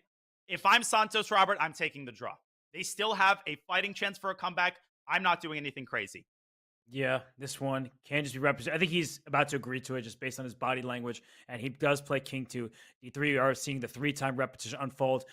Wait, does that say 1126? Can someone at chess.com give Abimanyu Mishra a normal rapid rating rather than 900? It went from 900 to 1126. So that is bizarre. Let's give them, normal ratings. But either way, we still have one game left. That is Alain Pichot taking on Bela Kotanishvili. She was the hero of the first round for the passers. Right now, though, her king is just getting checkmated. It is indeed, and this is going to be the first victory for the Spanish Maniac Shrimps. Not a good sign when it occurs as the last game of the second round, but still a little bit of work to do for Alain Pichot. His king is a little bit open, but look at that pressure that he is putting on the G6 pawn, and he is, of course, up in exchange. Yeah, easy. Up the material. White king perfectly safe over there on H2. The one thing you want to look out for is don't push your E pawn too soon. Because as soon as you play E6, a bishop comes to D6 with check, and then maybe your king gets in some trouble. So for Pichot, he just drops his bishop back. Now his queen can maybe slide in, but his queen actually can't move down yet because then the black queen enters as well. And Bella doing exactly what she has to do. That is her only source of counterplay. But that pawn, Robert, it runs pretty fast, still completely winning. And I think Alain is preparing queen e6, but there was queen e3. Okay, queen e6. Does that end it? Or can Bella defend from h4 with her queen? Yeah, it's a big question because queen queen 3 at some point is going to be really annoying. So queen e6, queen h4 barely holds on there. Maybe there's bishop h4 as well. Is that possible? Somehow Black's bishops are doing a phenomenal job defending all of the key infiltration squares down the F file. And here comes Bella's queen. Okay, so rook g2 would be a calm decision going after the g6 pawn. But if you don't start getting active for white, b3 is coming. And if you swap queens, you must be losing. Queen c3. She's got to move. She's going to flag. Nope. She makes a move. Oh, 0.2 seconds left when she made that move. Yeah, but on the next move, she might flag because she has to react to what Pichot does. I would go rook g2 and maybe cook up some sort of sack on g6. Speaking of sack, bishop a4, he plays it. Oh! She flagged. You called it. Well done, Danya. Unfortunately for Kotanashvili, it was a job well done by Alan Pichot. He earns that victory, and he's keeping the Maniac Shrimps in the match. So it was a 2.5, 1.5 match score for the Garden State Passers. Sevian got the job done. Bortnik won in an endgame. That game between Mishra and Santos, that was an electric endgame with a material imbalance. But Alan Pichot, he got the job done, the only player to do so for the Spanish Maniac Shrimps. Danya, I mean, a big lead for the Passers. The Shrimps, they're at least remaining in some semblance of striking distance. They most certainly are. The Passers are leading 5.5, 2.5. Let's not sugarcoat the situation. All that the Passers need is 3 more points. They can achieve that in the very next round. But we know what the Spanish Maniac Shrimps are capable of. I think Jaime Santos has not shown his best game yet. Robert, Alan Pichot is a monster. He just won, so he's feeling confidence. But Lance Henderson and Karina Ambartsumova, they are going to have to step up as a team in this crucial, potentially even decisive third round. And look at the team effort from the Passers, right? From top to bottom, all players are on the scoreboard. So it's a great look for them. And, you know, we are going to head to a break. But before we do, we just want to give a shout out to, a special somebody. It's not Valentine's Day anymore, but we do have a special bot available for you to play. So Luke AI, 4-time NBA All-Star Luka Doncic has officially launched his metahuman Luke AI onto the chess scene. For a limited time, you could challenge Luke AI's AI sidekick and watch it grow stronger with experience. Will it be enough for Luke AI to secure victory in the Computer Chess Championship? That much is up to you. Use the command Luka in chat to play now. And well, you may do that during the break because the break is short. And when we return, it's the third round of action between the Maniac Shrimps and the Garden State Passers. Don't go anywhere. We'll be right back.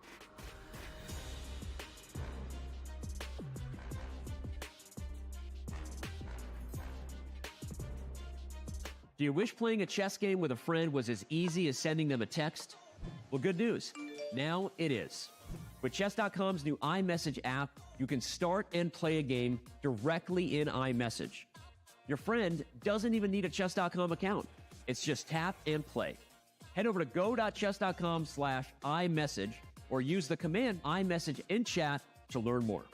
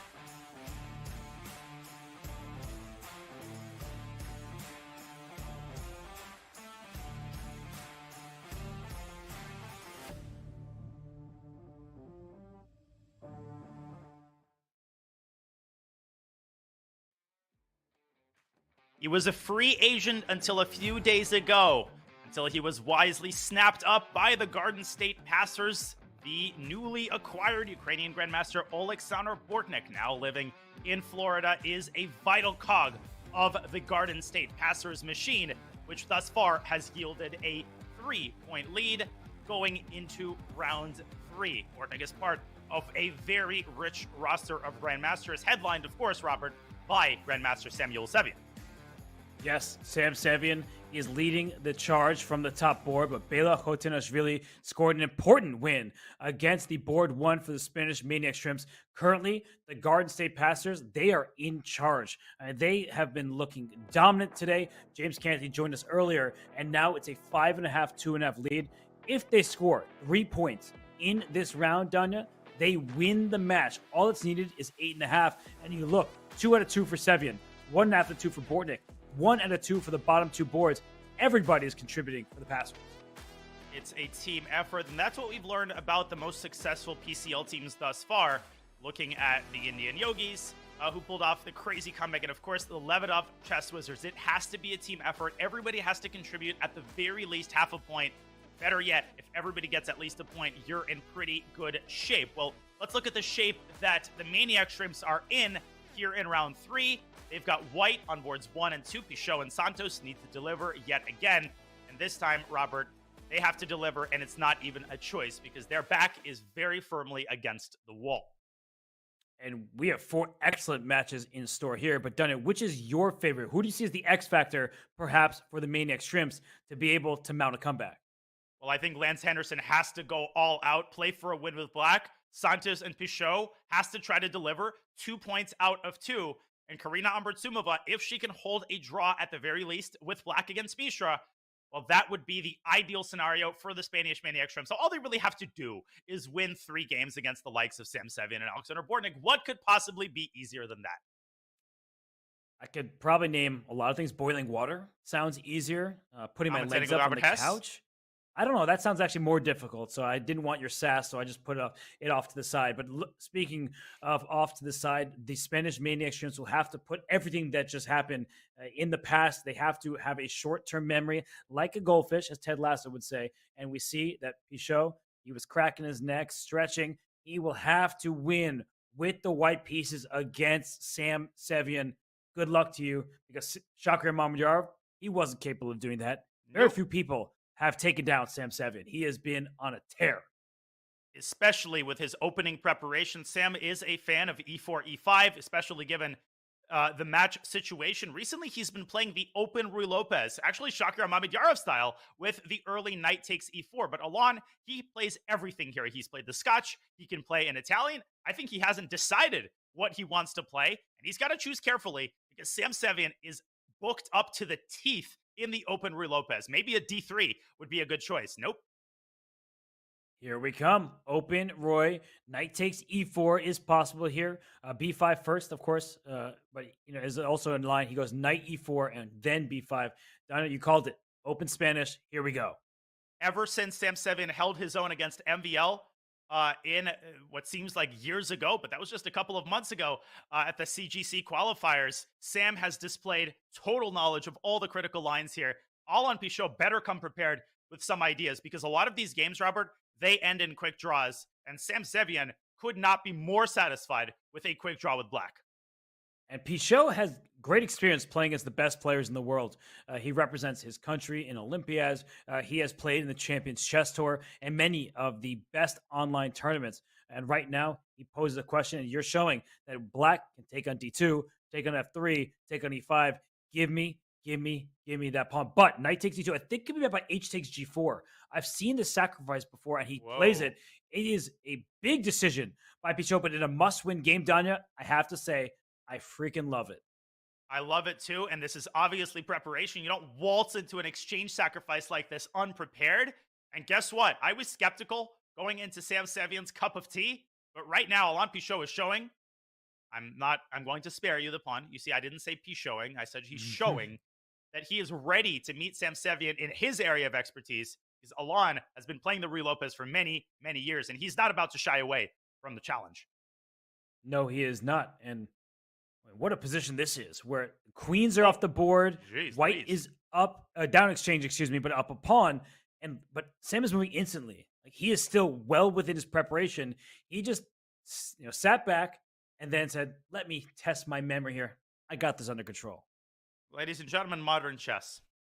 Show this to Capablanca. Yeah, Capablanca would not be so thrilled, but Pichot, I think he still might be within the realm of his preparation as well.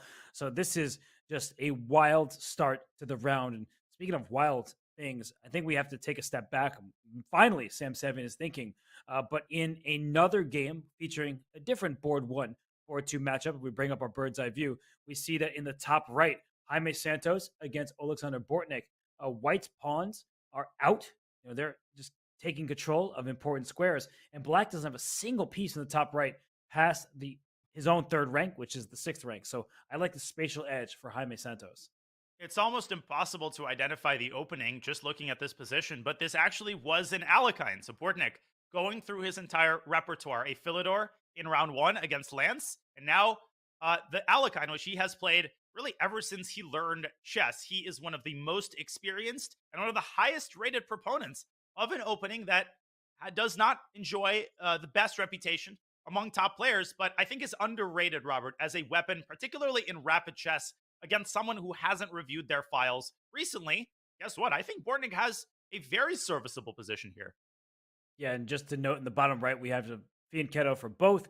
In the bottom left, we have a position that is about to open up. The pawn was pushed to d5 for Abhimanyu Mishra. But let's focus in on that Bortnik game, because as you said, that opening, bring your knight out on move 1, is not very common at the highest level. And that could be a good weapon because people don't prepare against it. So, Danya, you played Bortnik countless times. How good do you think his chances are? The eval bar is saying he might even be better right now. Bortnik is one of my least favorite opponents. He's one of my favorite people. I think he's awesome. He's fun to watch, but he's not fun to play. The guy sees tactics, a mile away. He's unbelievably resilient. He saves lost positions. He's really got the whole package, and that's what makes him one of the top blitz and bullet players in the world. But he also has a solid positional foundation. And I'm going to repeat what I said earlier, Robert. A lot of players, when they hear me say, "Oh, he's resilient, he plays the Alekhine," and interruption, kill the commercial, kill the commercial. What is this? It looks like he's just giving away a pawn and a piece on the square, but look down the e-file. There is damage. He is lining his queen up with that rook, and you were just saying there's a strong positional foundation, and then he uncorks this tactic. I'm in disbelief. That is sick. Well, I don't know if we need an analysis board because Jaime Santos is our analysis board. I think we should show why d takes e5 doesn't simply win a piece. Rook bd1. Santos doesn't touch that with a 10-foot pole. After queen takes e5, the bishops are skewered. And Robert, after king f2, there is an assortment of possible tactics, but at a minimum, knight g4 picks up one bishop, and we don't even have to analyze king e1. This is a hot mess, and Black takes everything here. What incredible tactical eyes by Bortnik. Wow. I mean, he just unleashed his pieces because you see the e-file is open in the live board.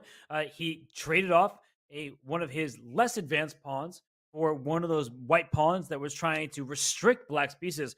And so now he's just thinking, do I take on d4 and trade pawns there? Or should I just simply retreat the bishop? I like bishop d6. Your opponent has double c-pawns. Don't undouble them for him.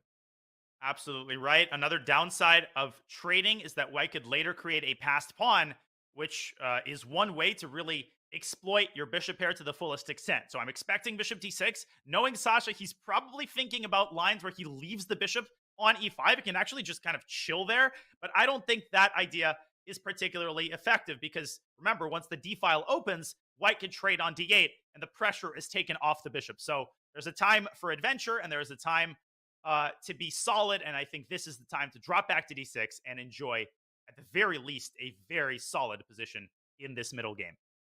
And Alexander Bortnik, he listens to team captain James Canyon III's slogan, and we have James with us. So James, what in the world? I think Bortnik, he's showcasing calculation is really over everything. Absolutely. In fact, actually, I remember you. Do you remember Daniel when we was at the Charlotte Open? Bortnick had this game. I don't remember what round it was, but it was one game where it was very tactical. I think he was playing a GM2, but it was like something strange out of the opening. He ended up sacking, and his work got trapped. Do you remember that game? It Brigade. was crazy. Yes. Yeah, right. Oh Black my against goodness, what a Brigade. He won in 15 moves.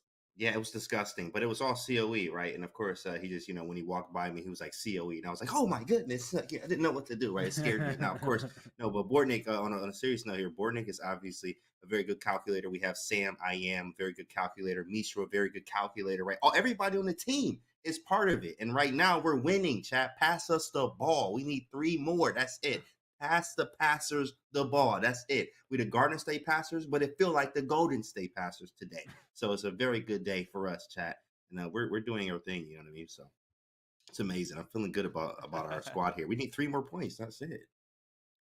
James, quick question for you. Did you actually get a chance to talk to your team between the rounds? Because sometimes in like an Olympiad, when you're trying to formulate a plan, you say, it's okay. You play something solid, make it. What in the tactics is this? Way. Whoa. What in the world? I mean, that's Bortnick. You know what I mean? I expected that, right? Bishop D4. What is this? I just Queen E7, Rook D3. Oh my goodness. And then pawn takes. Yeah, that man, his puzzle rating, mine is at 35, trying to touch 3,600. He's like 38, something like that. So, and he does it actively on stream. It's part of, the COE lifestyle, being part of it. I understand what's going on here completely. Oh my lands. Bishop D6, that bishop on E5 cleared for takeoff, and he was not about to Bortnick the takeoff. He sacks it on D4 and skewers the bishops on the E file. The eval bar seems to approve.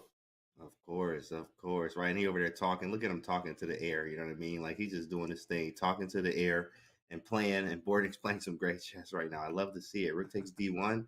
Rook takes it. We take on E3. This is a win. I'm calling it. This is going to be a dub. Engine doesn't think so, but if I may, there's a crazy idea that I'm thinking about. Queen takes E3. Can we bring him in an analysis board really quickly? I assume Sasha will take. Is there the crazy? No, C6. Black takes with check. I apologize. So white, I guess, will have to move the king to F2. Mm-hmm. And what do we make of this endgame? Yeah, just rook goes back, and yeah, black is definitely not worse here. But there is a position where black is completely winning. And James, I know we brought you on to be in a good spirit. If we go to the bird's eye view just for a second, as this game does look level, look in the bottom right. Bela Hotinashvili with the white pieces. Is she down a full rook? I think she is. I don't know. Yeah, we ain't got to click went. on that game. We don't even have to click on that one. That game, I don't even know. Shoot, like that's a warm up game over there. We not even we ain't mad. Sometimes like that's like a hey, let's give them a point. You know what I mean? Like we talked about this, so that's match strategy right there. It's a gambit. Make them feel like they're in it. Yeah, the rook it's gambit match over strategy, there, baby. You can't just like crush everybody. You know what I mean? Alert! Bortnick might have just made a very unwise decision. I thought rook E6 to stop the pawn from progressing. I think he's playing for win. He's trying to provoke C6, but could this potentially backfire? Row. Uh-oh. What is going on? Yeah, C6, rook over, and bishop F3. Rook C5. Yeah. Oh, God, that pawn is a nightmare. It is. But it definitely is. You're But, right. I mean, He's trying to play for a win, perhaps, but he doesn't need a win for the team. So, James, that's kind of what I was asking you. Like, in a moment like this, he could have played simple chess, probably made an easy draw. Now it seems like it's a double-edged game. Yeah, and this is what we like. Bortnick actually thrives in the double-edged games, even though if we might need a draw, he still make it very double-edged. And like even in that game against Bruzan, that Nerdisky was talking about, that game at one time he was shaking his head like, "What am I doing?" And I'm like, "Dang, is he just losing?" But then he won the 15 moves. Right? It's like, oh man, he's winning. So of course this one is a lot. It's much tougher especially because the C pawn is so strong, and if C7 happens, I mean, it could be over. Literally, it is over if we get C7 in. So C7 is going to be really bad. So we have to deal with this now. Hopefully tactics will work for us. So maybe we could perpetually check. There's some tricks here. There are some tricks still, but definitely white's on the upper hand on this one. Yeah, I think one big thing is that bishop on F3 needs to stay in line with the C6 pawn. So G4 is a pretty big threat. Where's that bishop going? Not E4, not D5. So back to G2 or H1. But nobody puts that bishop in the corner, and the rook will give all these checks. So maybe Bortnick has worked this out, but he doesn't look very happy with himself. He had such a nice position, and now he's shaking his head and grabbing his hair. And I think the reason why is that C pawn still exists for white, and it's going to be a nuisance. Get G4 in, and maybe we just check into oblivion and just be done with it, bro.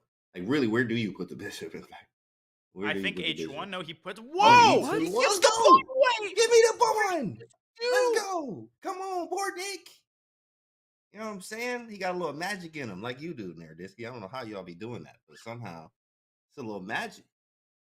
I can't believe what I just saw, and he didn't even think. He played that terrible move instantly. Shaking his head, yep. And you know what? I saw somebody in the chat that said, the Pastors had shrimp for breakfast, and I was laughing because it was very, very funny, and that's what it seems like right now. That's crazy. Oh, Robert, your mouth is open. Am I overstating the case No, here? That was crazy. I think I get it. We'll bring up an analysis board because it wasn't as easy as initially appears. And I think what he missed was this. He didn't spend enough time. So bring up an analysis. Bishop G2, let's say. Mhm. Rook C2 check. It looks like a perpetual check. King F1, Right. Rook C1, King E2, Rook Oh! C2 check. It looks like you have to go back to F1 to protect your bishop, but you don't. You give up your bishop by going to D3. And after Rook takes Oh bishop, my. push the pawn up to C7. You can't stop the promotion. That's gross. Wow. That's gross. I learned. Wow. I hope y'all learned something there, Chad. That's amazing, man. Whew. In games are so nasty. That was a sick one. And now look like Black might be pushing.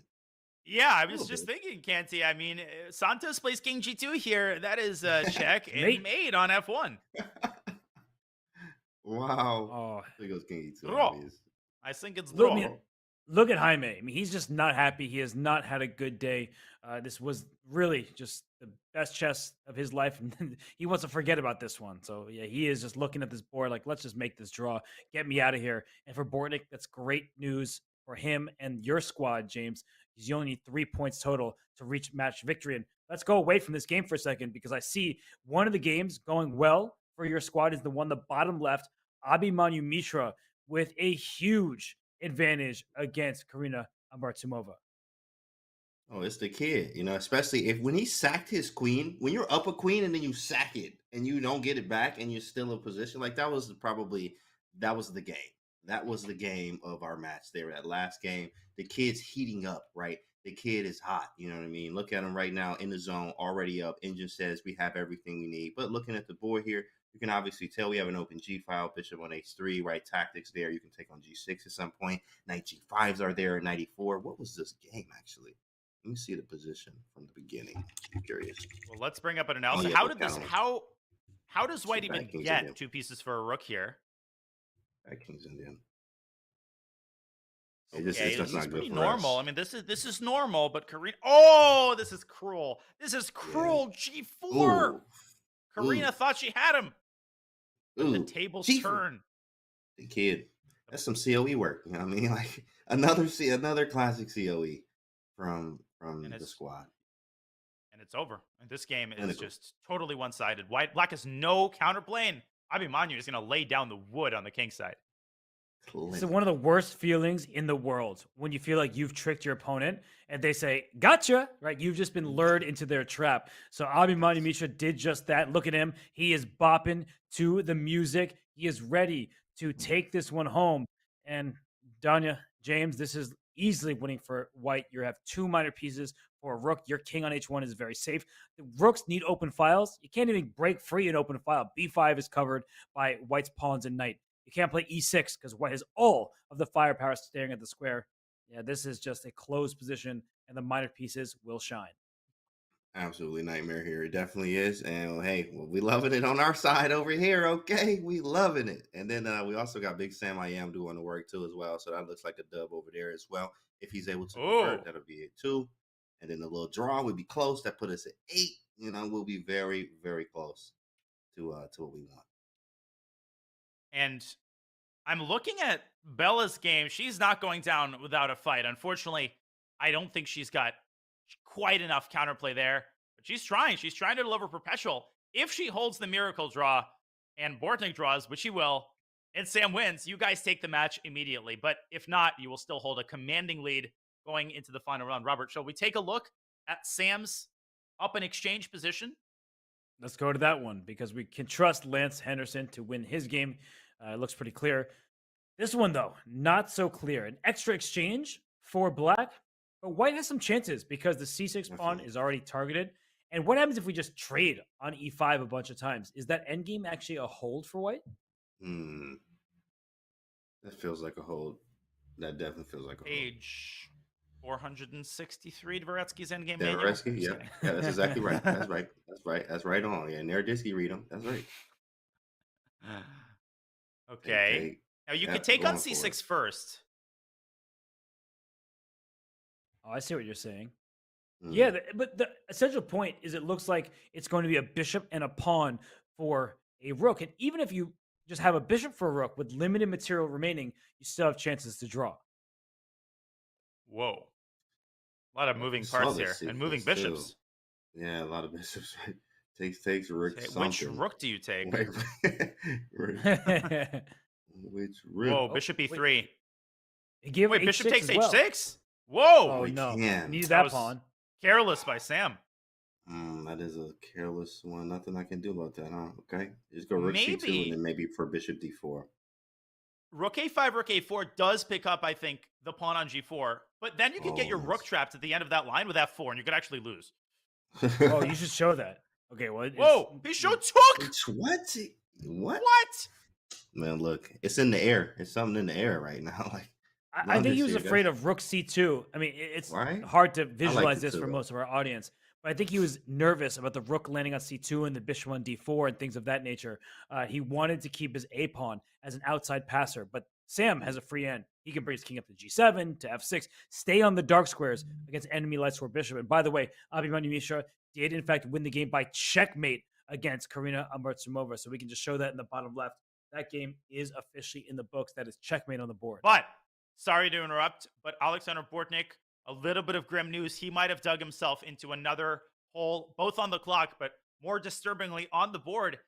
He is suffering in that rook end game. I thought it was a bygone conclusion, but Santos has whipped up serious winning chances here once again. Let's take a look at how bad the situation is. I studied a lot of in-game lately too. I studied a lot of Dvoretsky. So, in fact, on page 476 was exactly what Daniel Nerdisky said. So, it is. This is tough. I mean, the king is just gonna walk over. I mean, we don't have. What do we actually do, right? So, okay, he goes down. He tries to take the pawn here. We can push. Now, this can be drawn, but it's very hard to do it. I think it's very hard, bro. Yeah, the thing about this is Black's double pawns are not helping the cause, because if you're to pawn the f file, you'll take on h2, spring free a pass pawn, sacrifice your rook for the a pawn. You don't have that benefit here because the g pawns are blocked by just one pawn on g3. So a5 would be my pre-moved option for white. Rook takes h2, I'm going a5, I'm going a6, I'm just getting the pawn to the other side. Yeah, he's gonna get the pawn there, and it's difficult. Black could try king d5 and rook b2. I actually think rook takes g6 was more precise, and so does the evo bar. Wow.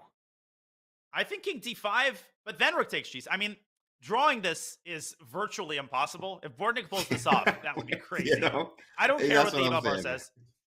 You have to often find like crazy only moves, maybe even king e4. Who knows? Who knows, right? And then especially when you get these in puzzle rush, like I do these every day, PRs, and I puzzle rush and doing these, and they give you these in games where like it really is something like king e4. Rook g2. Yeah, just go for the g pawn, and you can stop the a pawn, right? With a check on b3. And potentially, you could even allow white to promote and set up a fortress. And he finds it.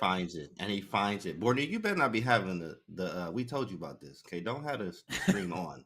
Okay, he played. Do not have it on. That's why it's delayed. I forgot it's delayed. Okay, we good.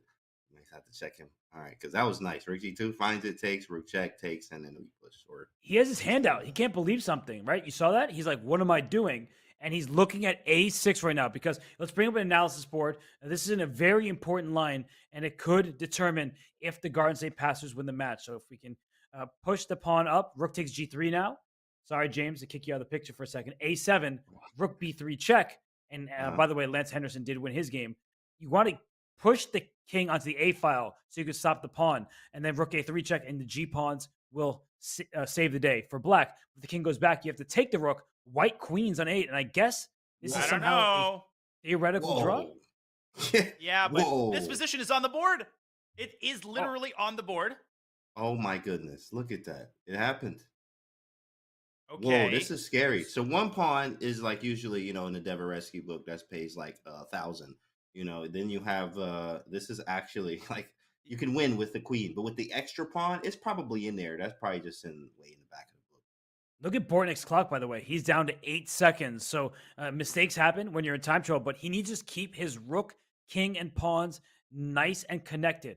So G3 will be available to black at some point. You can go bring your rook up to F5, but you're in check. So step forward. Oh, ooh, step back. And zeros is a pretty asinine evaluation. Obviously, white is the one pushing. It's so easy to blunder your rook. The question, where do you keep your rook? Do you keep it on F5? White will move the king again, and you might end up in Zugzwang. Yeah, but I think you can just keep checking and then bring your rook back to F5. Maybe there's no progress because the white king is cut off. Wow. You have that extra what pawn. a fortress. Extra. Yep. You have the extra one. And you've got just usually with that one one square. It's draw or win. And that's all you need. All you need is that G5 square. White can't set up a mating construction. And by the way, Sam Sevian did win the game for the Garden State Passer. So a win for Sevian, a win for Mishra, and Lance Henderson won for the Maniac Shrimp. So this game, even if it's a draw, we still will have a fourth and final round, but it will be 8-4. And I'm saying that's it for the game because Rook F3, Rook F5, it's just a dead draw. That's amazing. I think I just learned a new endgame fortress that I haven't seen before. Just go back and forth between these squares. There's no way to check. Look, it's pre-moving it. Pre-moved it, yeah. That is an alpha move right there. There's nothing to play for. It's just offer draw. That's sweet. That is sweet. Yeah, definitely. Hopefully y'all learned something, chat. This is on Devoreski page 1011. All the way in the back in the third chapter of in-games. There's 3 chapters on rookie games. It's ridiculous. And that is draw by repetition. Alexander Bortnick. I mean, that guy has excellent vision because he saw that this would be a draw in the end. So great job by him. James, before we let you go, got to ask you how you're feeling now that your team's up 8-4 and only one draw. We about to take it. We going to the ship. Okay, we ain't going to the ship, but that's how it feels, right? You know, when you win a game, you're like, we can do anything, right? Kevin Garnett, anything is possible, right? So like you feel great about this right now. The team is awesome. The energy's through the roof. New Jersey going crazy right now. Everybody taking off work. Of course they not because it's chess, but they are in our minds, and everything is going crazy right here in the chess world. So we're feeling great, man. Passers for the win. Let's go. Well, James, thanks so much for joining us. We'll be watching out for you and hoping the best, but of course, we'll see you soon, buddy, and it's always great to have you on. Good to see you guys. Catch you later. Thanks, Canty. Good luck. James Canyon III and his Garden State Passers win that round 2.5, 1.5. It was a win for Sevian. It was this is round 2. We'll bring up the round 3 scores in a second. But Sevian, he did win again. So even though that wasn't the correct round, he just doesn't stop winning. He doesn't stop winning. For any round, Sam Sevian is probably going to win. His individual score is 3 points out of 3 available games. But again, we have to say that it's almost always a team effort. Carlson carried his team in the first week with 4 out of 4. But most of the time, you need your supporting cast to show up for the ride, and so they did, with Abhimanyu Mishra delivering an excellent smooth win over Karina Ambartsumova, and that is all they needed. Robert, we've got another 8-4 situation, just like we did in the previous match, and let's be real, with the kind of cast the Passers have, I think they've largely got this in the bag, but hey, it's the PCL. Yeah, we know that 4-0 rounds can happen. The Indian Yogis did it just yesterday, but we'll see if the Spanish Maniac Shrimps can do the same. It's unlikely, but it is possible. Danya and I will be right back for more from the Pro Chess League Week 2 matchup between the the Indian Yogis, we were just talking about them, but the Garden State Passers and the Spanish Maniac Shrimps. Will be right back.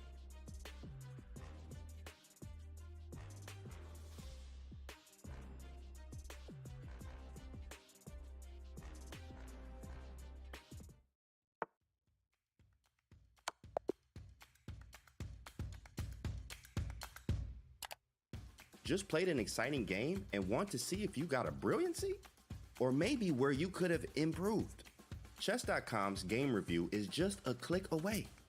Game review is a fast, fun, and instructive guided review of your games. See your accuracy and your opponent's accuracy. Check out the eval graph for an instant overview and scroll down to see how many great moves, best moves, blunders, and yes, brilliancies you have played. Learn from Chess.com's coach who gives move explanations, opening statistics, and shows you the best lines of play. With retry mistakes, you can get another shot at finding missed opportunities. Try Game Review today on web, iOS, or Android.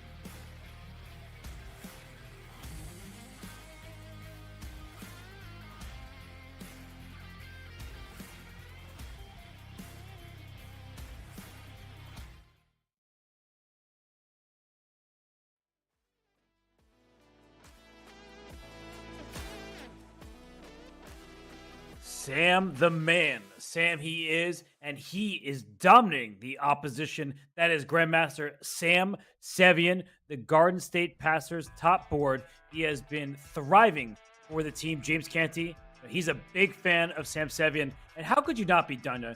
He's just such a monster. He is a monster. He lets his moves do the talking. Very modest, and what an interesting style the man has. He seems to have a little bit of everything. As we review the individual scores, 3 out of 3, that speaks for itself. Bortnik and Mishra, they came along for the ride. They are doing what needs to be done. And a crucial win by board 4. Bella Katanishvili setting the tone with a phenomenal victory over the Spanish Maniac Shrimp's top board, Jaime Santos Latasa, who, with a score of 1 out of 3, you simply cannot have a minus score from your top board and expect to have a chance against a team as strong as the Garden State Passers. Right. When the bottom board for one team is being the top for another, that's bad news. And that's been bad news for the Spanish Maniac Shrimps. They need to win all 4 games in the final round. And look at these matchups, Dunya. It's already a Herculean task. When you have Black against Sam Sevian and you get Black against Alexander Bortnik, Euler, not seeing where you get that win from. Listen, Black against Bortnik is a nightmare in and of itself, but if you're going to choose someone to play a must-win game with Black, it would probably be Alexander Bortnik. He will play combatively. You will get your chances. You'll get a sharp position. But beating Bella Katanishvili, not an easy task either. And let's not forget Abhimanyu Mishra, who has been solid as a rock and will continue to do so against Lance Henderson. This is, to say it's an uphill battle is, to say nothing. Yes, because the Spanish Maniac Shrimps need to win all 4 games. Not just, get a win here, draw on this board with Black. No, they have to win every single game. We'll see some wild openings, some unpredictable starts to the games. And if you are a team member for the Spanish team, no draws. I don't care how solid your opponent wants to play. You mix it up. You lose before you make a draw. You snooze, you lose. You draw, you lose. You lose.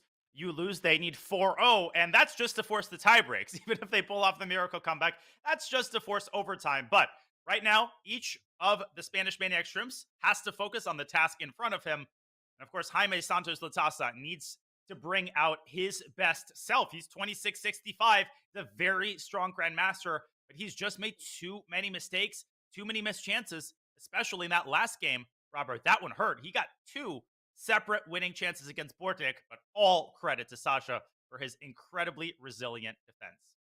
And it's one of those things when you're in an individual tournament, you're in a Swiss tournament or something like that, you may make draws towards the end of the event. You're like, I'm out of here. I don't want to play anymore. You can't do that right now. So he may be fed up with his play. He may be quite agitated, but you have to play for a win. And all right, as far as openings go, there are some forcing variations in the Vienna here. You want to avoid those and just keep it sharp. You do. And he has the bishop pair, does Jaime Santos Latasa.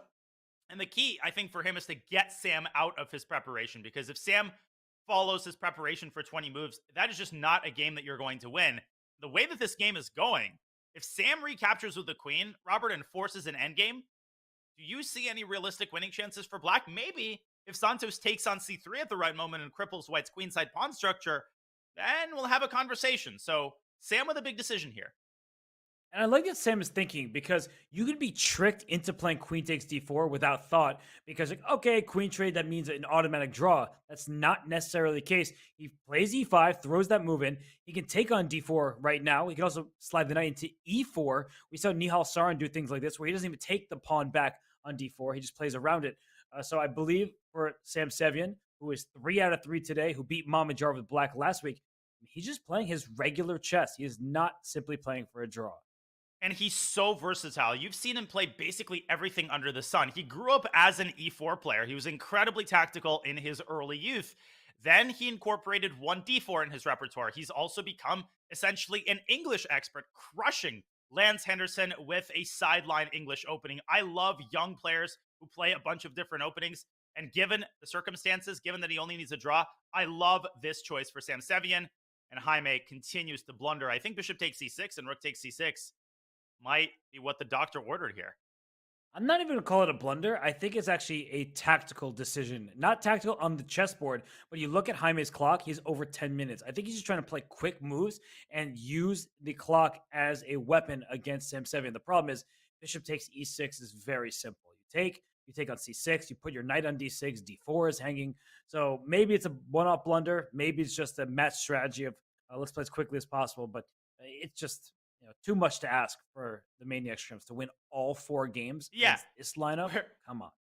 This is just one game, and we're already treating this like the Herculean task that it is. You will need to win this game and then 3 others. And speaking of the others, Alexander Bortnik's game has started. So we could drop back to our bird's eye view. We could stay on this game.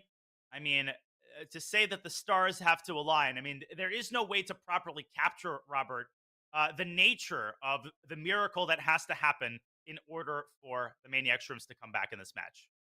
And we see that in the third board matchup, Lance Henderson with white, he plays d4. I'm actually just curious how these openings are going to go, because in must-win situations, you sometimes see players take a lot of time trying to figure out what opening can I use to get some kind of imbalance. We are seeing a Slav defense in the bottom left. So very solid stuff from Abhimanyu Mishra. And more bad news for the Shrimps. Bishop takes c6 has been carried out by Sevian. He's saying, I am not buying it. I am calling BS, and I'm going to win that pawn on d4. His might actually be the first game to end if Santos does not find a way to keep the queens on the board and prevent Sam from transitioning into a pawn-up endgame. But, okay, the top right board between Bortnik and Pichot seems to be some sort of weird Rui Lopez. What do you make of that?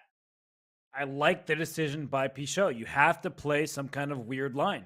Weird doesn't necessarily mean bad. It may give white objectively a slight edge in some positions, but you actually see the eval bar saying black is totally fine going after the bishop on b3. They might get an opposite colored bishop position, which is not ideal when you need to win, but neither is Jaime Santos' position in the top left. We see that it's just clearly better for white. The d4 pawn will fall. So it's hard. I mean, I just don't know what to say, because when you need a win in all 4 games, we have to be realistic. We have to be objective. It's just so difficult to make happen. Must-win games in chess are just the most unenviable kind of task. And where you most commonly see these types of situations is the FIDE World Cup. In the FIDE World Cup, the winner qualifies and secures a spot in the candidates tournament. And each mini match up until the final consists of 2 games. So when a player loses the first game of the mini match, they are automatically in a must-win situation to force the rapid tie breaks. And we see some absolutely crazy openings in those situations, Robert. My absolute favorite is when you have a terminal Berlin player having a must-win with black, and it's suddenly you see a Sicilian from Kramnik, and you see Geary with a French. You see all sorts of unhinged openings by players who are not accustomed to playing them. That's what makes chess fun. Yes, and I remember Jan Krzysztof Duda in a World Cup, not the one he won back in 2021, but I think in a prior event he played the Najdorf with black when all he needed was a draw, and people were critical of his choice. And then he went ahead to win the 2021 World Cup. Be like, okay, that guy knows what he's doing. Let's store our faith in him. This game that we have on screen between Bortnik and Pichot, nothing happening here. Opposite colored bishops, centers are closed, not a single pawn has been traded. So without tension, that's good news for Bortnik and the passers. But f5, as you're highlighting, that is about to happen. Opening up the rook, opening up the bishop. I would prefer this position for black, but I think that Bortnik is just going to sit back and play passive chess and try to hold the draw. Yeah, but I think there's no disputing that black is better here. And f5 actually comes with great effect. If you can open up the diagonal, the knight doesn't have anywhere appetizing to go. It might have to drop back to h2, but that opens up the bishop's diagonal even further. So Alan doing exactly what he needs to do out of the opening. Your reference to Duda reminds me of another incident at the World Cup where Vasily Ivanchuk was leading in his mini-match against Anish Giri, and he played an excellent game with black. Anish Giri offers a draw because Ivanchuk has a perpetual, and Giri essentially gets up from the board, obviously expecting Ivanchuk to accept because he advances to the next stage, and Ivanchuk actually declines the draw, which is totally unprecedented, but I loved it because it shows you that Vasily Ivanchuk is an artist, right? He plays for the art He is always in pursuit of the objective truth. The game ultimately ended in a draw, but I just thought that was such a gutsy, interesting call. Speaking of gutsy calls, Alexander Bortnik not going to sit idly by and wait for F5 to happen. Yeah, not sure I love that decision because this opened up the king on G1, but Bortnik saw what black was intending. He stops it all at once, but G6 not available to black because the H6 pawn is loose. So maybe it's actually not nearly as bad as I initially thought, but that knight on D7 is likely going to be on C5 and then back around to E6. You got to want to improve the location of that knight. Yeah, this is a nasty maneuver. Pichot strikes from the other side. I don't love that move. If it ain't broke, don't fix it, Robert. Are you on the same page here? I don't know what the necessity was in playing D5. I would have insisted on eventually preparing F5. And look at how quickly Bortnik takes it. Opens up the bishop on the long diagonal, but he's going to push his C2 pawn up 2 squares, then go bishop C3. He's just going to go after black center, and he kicks the bishop back. D4 will be available as well. Just queen on E7. It's not protected, and there's a pin on the pawn E5. The rook wins that stare down with the queen. Great call, and Pichot has gotten the kind of position he wants to get, but the biggest piece of bad news is on our top board. So if we could go back to the bird's eye view, as interesting as this position is, it might all be a moot point, Robert, because Sam Sevian is well on his way to bagging up this match on his own. He has maintained his extra pawn, but moreover has essentially traded all of the pieces off. He has an unlosable position. So we could go back to the bird's eye view, take a look just at how bad Santos Latasso's position is. I think he might simply offer a draw imminently. Okay, well, let's look at that. In the top left, we see that white is up a pawn, and it's just a queen and rook position. No risk for white whatsoever. So yeah, Sam Sevian, he is not losing this. He would have to mouse slip the likes of which we haven't seen since a week ago when the Spanish Maniac Shrimps did that. And something about that would make it even crazier. And even if he does mouse slip, the 3 other boards would have to go the Spanish Maniac Shrimp's way as well. I think a draw for might be forthcoming. Sam Sevian might be the one to offer it. Okay, queens are going to get traded. Let's go to that game because I think that it's going to conclude in just a couple of moments. Santos still trying. He's trying to get active, Robert, but literally anything draws here. The one thing I would try to avoid is a pawn endgame where you ruin your pawn structure and black's king reaches the center first. So if black plays rook d3, how do you think Sam should force the draw? What's the best way to do it? Rook e3. I know you get e4 in time. Yeah, I know you were saying that you can sometimes think, oh, I'm always taught to trade off pieces, go down to the king and pawn and give him up a pawn, but you wouldn't even have a passer there. So white can play rook e3 here and then just go king g2, king f3, and even if the e5 pawn is won, it will be a drawn king and pawn endgame. But hey, Sam shouldn't just play for a draw. He can make a natural like e6, as you're pointing out, and there's just no universe where black wins this game. He is not going to sleepwalk through this moment. e6 is happening, and if black pushes f6, white is going to sack that e-pawn eventually, but drive the rook into e6. Santos might be the one to offer the draw, and at this point, this game is over, the match is over, and Sam Sevian is undisputedly, Robert, the MVP. So confident. He might just be playing for a win, actually. He might be like, hey, you know what? I want 4 out of 4. I want the individual honors. And why not? I'm actually perfectly okay with that in this situation. There's zero risk, right? He protects his only weakness on a3. He can push his pawn to f4 and g4, things of that nature. He is not risking a single thing. So Sevian, he looks like he is going to ice this match. Bortnik in the top right, that position has changed so much over the last few moves, and he's going for an attack against the black king. So Bortnik's doing well. Abhimanyu Mishra apparently has a slight edge with his queen over there on h5 in the bottom left. Everyone's better. In the bottom right, Bela Kotinashvili, no problems in her position either. What is happening? The Garden State passers have been in great form today. Yeah, I mean, it's literally unrecognizable compared to last week. I say literally because it's actually a different team. Sam Sevian was the MVP last week, but unfortunately the supporting cast didn't quite arrive. But the arrival of Alexander Bortnik, Robert, and Abhimanyu Mishra has given them the infusion that they needed. They honestly kind of looked like the Leviatov chess wizards, and that's the highest praise that you can give a PCL team thus far. I mean, it is a different team. It is a new injection of skilled players for the Pastors. Let's go to the top right game between Bortnik and Pichot, just because that board is heating up and it feels like it's very bad news for Black. The knight on F5, a knife on F5, as Ben Feingold would say, a bishop on C3, slicing across the G7 square. If you block the diagonal with knight F6, I just want to show a quick tactic. We can just make it on the board very quickly. Knight F6, pawn takes D5, and unfortunately for Black, you can't take back on D5 because bishop D5 loses a piece. The bishop takes F6. You have to take with the pawn, otherwise your bishop on D5 is hanging directly, but you still get to take this bishop on D5 if you want it.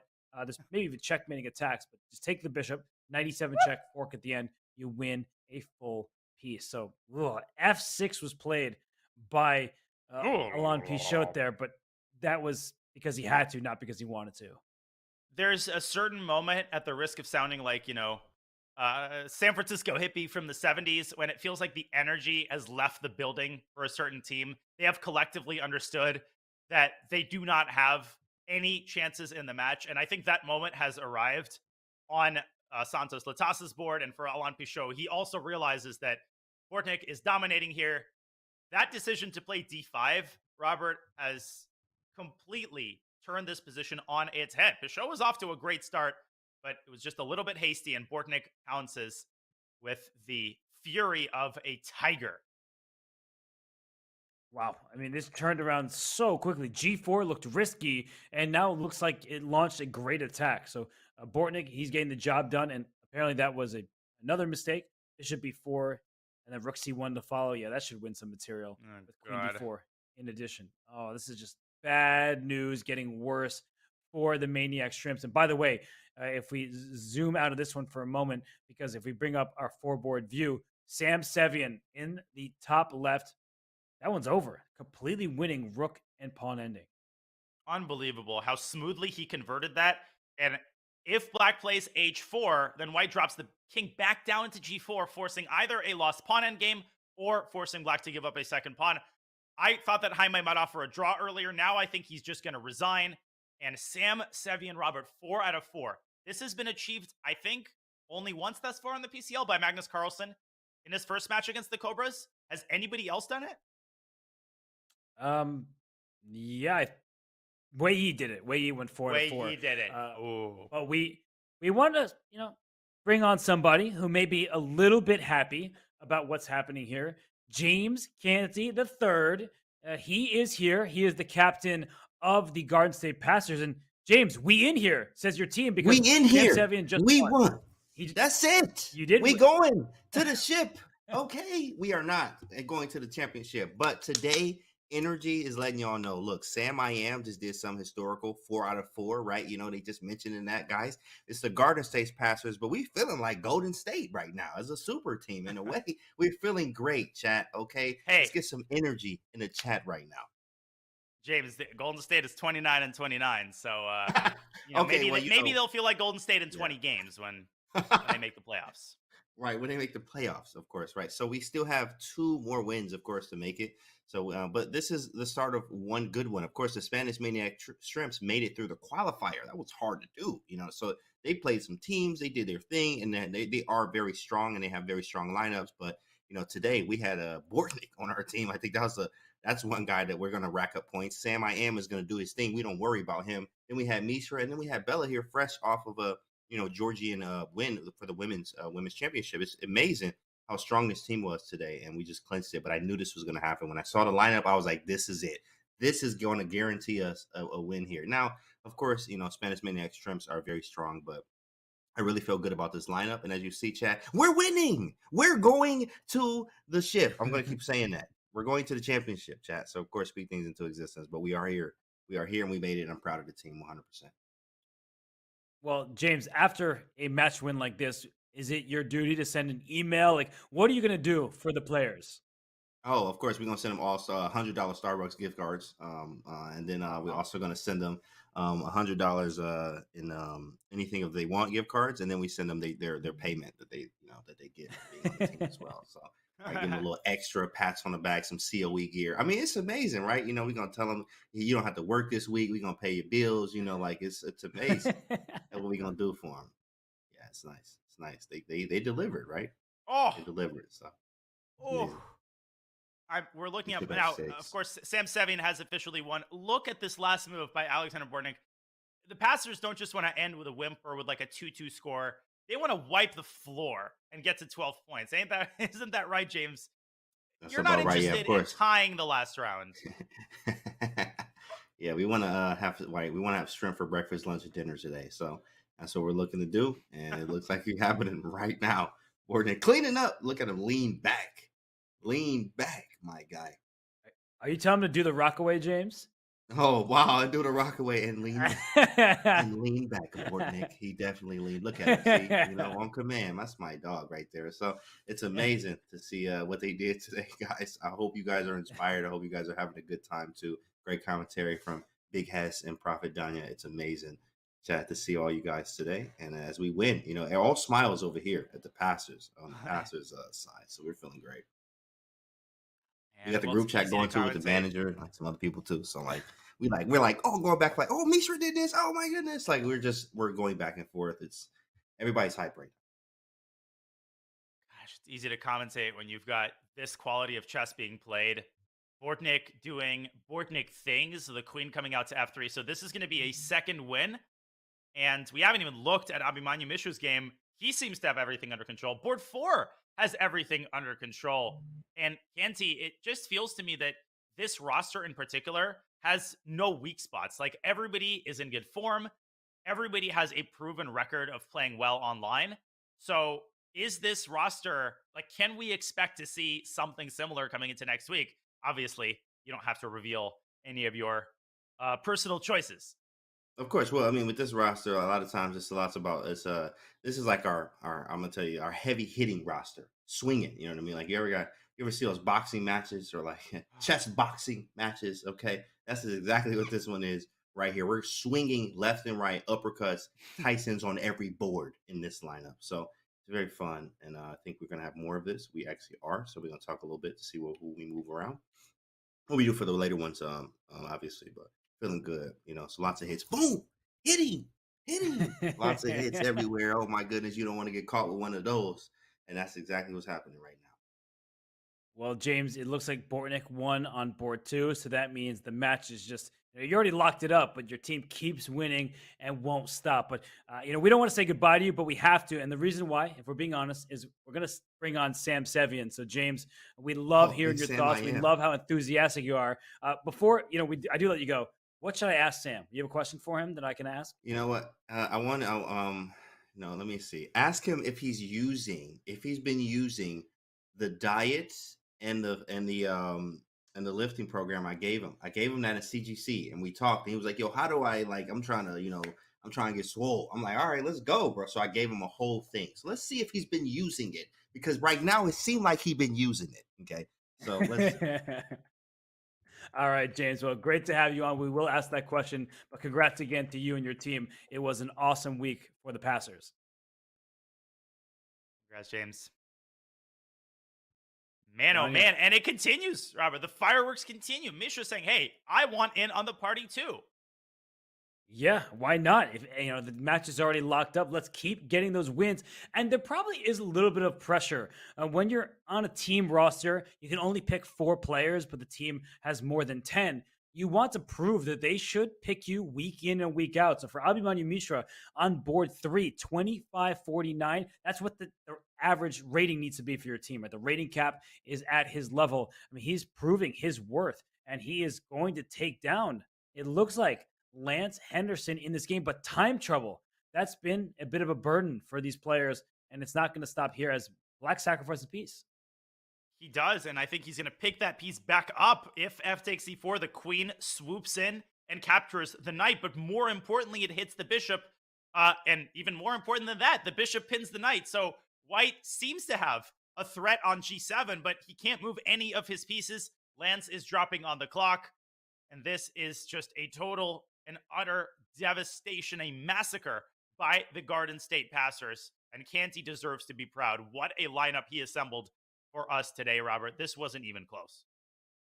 You would have thought that the passers need to win a few games in this final round. The way they're playing, they're not just accepting equal positions. You could tell by Abhimanyu Mishra's play that he was going for it from the start. And Lance Henderson, I mean, he's dipping down on the clock. He's well under a minute at this point. And for Mishra, a minute lead, he's also grabbed a pawn in the center. You take the knight on e4, down goes potentially this knight on e2. So many pieces are hanging right now. Yeah, Nicholas the knight and the other knight, everything is hanging, and Lance is making no headway. I cannot figure out a move here for white. He might end up just taking on e4 because there's nothing else to do. Maybe a sack on d6 to muddy the waters, but even that might not work out. Abhimanyu could just take back and then take on b2 when the time is right. Queen takes e2 coming to a theater near you. Take that bishop on b2, and that takes the sting out of what looked like a kind of vicious attack with the queen on g3, bishop on b2 lining up to the g7 pawn. So, yeah, this looks like it's all Abhimanyu Mishra, but there is a bit of good news, a silver lining for the Maniac Shrimps. I'm looking at their board 4 game. Karina Ambartsumova, she is a fantastic position against Bela Kotinashvili. So even though Bela won the first game against Jaime Santos, it looks like her day kind of spiraled downwards from there. And what I'm learning about the PCL and about the sort of psychology of being a part of a successful team, not that I really know what that's like yet, but setting the tone in the first round is incredibly important. Maybe that'll be obvious to most people listening, but when you know that you're up 3-1, that already feels so good. You feel like you have to be a part of a team that delivers and doesn't choke away the lead. Conversely, when you're down 1-3, even when you're down 2.5, 1.5, Robert, that additional pressure that you feel, you immediately already feel that you're in a must-win situation. That creates additional pressure. And man, it is hard to handle these players as it is. Add in the additional pressure of feeling like you already have to win, and you've got yourself an insurmountable task. Speaking of pressure, these two are under time trouble. And Oh! Rook takes f6. Wait, what's going on here? King Bishop takes h2? Or what's the idea? What is the idea? King h2? Oh, it's maybe just queen c1 or b1. Yeah, something like that. Oh, I'm not sure no, what square. you didn't. And there's no checks. Like, there is a check on f8, actually. And maybe Lance should try it, but the king walks out to d6 and takes the knight. Oh, the king just runs away. So it's a single check and then no more. And rook h1. Where's the follow-up? This queen e1 check, I guess. Oh! Oh! Oh, he takes everything. Unbelievable tactical eagle eye by Mishra. He's going to take the rook and defend d6, or take the knight and take the rook and take the king and take the match. Rook f1. Rook f1 check, forces the knight back. The rook on f6 is hanging with check to boot. That's a win for Abhimanyu Mishra. And you see that he is pumped up. That is the youngest grandmaster of all time. He scores another big point. Not that it was needed, but he's just saying that I am here and I will be a force in the Pro Chess League. So one game remains. And Danya, the Garden State Passers, they only needed a half point. It was the Maniac Shrimps who needed a 4 out of 4 score. And suddenly it looks like the Passers, they have a shot at going 4 to 4, but there's a pawn on d7. Karina Ambartsumova still in control. Nothing to sneeze at, Karina, if she can finish this off. And that is a big if, because she's got 18 seconds. Still needs a little bit of accuracy. So we will go to our final game of the match. That will be a major bright spot for the Maniac Shrimps, who are not out of the competition, but they have their back against the wall. They will have 2 match losses, 3, and you're out of the PCL. They've got a good lineup, Robert. And a lot of it really does come down to the kind of form that your top players are in. If Santos Latasa had scored 2.5, 3 points out of 4, we might have been talking about a different match. But Sam Sevian, speaking of form, that guy is in phenomenal form now for what feels like ages. Yeah, he's been on a tear, really just playing great chess. And this one here, 11 seconds for white. It doesn't matter for the match score, but you see a knight coming back to e6, stopping that passed pawn. It is 1 square away from promotion, but I can blockade that. Ooh. There is a chance to survive. Queen c5, I think, and black could start to try to weasel out of this. And queen c8 check, but still black is controlling the promotion square. It's not over yet. Bishop f8. F8? And then there could be some 5 checks against the white seconds. king. The knight is also hanging. That's easy to blunder. Mm-hmm. King The G7, black- maybe get out of the pin. Oh, but there's some kind of knight moves there, and the 96 is under attack. The deep pawn promotes. Brilliant. What a move by Ember Tumova. Retreating knight moves, Robert. To find that with no time on the clock is very impressive. Take and promote and win the game. And an honor goal scored by the Spanish Maniac Shrimps. Yes, the queens are having a stare down. White is up a full queen and is about to deliver a checkmate. What? What? What? No! What? No, the queen on D8's hanging. What is happening? Oh my goodness! Oh my lands. Black could have just taken on D8. Oh no. Oh my. Imagine if that would Thankfully- have been the decisive game. Yeah, that was absurd because the queen on D8 was just hanging there. Like, instead of moving like queen H8 check, she Winning the freaked out queen. in time trouble. You win the other, and you deliver checkmate in 2 moves. But oh my goodness, that was ridiculous. It didn't matter for the scoreboard or the standings. And while some player who did contribute and helped his team to victory, we have him here with us. While this game concluded, the board won for the Garden State Passers. He is joining us for an interview that is none other than Sam Seven. So, Sam, congratulations. How are you feeling after a 4 out of 4 performance? I don't hear you guys right now. You don't hear us. You don't hear That's us? a good thing. That's better for your life. Yeah, But, exactly. All right, you're gonna- it's good now. It's good now. Oh, well, that's a little awkward. What I was saying was, congratulations, 4 out of 4 performance. How are you feeling about your performance and your team win? Yeah, today I'm really happy with how I played, and I mean, it was really smooth from game 1 to game 4, and my team just played phenomenally as well. I'm really happy with today's performance. Sam, in the final round of the last match, the match didn't go your way, but you scored a brilliant victory against Shakira Mamedyarov. How much confidence did that game alone give you going into today's match? I mean, I've had a lot of confidence since last year playing all these rapid events online, so I didn't really need that game. But I mean, I'm feeling really good playing these 10, 15-minute time control. So you're feeling good, and your team captain, James Canthird, he joined us. He was praising you, but he had a question for you. He wants to know if you're following the diet and the lifting schedule that he apparently gave you during the Global Championship. I have been following some of it. Yeah, I've seen it. I've used it a couple of months ago. Sam, before we let you go, we've got a couple feature chat questions. First, from Dan Plays Chess. That was not me. Somebody else named Dan asked, Sam, do you think it's better to have a top-heavy team or a balanced team? And I will extend that by asking you, do you personally feel like you want to show the PCL that you don't actually need to have somebody technically over 2,700 FIDE to succeed in the PCL? I mean, I really hope so, because if more teams are balanced, the league is going to get better. It's going to get more eyes. Like, balanced teams playing against top-heavy teams is really exciting to watch. So I really hope the balanced teams do well this season.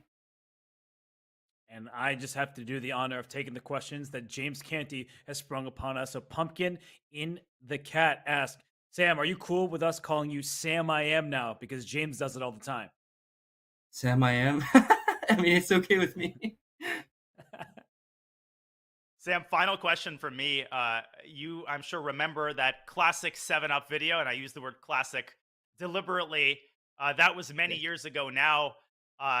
Caucasian Andy asked, the 7-Up help you play better chess? But I'm also going to ask you, do you ever rewatch that video, and do you ever think about the memory of that incredibly viral video, which I think has dozens of million views now on YouTube? I probably haven't watched that video in over 5 years now. I mean, I'm really cringing when I'm watching it. So. And as for 7-Up, I mean, I don't really drink 7-Up anymore, but I guess it would help if I'm playing a live game. Get an energy boost. Well, James might be happy about that. But something that I've noticed for both weeks, you wearing a hockey jersey. So can you tell us about this Winnipeg jersey that you have on? You know, I usually, when I'm playing well, I like wearing the same jersey to a game or a tournament, and I've been playing well for a couple of months in this jersey now, so I don't think I should take it off just yet. Well, you should definitely keep it on for next week, because the Garden State Passers are right back in the thick of things, and largely it is thanks to the board one. Grandmaster Sam Sevian, congratulations on a sparkling performance today. Best of luck next week. We will watch you with great pleasure. Congratulations. Thanks, you guys. Congrats, Sam, and congrats to the Garden State Passers. They win this match 11-5. This is lopsided, and you see it was the heavy hitters for the Passers. Boards 1, 2, and 3 scored 10 points between them. Danya, Sam Sevian led the charge with a perfect 4-4, but Oleksandr Bortnik and Abhimanyu Mishra 3 out of 4 each. This is just a really difficult team to take down. Well, listen, James, he said it.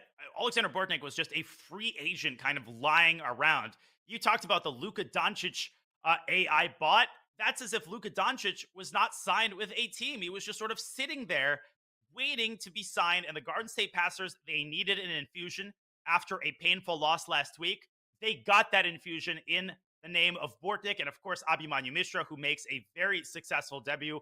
Not a given. He's young. He's not quite as experienced in these rapid time controls, but acquitting himself fantastically. Abhimanyu Mishra is always focused, always driven. And the Garden State Passers, Robert, they might have lost week 1, but they are most certainly a force to be reckoned with going into week 3. They now have 1 match win in addition to that loss to their name. And in this league, you need 3 match wins to make the playoffs. So as we look at the standings, we know the Indian Yogis and the Levitov Chess Wizards are at 2-0, but the Garden State Passers, they're making their way towards the upper half of the standings. They are 1-1. Other teams who won their first week have yet to play. But on the other side of things, Danya, we know that the Spanish Maniac Shrimps, they join your squad, the Charlotte Cobras, as the only other team to have 2 losses to their name. Indeed, and no shame, the PCL is brutally strong. It's really all about what kind of form the players are in, because everybody's roster has its own signature personality. Every manager infuses the team with their personality, and we've got so many new and exciting faces for chess fans to watch. I started my PCL commentary, Robert, with this remark, and I will close today with this remark as well. One of the great and exciting things about the PCL is not just the sportive element, right? The actual matches themselves, but finding out new players who might be rated below 2,700, players like Oleksandr Bortnik and Sam Sevian, and the players on the Levitov Chess Wizards who you can now root for and whose tournament career you can now follow. I think that as a chess fan is really valuable, and we have gotten a lot of that with so many exciting players participating in the PCL. Well, while you are saying sage things, I started the day being tongue-tied, and I think I am going to be uncertain about tomorrow's matchups, because normally I look at the matchups like, okay, that team seems like a favorite, but we have another great doubleheader in store, and I don't think we're going to see the lopsided matches that we saw today. We have the Shanghai Tigers taking on the one name, the Blitz, and that Blitz team that has Alexander Grishuk as his wife as well, Katerina Lochno, both of them strong grandmasters. Maxime Vacher-Lagrave on the Blitz. But the Shanghai Tigers, they had a 4-0 score that was Wei Yi. They have the women's world champion, Ju Wenjun. Johnny, what do you think is going to happen in that matchup tomorrow? Shanghai Tigers are just ridiculously strong. They're underrated. They're experienced. They seem to have a little bit of everything. They have Ju Wenjun, an ace up their sleeve. The women's world champion. They've got absolutely everything, and their low 2,500 GMs are A, ridiculously solid, and B, incredibly dangerous. So I am looking for Shanghai to be the slight favorites in that match, but do not sleep on the Blitz. They are going to try to blitz those Tigers and make them into a paper tiger. And of course, St. Louis was a paper tiger, much to everyone's surprise, and they are going to try to transform themselves into a real tiger as they face MGD1. Surprising that St. Louis and MGD1 are the matchup between teams that lost week 1. Fabio Caruana, he will be playing for the Archbishops. Arjun Erigaisi for MGD1. So it will be another great day of chess tomorrow, no matter if the teams won in the first week or not. But Danya, it was an absolute pleasure. We saw 2 matches with dominant wins. It was really kind of a hectic day, but some control there. The passers in particular, they were impressive. So, Daniel, how would you summarize what we saw in those 2 matchups? We saw 2 well-oiled machines. We saw the Levitov Chess Wizards setting the tone in the morning. They've got stars on all boards. And we saw board 4 defeating board 1 in both of our matches. That set the tone. It was really a wire-to-wire victory for both of the victorious teams. It was an 8-4 lead going into the final round. And rather than ending with a whimper, rather than pulling out one draw and then losing the other games, no, both teams, they ended with a bang. And they have shown everybody in the PCL that they have come to play. The Lebedev Chess Wizards and the Garden State Passers, put them on your radar because they are here to stay. They certainly are. 3 wins, you make the playoffs. 3 losses, and you're eliminated. So no teams have yet either reached the playoffs or been eliminated. And I just want to thank you. It's always a pleasure to commentate alongside you. And I want to thank the players because they're giving it their all. We heard from Sam Sevian. He discussed how he loves this league. He feels like the rapid formats online bring out his best chess. He likes to see that the teams are quite competitive with one another. No matter if you have Magnus Carlsen at the top or if you have a more balanced lineup, you still have a chance in the Pro Chess League. So thank you to everybody who tuned in. I know some of you have been here for many hours. We appreciate you, even if your bosses aren't so thrilled. So thank you to everybody. Thank you to the players. Thanks to everybody at chess.com who makes this event happen. We'll see you tomorrow, same time, same place, and it will be the Shanghai Tigers taking on the Blitz. You will not want to miss that action. But for now, goodbye, everybody. We'll see you tomorrow.